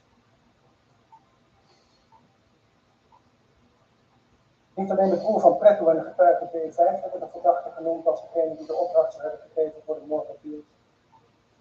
Ook de getuige G, ex-hoofd van de Veiligheidsdienst Curaçao, Defensie M en Pencho hebben dit ieder op hun eigen manier gedaan. Hierna wordt gemotiveerd waarom het gerecht de verklaringen van deze drie getuigen toch niet zal gebruiken voor het bewijs. Verklaringen van de getuige G. De hoofdlijn van de verklaring van G is dat een onbekend gebleven persoon, zijnde een informant van de Veiligheidsdienst Curaçao, aan G zou hebben verteld, kort gezegd, dat hij aanwezig was op het moment dat de verdachte aan Mini en Bradley de opdracht gaf om Wiels te vermoorden. Dat zou als volgt zijn gegaan. De informant was 's nachts in de woning van de verdachte, in de omgeving van de woning van de verdachte aan de Hilsundstraat aanwezig toen een van de overvallers van de tweede overval op het Renaissance Hotel, de naam van die overvaller wordt niet genoemd, aan de verdachte kwam vragen of hij interesse had in de buit van die overval. De verdachte zou gezegd hebben dat hij daar geen interesse in had, maar dat hij wel een andere taak voor hem had. Hij vroeg of de overvaller iemand koud kon maken voor hem. Hij zei daarbij dat het ging om Helmut Niels. Achter in de auto waarmee de overvaller was gekomen zat Bradley. De overvaller was de chauffeur. De verdachte stond buiten de auto en kon door de geblindeerde ramen van de auto Bradley niet zien. De informant stond dicht bij de auto en kon Bradley wel zien. Vervolgens vertrok de auto en de verdachte bleef achter. Diezelfde nacht kwam de auto met Bradley terug. In de auto zat toen ook Mimi. De informant was op dat moment in de buurt van de verdachte. Mimi heeft toen de verdachte aangesproken met de volgende woorden. Ik heb gehoord dat je een klus hebt. Ik ben gekomen om hem aan te nemen. De informant begreep hieruit dat Mimi het aanbod om Niels te vermoorden kwam aannemen. Hoewel de verklaringen van G op onderdelen steun vinden in andere bewijsmiddelen, zal het gerecht deze toch niet gebruiken voor het bewijs.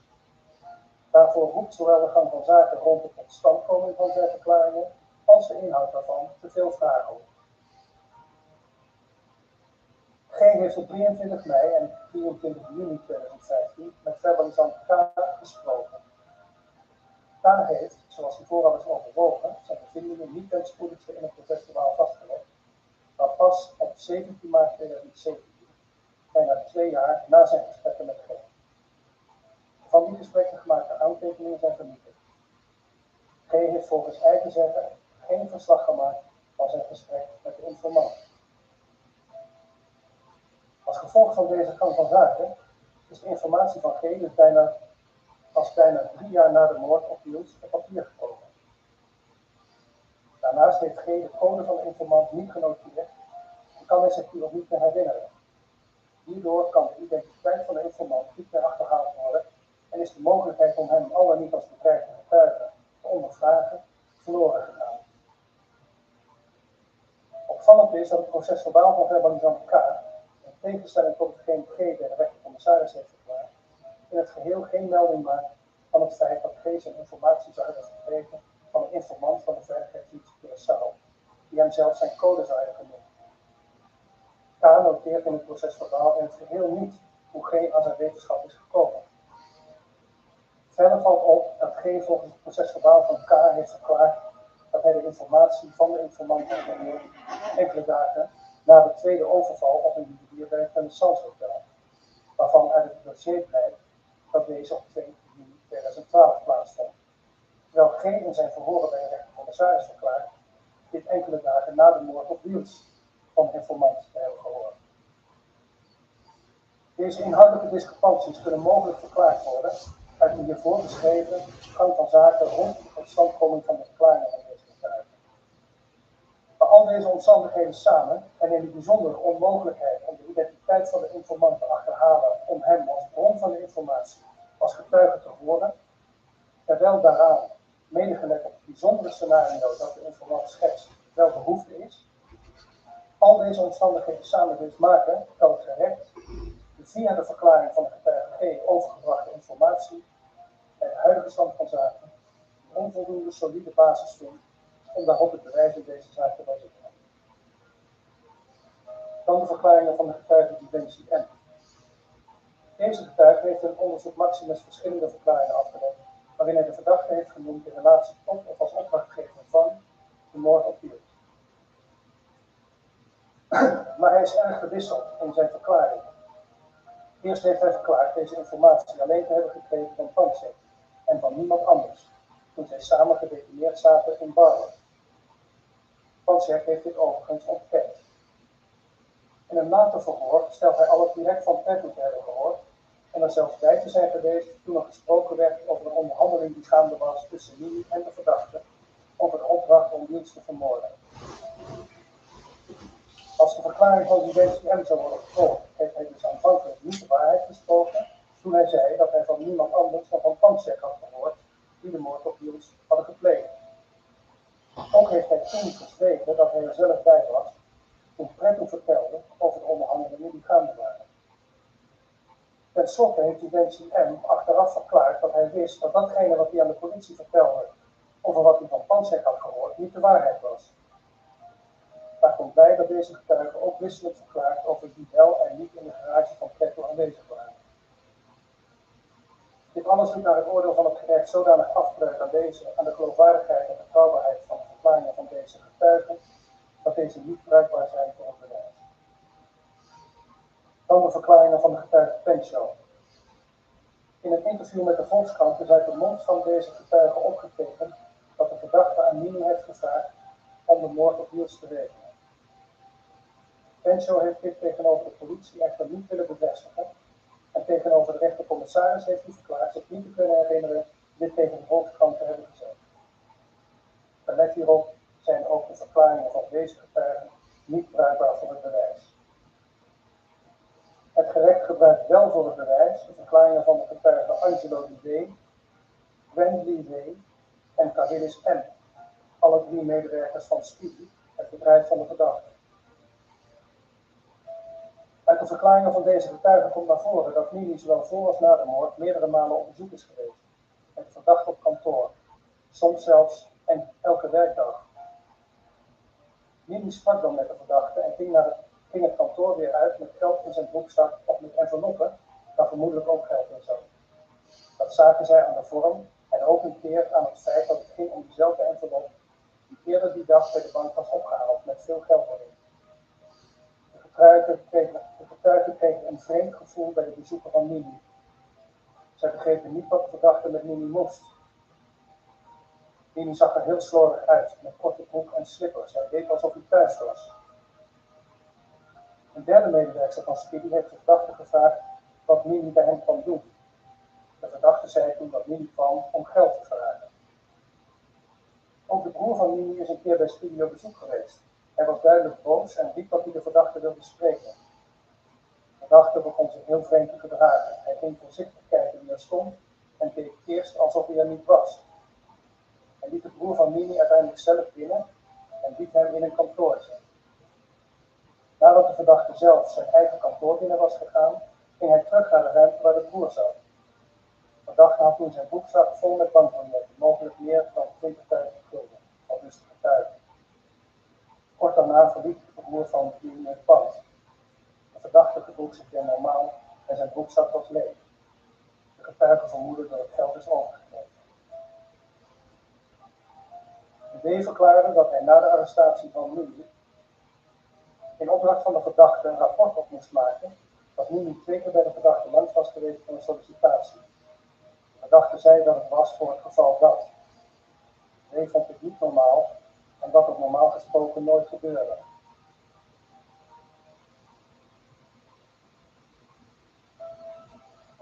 De verdediging heeft aangevoerd dat de W en W zelf een beveiligingsbedrijf hebben en er daarom een belang bij hadden om belasting over de verdachte te verklaren.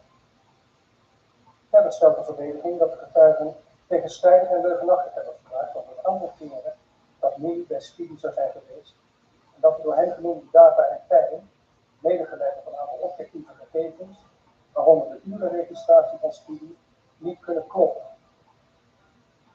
Het gerecht overweegt daarover als volgt.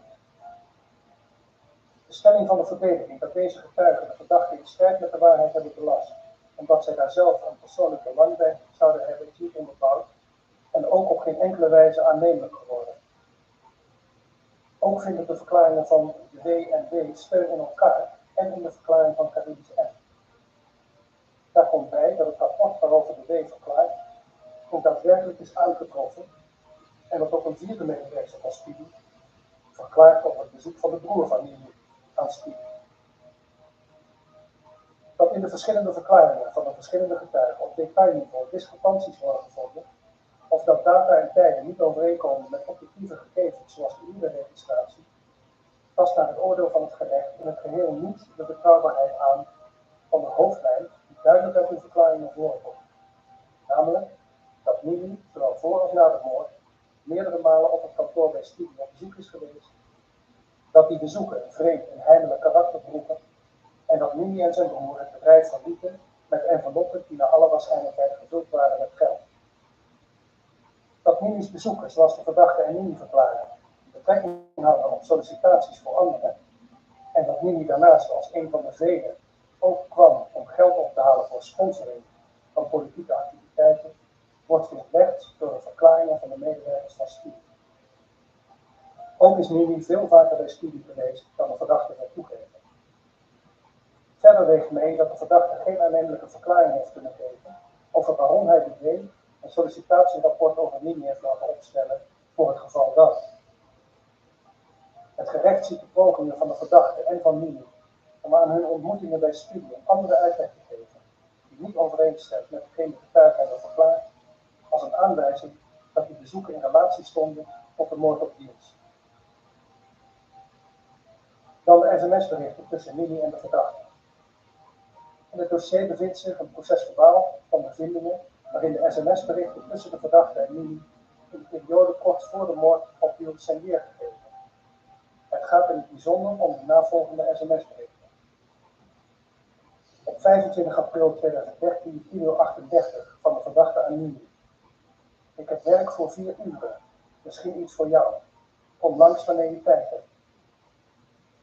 30 april 2013, 15:28 van Mimi aan de verdachte. Wanneer kan ik je zien, zodat ik kan beginnen met werken? Roman, ik heb reeds mijn uniformen. Diezelfde dag, 30 april 15:42 van de verdachte aan Mimi. Kom bij me thuis, zodat ik ze kan zien. Diezelfde dag, 16:01 van Mimi aan de verdachte. Ja, ik ben er. En tenslotte 4 mei 2013, 18:54 van Mimi aan de verdachte. Ik zal dat meisje opzoeken, zodat ik met haar kan stoeien.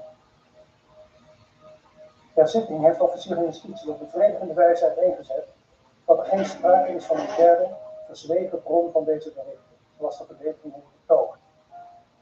Het gerecht gaat er daarom vanuit dat de berichtenwisseling tussen de verdachte en Mimi heeft plaatsgevonden op de wijze zoals in het procesverbaal weergegeven.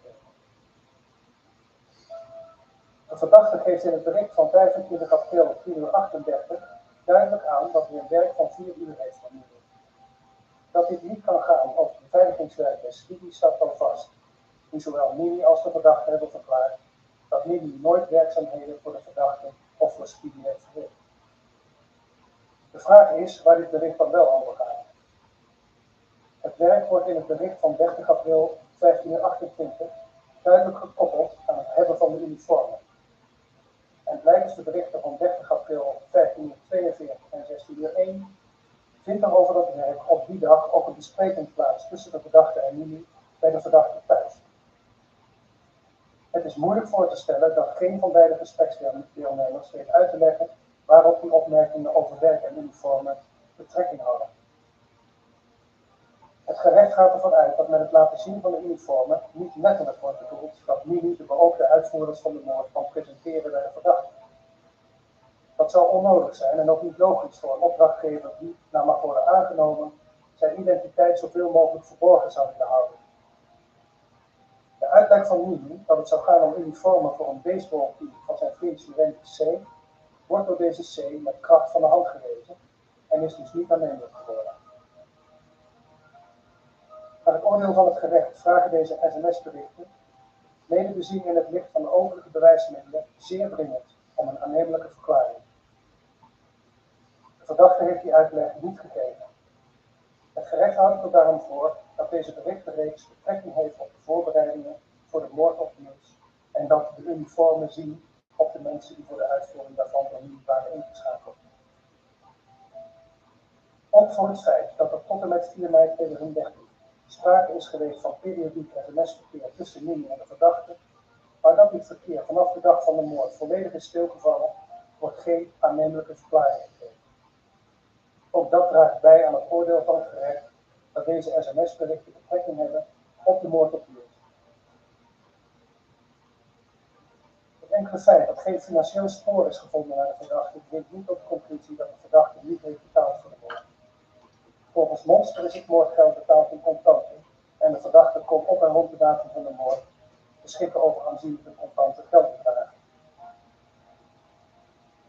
Op grond van al het bovenstaande acht het gerecht bewezen dat verdachte de opdracht tot de moord op Niels heeft gegeven aan Mimi die pretto naar voren heeft geschoten, die vervolgens op zijn beurt de uitvoerders van de moord heeft geworven. De verdachte heeft een onbekend gebleven geldbedrag voor de moord in het vooruitzicht gesteld en heeft ook daadwerkelijk betaald voor de moord. De officier van justitie beschouwt de verdachte primair als medepleger van de moord op Niels. Voor medeplegen is vereist dat sprake is van een voldoende nauwe en bewuste samenwerking met één of meer anderen. Uit de bewijsmiddelen volgt niet dat de verdachte een andere rol heeft gehad dan het geven van de opdracht op de moord, het daarvoor geld in het vooruitzicht stellen en het vervolgens betalen voor de moord. Niet is gebleken dat de verdachte een wezenlijke bijdrage heeft geleverd aan de organisatie en of uitvoering van de moord. De verdachte zal daarom worden vrijgesproken van het medeplegen van de moord, maar wel heeft de verdachte zich daarmee schuldig gemaakt aan het uitlokken daarvan. In het onderzoek Germanium wordt de verdachte verweten dat hij als minister van Financiën 450.000 gulden aan subsidiegeld heeft geweigerd, toebehorend aan een stichting. En dat hij gebruik heeft gemaakt van valse facturen, offertes en aanmaningen op naam van een aannemingsbedrijf. De verdachte heeft dit feit bij zitting bekend. Het gerecht gebruikt verdere verklaringen van enkele getuigen voor het bewijs, als ook de tijdens het onderzoek aangetroffen facturen en aanmaningen. De verdachte heeft verklaard dat hij van plan was om op een later moment met zijn eigen middelen wel werkzaamheden aan het sportveld te laten verrichten. Maar ook als het waar zou zijn, ontneemt dat aan verdachters handelen niet het strafbaar karakter. Het gerecht komt dus tot bewezen verklaring van 3 strafbare feiten. Deze worden als volgt gekwalificeerd. Als ambtenaar opzettelijk geld dat hij in zijn bediening onder zich heeft verduisteren. Medeplegen van opzettelijk gebruik maken van een vals geschrift, meermalig gepleegd. En uitlokking van moord.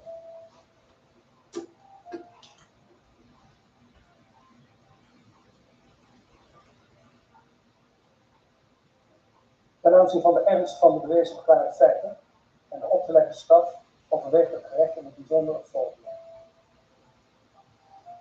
De verdachte heeft als ambtenaar een bedrag van 450.000 gulden verduisterd. Hij heeft subsidiegelden die aan een stichting waren toegekend voor het opknappen van een sportveld in de wijk Steenwijk, gebruikt voor privédoeleinden. Daarnaast heeft hij anderen gevraagd om facturen en aanmaningen op te maken en naar het SOA te sturen, waaruit zou blijken dat de werkzaamheden aan het sportveld waren verricht, terwijl dit in werkelijkheid niet het geval was. De verdachte heeft zich daarmee ook schuldig gemaakt aan het medeplegen van het gebruik van valse geschriften. De verdachte was ten tijde van het plegen van deze feiten minister van Financiën van het land Curaçao. De minister van Financiën is de uitstekende persoon van wie financiële integriteit mag worden verwacht. De verdachte heeft door zijn handelen in ernstige mate het vertrouwen geschaad dat burgers en politici moeten kunnen hebben. Het gerecht rekent dit verdachte zwaar aan. Dat de verdachte op de terechtzitting ten aanzien van deze feiten een bekennende verklaring heeft afgelegd, wordt niet in strafmatigende zin meegenomen.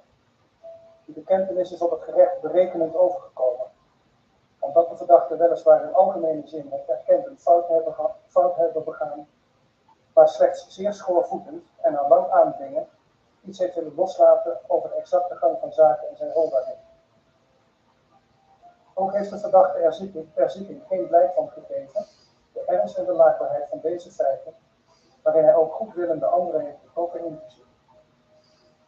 Wel in het voordeel van de verdachte wordt meegenomen dat het verduisterde bedrag, zij het na ontdekking van het feit, door de verdachte is terugbetaald. Op 5 mei 2013 werd Helding Diels, leider van de politieke partij Pueblo Soberano, bij het dier van Marie Pampoen van het leven beroofd. Door de opdracht te geven tot deze moord, geld in het vooruitzicht te stellen aan degene die de moord organiseerde en hem daarvoor te betalen, heeft verdachte zich schuldig gemaakt aan de uitlokking van die moord. Door het toedoen van de verdachte is het slachtoffer het recht op leven ontnomen. De verdachte heeft daarmee blijk gegeven van een volstrekt gebrek aan respect voor het meest fundamentele recht van een mens. Daarnaast heeft hij de nabestaanden van het slachtoffer onpeilbaar leed aangedaan. Zij zullen het gemis van hun geliefde blijven voeden. Daarvan getuigen ook de ter rechtszitting voorgelezen slachtofferverklaring. Iedere moord schokt de samenleving.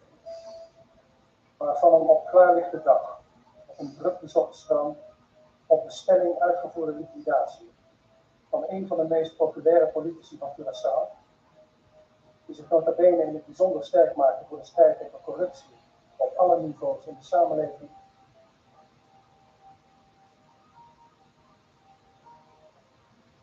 gaat tevens het signaal uit dat macht en geweld gaan boven democratie en recht. Dat signaal schept angst en wantrouwen in de samenleving. Beperkt burgers en politici in de mate waarin ze zich vrij voelen om hun mening te geven en bereidt zo de weg naar een samenleving waarin alleen het recht van de sterkste geldt. Ook hiervoor moeten verdachten verantwoordelijk worden gehouden. Daarom moet deze politieke moord veel zwaarder worden gewogen dan een enkelvoudige moord die het politieke karakter mist. Dat betekent dat niet kan worden volstaan met een straf zoals die in de regel wordt opgelegd voor een moord begaan door iemand met een blanco strafrecht. Het gerecht houdt bij de strafoplegging ook rekening met het feit dat Mimi, degene die de moordopdracht van de verdachte heeft aangenomen en dus lager staat in de hiërarchie, voor zijn rol bij deze moord is veroordeeld tot een gevangenisstraf van 26 jaar. Alles afwegend is het gerecht van oordeel dat niet kan worden volstaan met een andere of lichtere straf dan een straf die een zeer langdurige onvoorwaardelijke vrijheidsbeneming meebrengt. Het gerecht zal de eis van de officier van justitie echter niet volgen. Dit omdat het gerecht in afwijking van de vordering van de officier niet tot een bewezen verklaring komt voor de verdenking uit het staatsrechtstreeks passaat. Hoewel tussen de aanvang van de redelijke termijn en vandaag 3 jaar, respectievelijk 4 jaar en een maand zijn verlopen, acht het gerecht deze termijn toch redelijk, gelet op de ingewikkeldheid van beide onderzoeken, dat de onderzoeken met voldoende voortvarendheid zijn uitgevoerd, en het feit dat het grootste deel van die periode te wijten is aan verdachtes vlucht naar Venezuela, waar hij zich van 19 maart 2016 tot 11 september 2018, dus 2 jaar en bijna 6 maanden, buiten bereik van de Curaçaose justitie heeft te houden. Dat deel van het tijdsverloop komt voor zijn eigen rekening. Het gerecht gaat niet mee in het verzoek van de officier van justitie om, wegens de door verdachte aldaar genoten vrijheden, te bepalen dat de periode in uitleveringsdetentie in Venezuela niet in aftrek zal komen op de op te leggen gevangenisstraf. Dit reeds omdat de feitelijke informatie van de Venezolaanse justitiële autoriteiten, waaruit zou kunnen blijken dat die periode niet als uitleveringsdetentie kan gelden, ontbreekt.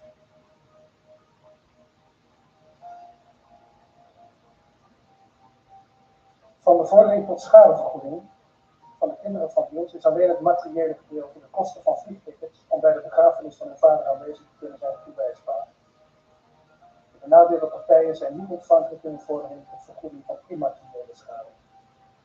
De schade wegens de gevoelens van verlies en gemis van hun vader komen volgens het thans geldende burgerlijke recht, en daarom ook in deze strafzaak, niet voor vergoeding in aanmerking. Het gerecht komt dan tot de volgende beslissing. Verklaart niet bewezen hetgeen aan de verdachte onder feit 4 primair en feit 5 ten laste is gelegd en spreekt hem daarbij vrij. Verklaart wettig en overtuigend bewezen dat de verdachte er onder 1, 2 en 4 subsidiair ten laste gelegde feiten heeft begaan.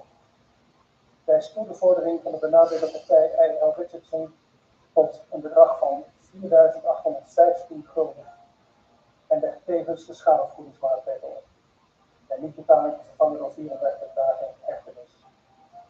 En veroordeelt de verdachte tot een gevangenisstraf voor de duur van 28 jaar met aftrek van het voorarrest. Tegen deze beslissing staat binnen 2 weken hoger beroep op.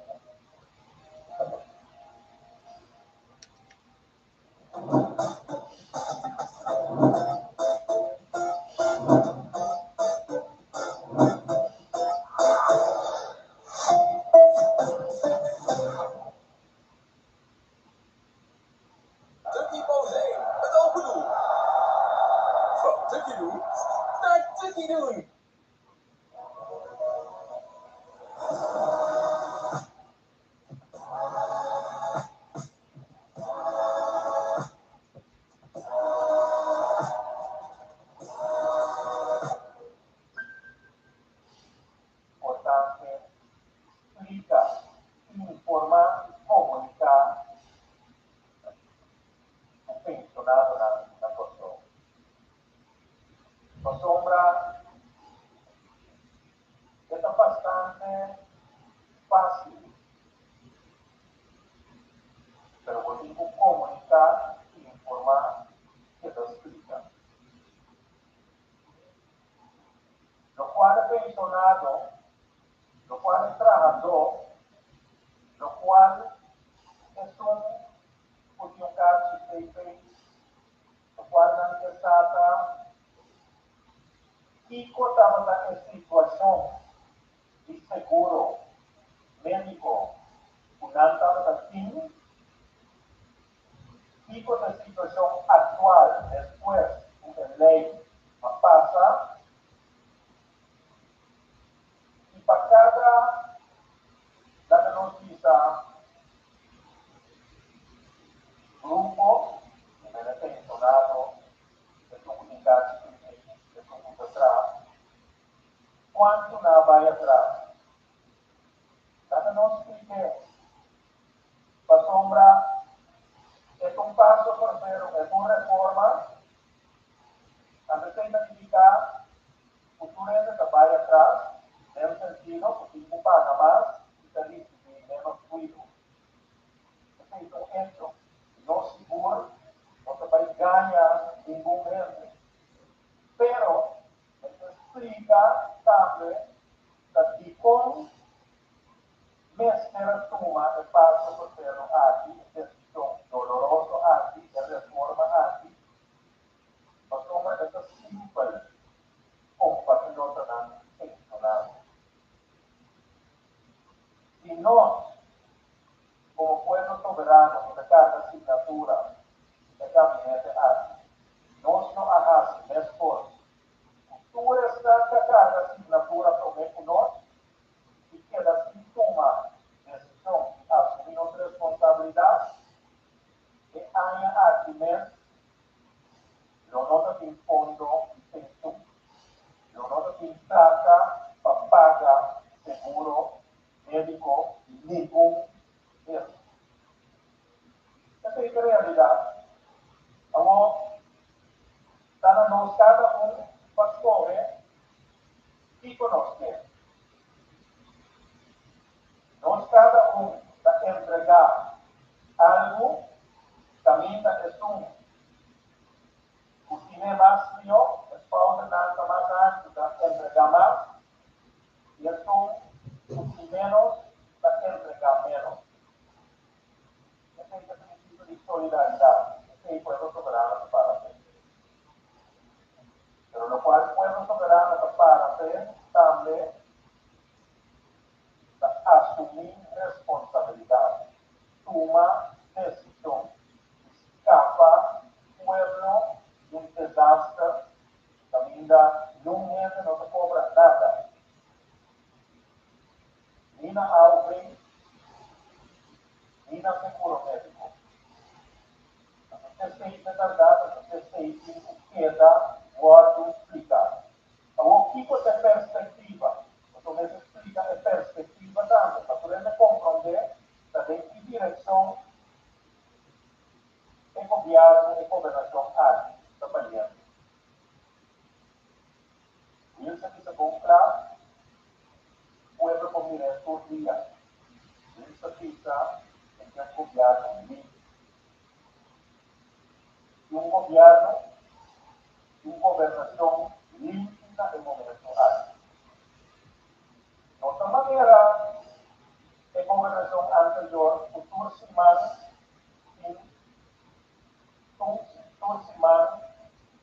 em algo novo.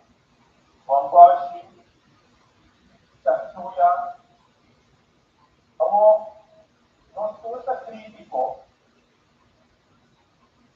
a escudo. E também eu tenho opinião, usted tem atenção de parte financeiro a assumir a responsabilidade de tomar decisão, pero van a mesma energia, a mesma força, a mesma convicção para a parte econômica e a parte social. Porque finalmente estamos em crise social, o pueblo soberano também, um dever social, responsabilidade debe financiar un debe social do pueblo cambia. Van a atender este imenso fervor para solucionar a crise social. Você tem que identificar esse pintamento uma decisão. Você tem que haver na porção de repartição por outra justo. Eu impusita atender o assunto aqui. No realocação de fundo, de presupuesto de governo, camina de parte social. Não se queda reflejar suficientemente. De parte educacional, extrae más atención. Cuando el pueblo soberano nosotros salimos de una declaración y después votar 2 meses sin come palabra, etc. No se hace asunto interno. Pero con este más atención de parte económico, de parte social, no sin duda y para necesita internamente y presentar un plan de inversión social concreto para una los pueblos perspectiva. Pasó una hora que el pueblo mira, o ahora que sí, una gobernación, una invertir en gente, no solamente asfalto, luz, pero también en infraestructuras sociales, proyectos social económico, también está preparado generar un curso en cuartico para poder un trabajo. Haberá necesita lo cual el pueblo se mira. A qué hora no se convenció, el pueblo lo comprende, que como no se trata de camisa algo. Cuando no se convenció, el pueblo lo está y recompensar están, pues sí, está honesto con el pueblo, pues sí está y asumir su responsabilidad y toma decisión, también decisión doloroso, pero puta sirve un meta en pausa más allá. Esta prosperidad para cada 22 la puta y la virtud para ganar. La totalidad de dirección que no está mal.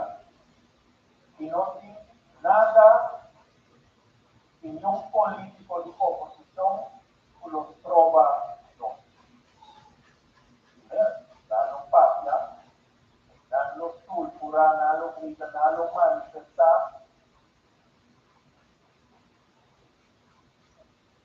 Dios no puede hacer, pero no sé, para poder estar honestos, sí, un pueblo y pastor. A ver, la salida en Corán. Un líder imán, Charles Cooper, hace una decisión, él coge para una opción, para aumentar, tenemos que dar ministro, para aumentar el impuesto en el número de auto un 30%. Vamos a fiar verdad, vamos a fiar poco, 30%. ¿Qué me? Vota contra el aumento de OP. Fijas de OP 9% de variable, por ejemplo, vota contra papá OP 6% de fruta con verdura, batata, arroz, comida para baby, etc. Pero vota pro y no quiera aumentar impuestos y números de auto un 30%. Escucha, pueblo, vamos a fiar 30%. Ahora,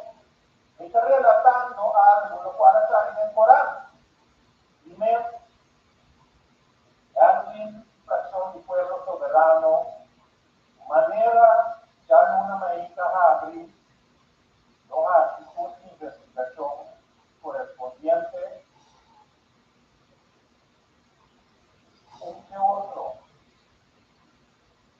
la manera de la sala electoral no queda desenmascarar otro político y oposición. En este caso, fue honestidad que siempre el pueblo soberano hacía, un documento en el concreto también.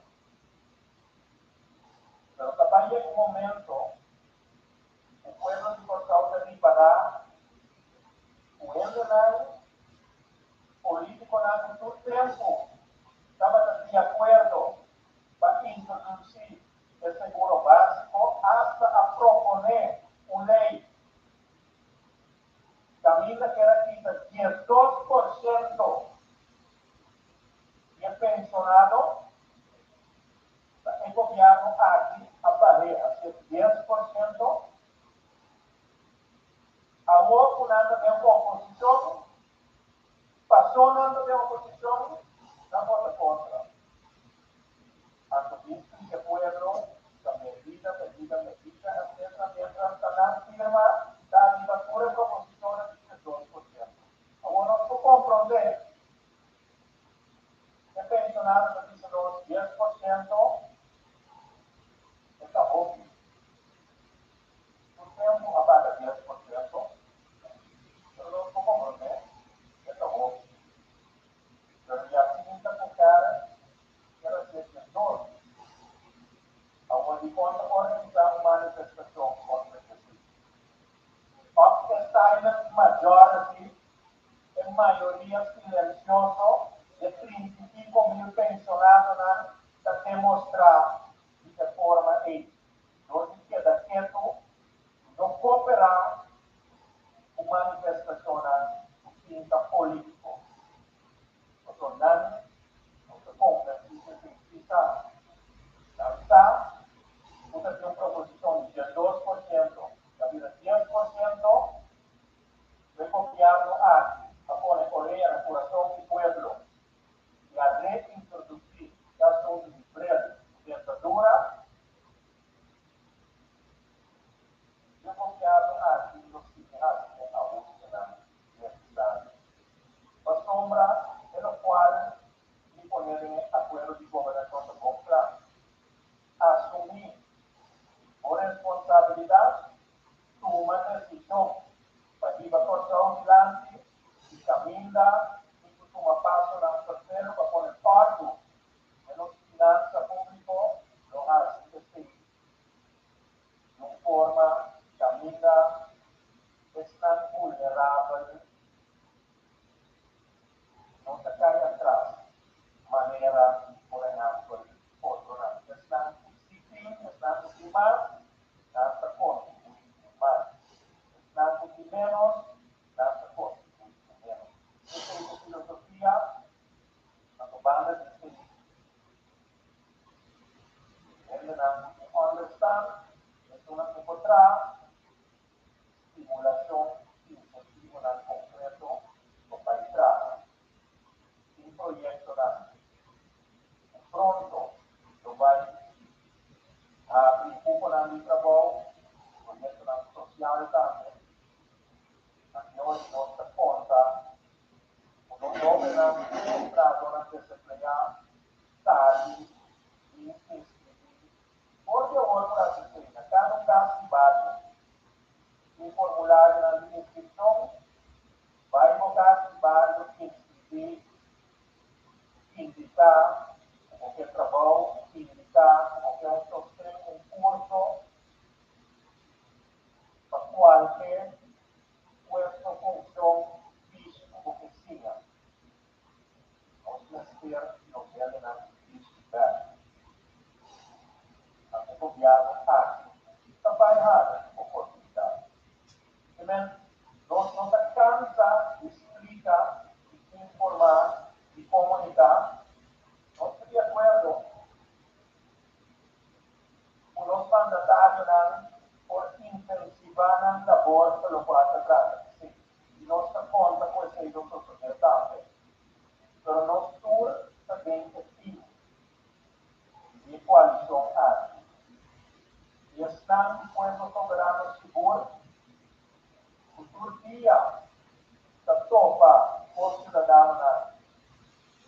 aqui na Portugal, nós não cansa de explicar. Agora nós temos um supermercado, sempre conta, sempre ficou, nós precisamos tanto fazer explicar cada moeda, contestar cada moeda pelo qual está. Respeita o povo soberano, da respeitamos, nós convencemos o pueblo, especialmente o pueblo menos pudiente, na sua maneira, o soberano diz, uma medida a lo largo, dando compromiso, también como pueblo soberano asumir su responsabilidad y tomar decisión con orden de finanzas públicas. No va a tomar decisión para poner nuestra economía cara de forma acelerada. No va a tomar decisión de inversión social nunca visto vivir. Aquí el pueblo no mira, así como el pueblo soberano aplica, no sea un gobierno libre. Pero ahora va a ser un gobierno libre, sin corrupción.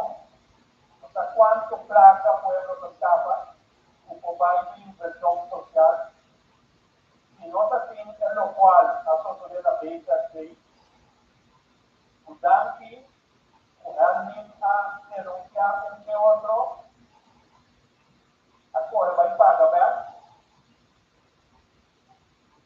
mas quanto serve para escapar, agora que o governo diz, a riba é ruta e nossa filha. Plata de pueblo é ser país para pueblo. Governo tem que gastar e cuerpo de empleado público que da un servicio, la tengo que pagar. Y la no tiene cierto producto y servicio un gobierno es que compra e può funcionare y a la vez sostener el sector privado y comprar el producto y servicio aquí para que può operar la bienestar y servicio pueblo. Pero aquí é para eficiencia y efectividad também conta. Porque um governo que funciona um aparato governamental, liderado um governo que funciona de forma eficiente e efetiva, porque cada vez que empregado público precisa ser pagado no placa de pedaço, na classe do trabalho, da tuna e serviço que o povo merece, e hoje o povo também irá valor para o qual ela paga o imposto. O povo também irá o mais tanto plata possível de ver em forma de serviço para o povo. Dentro da direção que nós trabalhamos. Também nós conseguimos nós temos respeito, mais para cada cidadão, publicar, demonstrar, tomar contento. E nós estamos dispostos a pagar.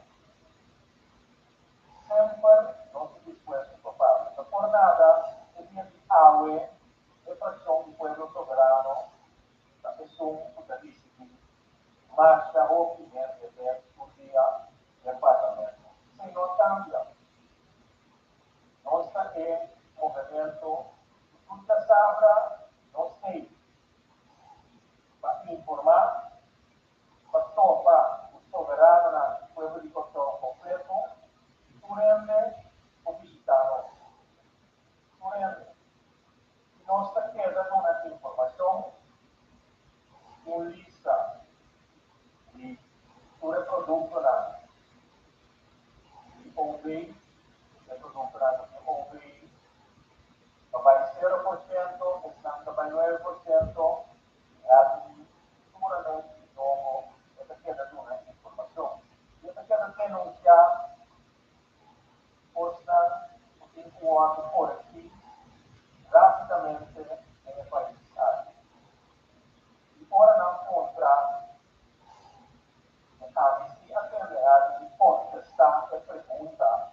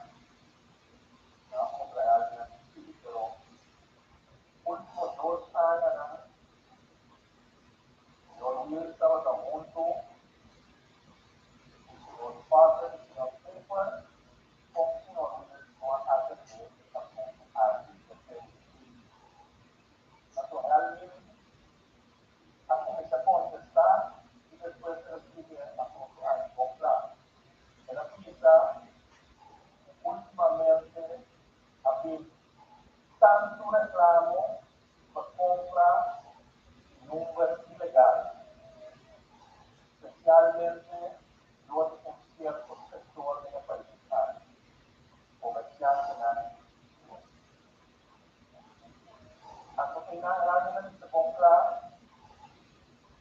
ito ba yung atende ay asunto atin. Iyan kung yan ang ating isa. Ito ba yung atende kung pwede din yung pag-ilegal. So, hay alguien aquí que dé entrevista, de nada contestar pregunta. Ahora que digo va a atender. Que digo atender con su cliente no hay problema. Pues yo quisiera contarle que puede no es ilegal.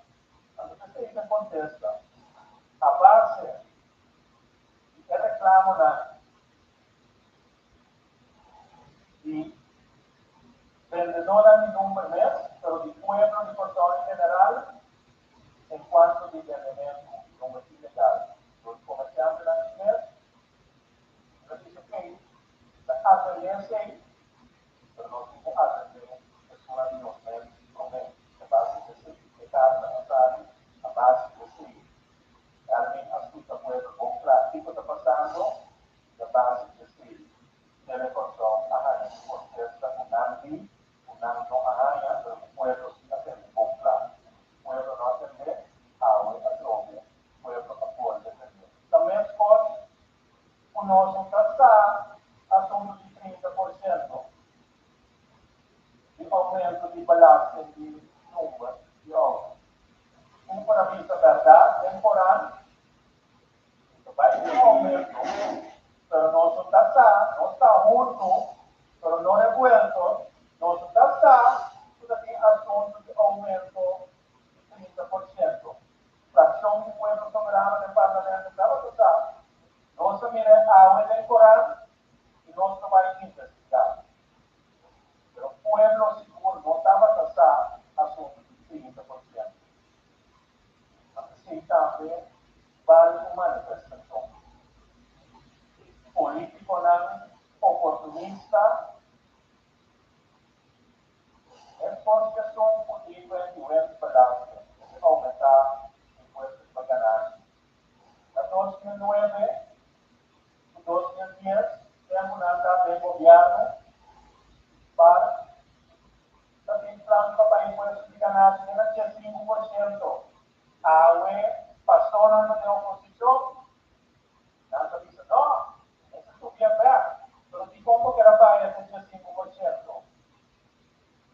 Los pueblos en su momento inteligentes y pueblos soberanos que porque explica, informar y comunicar, siempre documentar. Entonces, si no se piensa con plan agua, nuestra diversa, entre otros, en Corán, nos va a investigar entre otros y nos va el documento na nuestro pueblo, documento, para pueblo allá está, así na nuestra atrás, así na alguien más de su fracción, el pueblo soberano del Parlamento y de gobernación aquí, los cifras.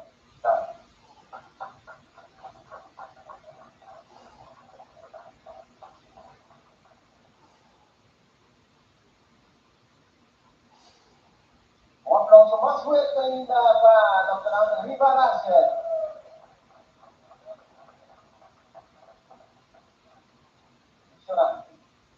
Vamos por vista como para ele não está interessado para a entrevista, porque produto não pode para inteiro, país parceiro e por tudo que a licença breve e um produto também que pode fazer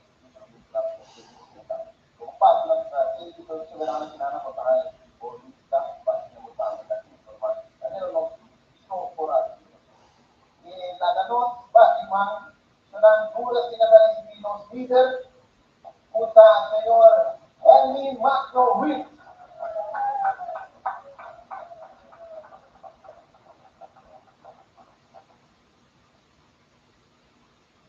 Buenas noches. Buenas noches, hoy no se encuentran los soberanos aquí.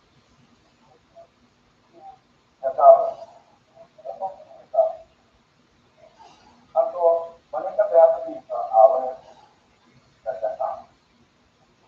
Tanto, se habla, siempre no está, pero siempre no está.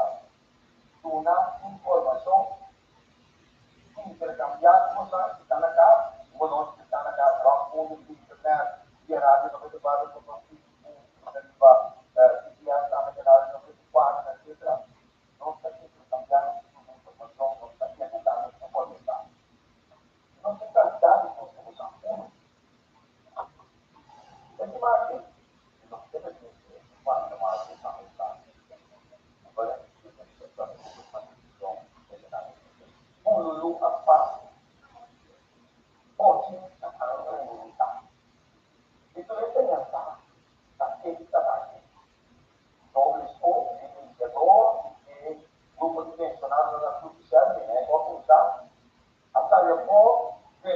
também disse, o era político da, o dia político, o da barra de barro, aí era de funda, é que a gente estava lá, vai cá, eu não vi como lá, eu era televisão, eu não via de coisa.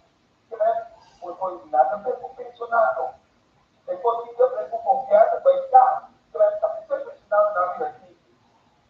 A questão da vigilância, como diz o céu, com a pista na televisão, que eu não vejo antes, quando eu faço na porta. Eu vou mostrar a foto. Mas eu vejo de violência. É mim, fala com o pulo da mulher. Soma da pessoa na cabeça do ser na filha, seguidora. Rude, humano, seguidora. Então, Rude, tá. Não precisa nada. Ele vem da forma, está atrás na forma, do tempo. Então, está para sempre isso, no serviço de forma, está ficando, está para sempre de tempo, está tudo delegado, eu não fiz nada para depois reinar na forma. A alimentação está mesmo mais consciente do tempo da forma. Então, ele está aí, não fiz nada, ou não fiz nada como sindicalista. Está aqui para ter razão ou como político. Fernando deve ter mencionado na pequena o convite pode abrir como vai dar então ora não estou conseguir assim na África ou cada vez uma com mulher ela me comprar que é como eu pensei e aí era da questão de você comprar no mercado então não só na parte que problema de funcionário é coisa full político e a gente está full político não pode ora vou comprar na profissão má ora você ganha na profissão má alternativa é uma coisa tudo aí tudo não tem alternativa agora participa da manifestação ora da manifestação você cumpre paquete de alternativa quando vista e quando está bom assim assim não se quer que não vira máximo pero não finili ni lá ou participa da manifestação rebelde se causa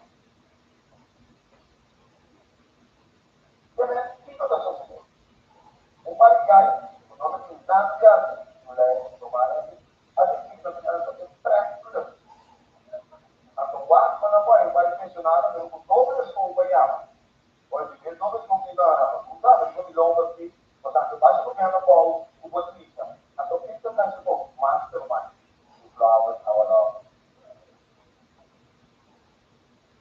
ya buat dia itu apa cara permainan ya keren ekonomi tapi un momento che è grazie a che personale è entrato come nel prossimo tempo sta sempre un buon capo fatti che da persona maniera che abbiamo la città dopo lei accompagniamo con lei fatto quando è attuale sulle leggi delle popolazioni locali pazzesco la cosa più stanno comunicando cambia la nostra vivendo quando si vede non so perché non è stata una particolare per me io anche se non sia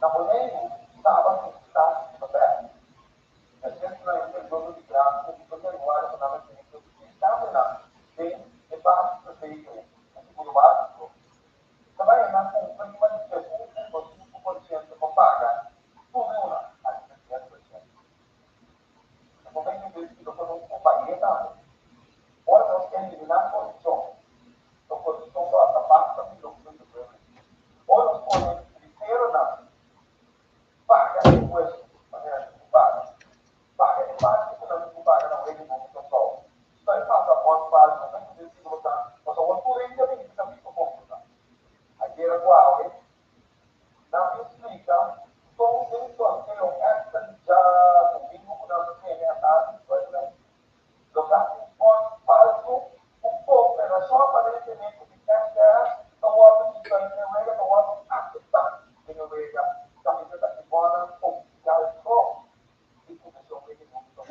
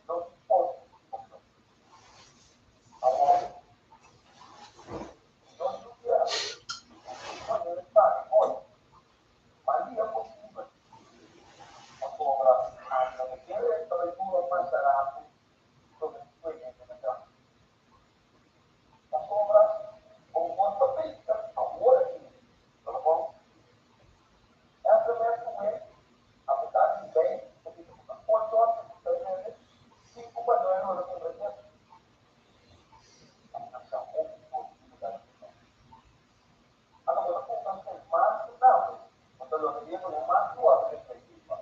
Mas bem,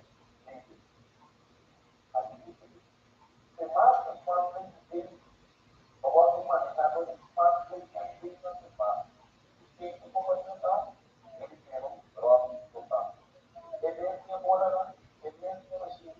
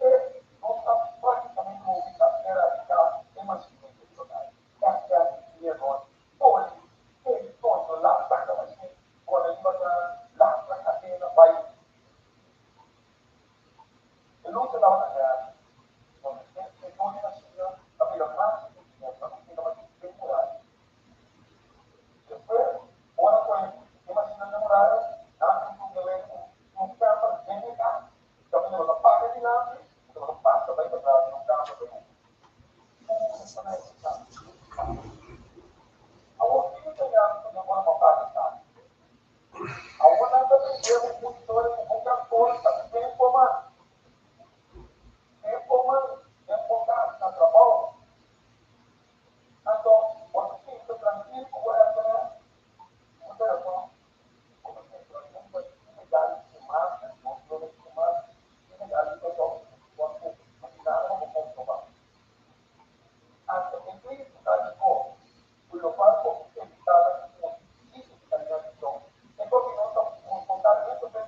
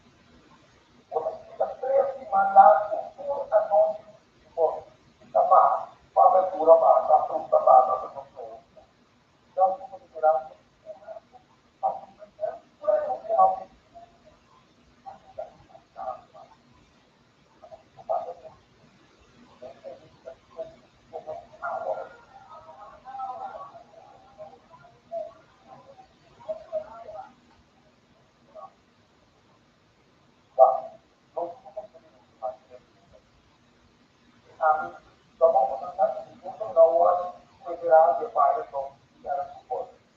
Se você quer um moto, vai na minha casa. Ah, mas também tem água, tem água. Então, aqui na porta, quatro também, e para ninguém, que o cadeira. Ele não pode conseguir, tá? Mas então, vai, se não conseguir, você tem que dar uma tá? Tem que estar, né? Não tem que estar. Dá pra ver? Se a outra vez, você não dá cinco, é que ele dá 6 e eu falei. Por isso, naquela seguinte, até ficar com ele, vai igual a cobra, que a frente de cima da cena, para não voltar. E o caminho não está ainda. Ah, passou 5 meses aqui, também não está lá, está para turma. Recebemos 500, 600 na hora. 600 não, e agora? Vai ter capa. Passou, aceitar, está exposto, não, não, só vai dar só vai dar fantasia, ganhando novo, mesmo que já total, mas o só ganhava ganhar. Se a gente não fizer tudo na hora, tudo na hora, vai entrar, um de cada, já não há que direção de ganhar uma hora. Vamos se falar na rádio, o AT, por exemplo, tem pobreza, então não vai, eu não me lembro como o pico uma cresceu do outro. Não vai? É que não vai levar lá.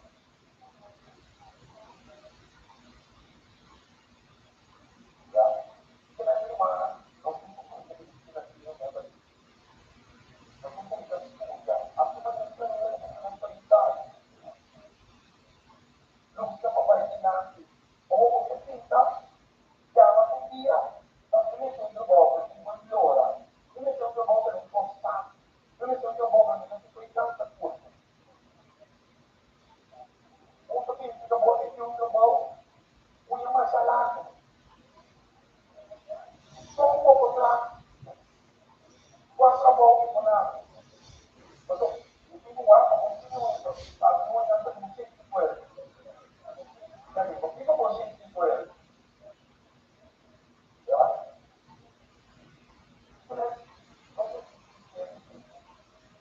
Uma passada, uma copa bom carinho, vai no sentido, tá, mas por que você tá ficando muito bom, não tinha muito bom de baixo, você vai ao ele, né, porque você vai fazer na segunda ao ele, aí você vai fazer o teste, vai tomar. Mas é nem coisa minha velha, não tuba também, tá? Ou que dificuldade de rebate na não, e da noite não vai dormir, não vai dormir. Será que a alta falando, tá? Eu respondo, dá um mais. Vamos lá, não é tomar gente, vai ter, vai ficar. Vamos lá, tentar, voltar com ela, eu também vou tentar, eu não vou, eu vou tentar. Então, acho que está, eu não vou voltar, ficar com alguma coisa, sempre vai ter que andar. Não, eu pedi, não é nada. Mas não, sempre vai ter tudo, tanto, filha, levantar com o pé, calor, aula, não está em nada, vai entrar. Eu não preciso, na cabeça, na minha, horário, tá? Se você 30 dias, não, 4 minutos, você vai conseguir.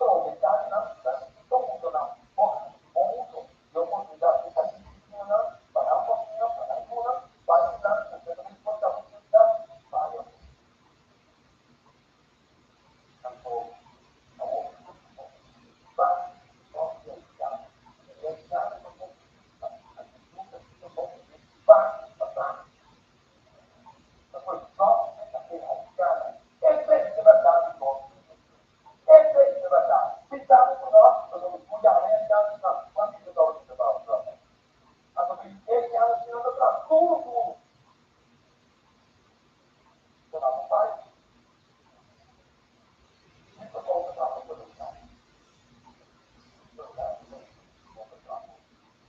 Onde vai acontecer? Ora, crescerá, e ora, para ele, uma responsabilidade. Eu não quero saber disso. Eu não quero saber por isso, não para falar. Eu só sei que tem que agora para muito bom, tá bom? Estou pensando, outra questão que olhar, ao compor a dia vai dar, porque da frente da nossa cabeça, então, já dá vontade de bom amanhã, eu tinha postado, já roubar mais, para roubar, é possível, sabe como é que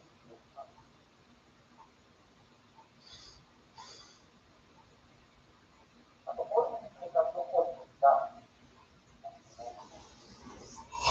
Alguma coisa.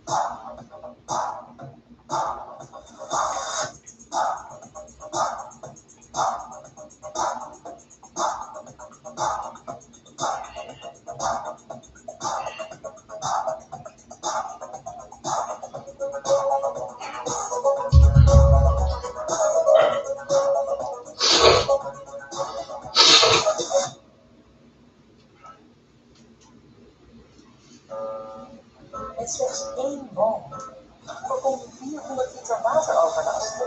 Zorg je voor meer dan 100 kilo zuurstof en koel je de omgeving met 10 graden af. Elke boom.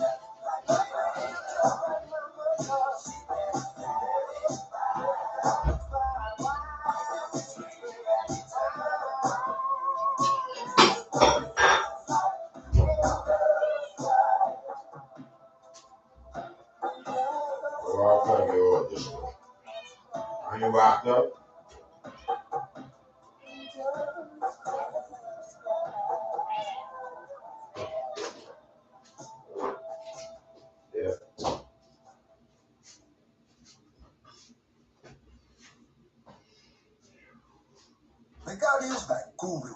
Jij bent klaar voor het WK, maar je tv-opstelling en snacks, die moet je nog tackelen.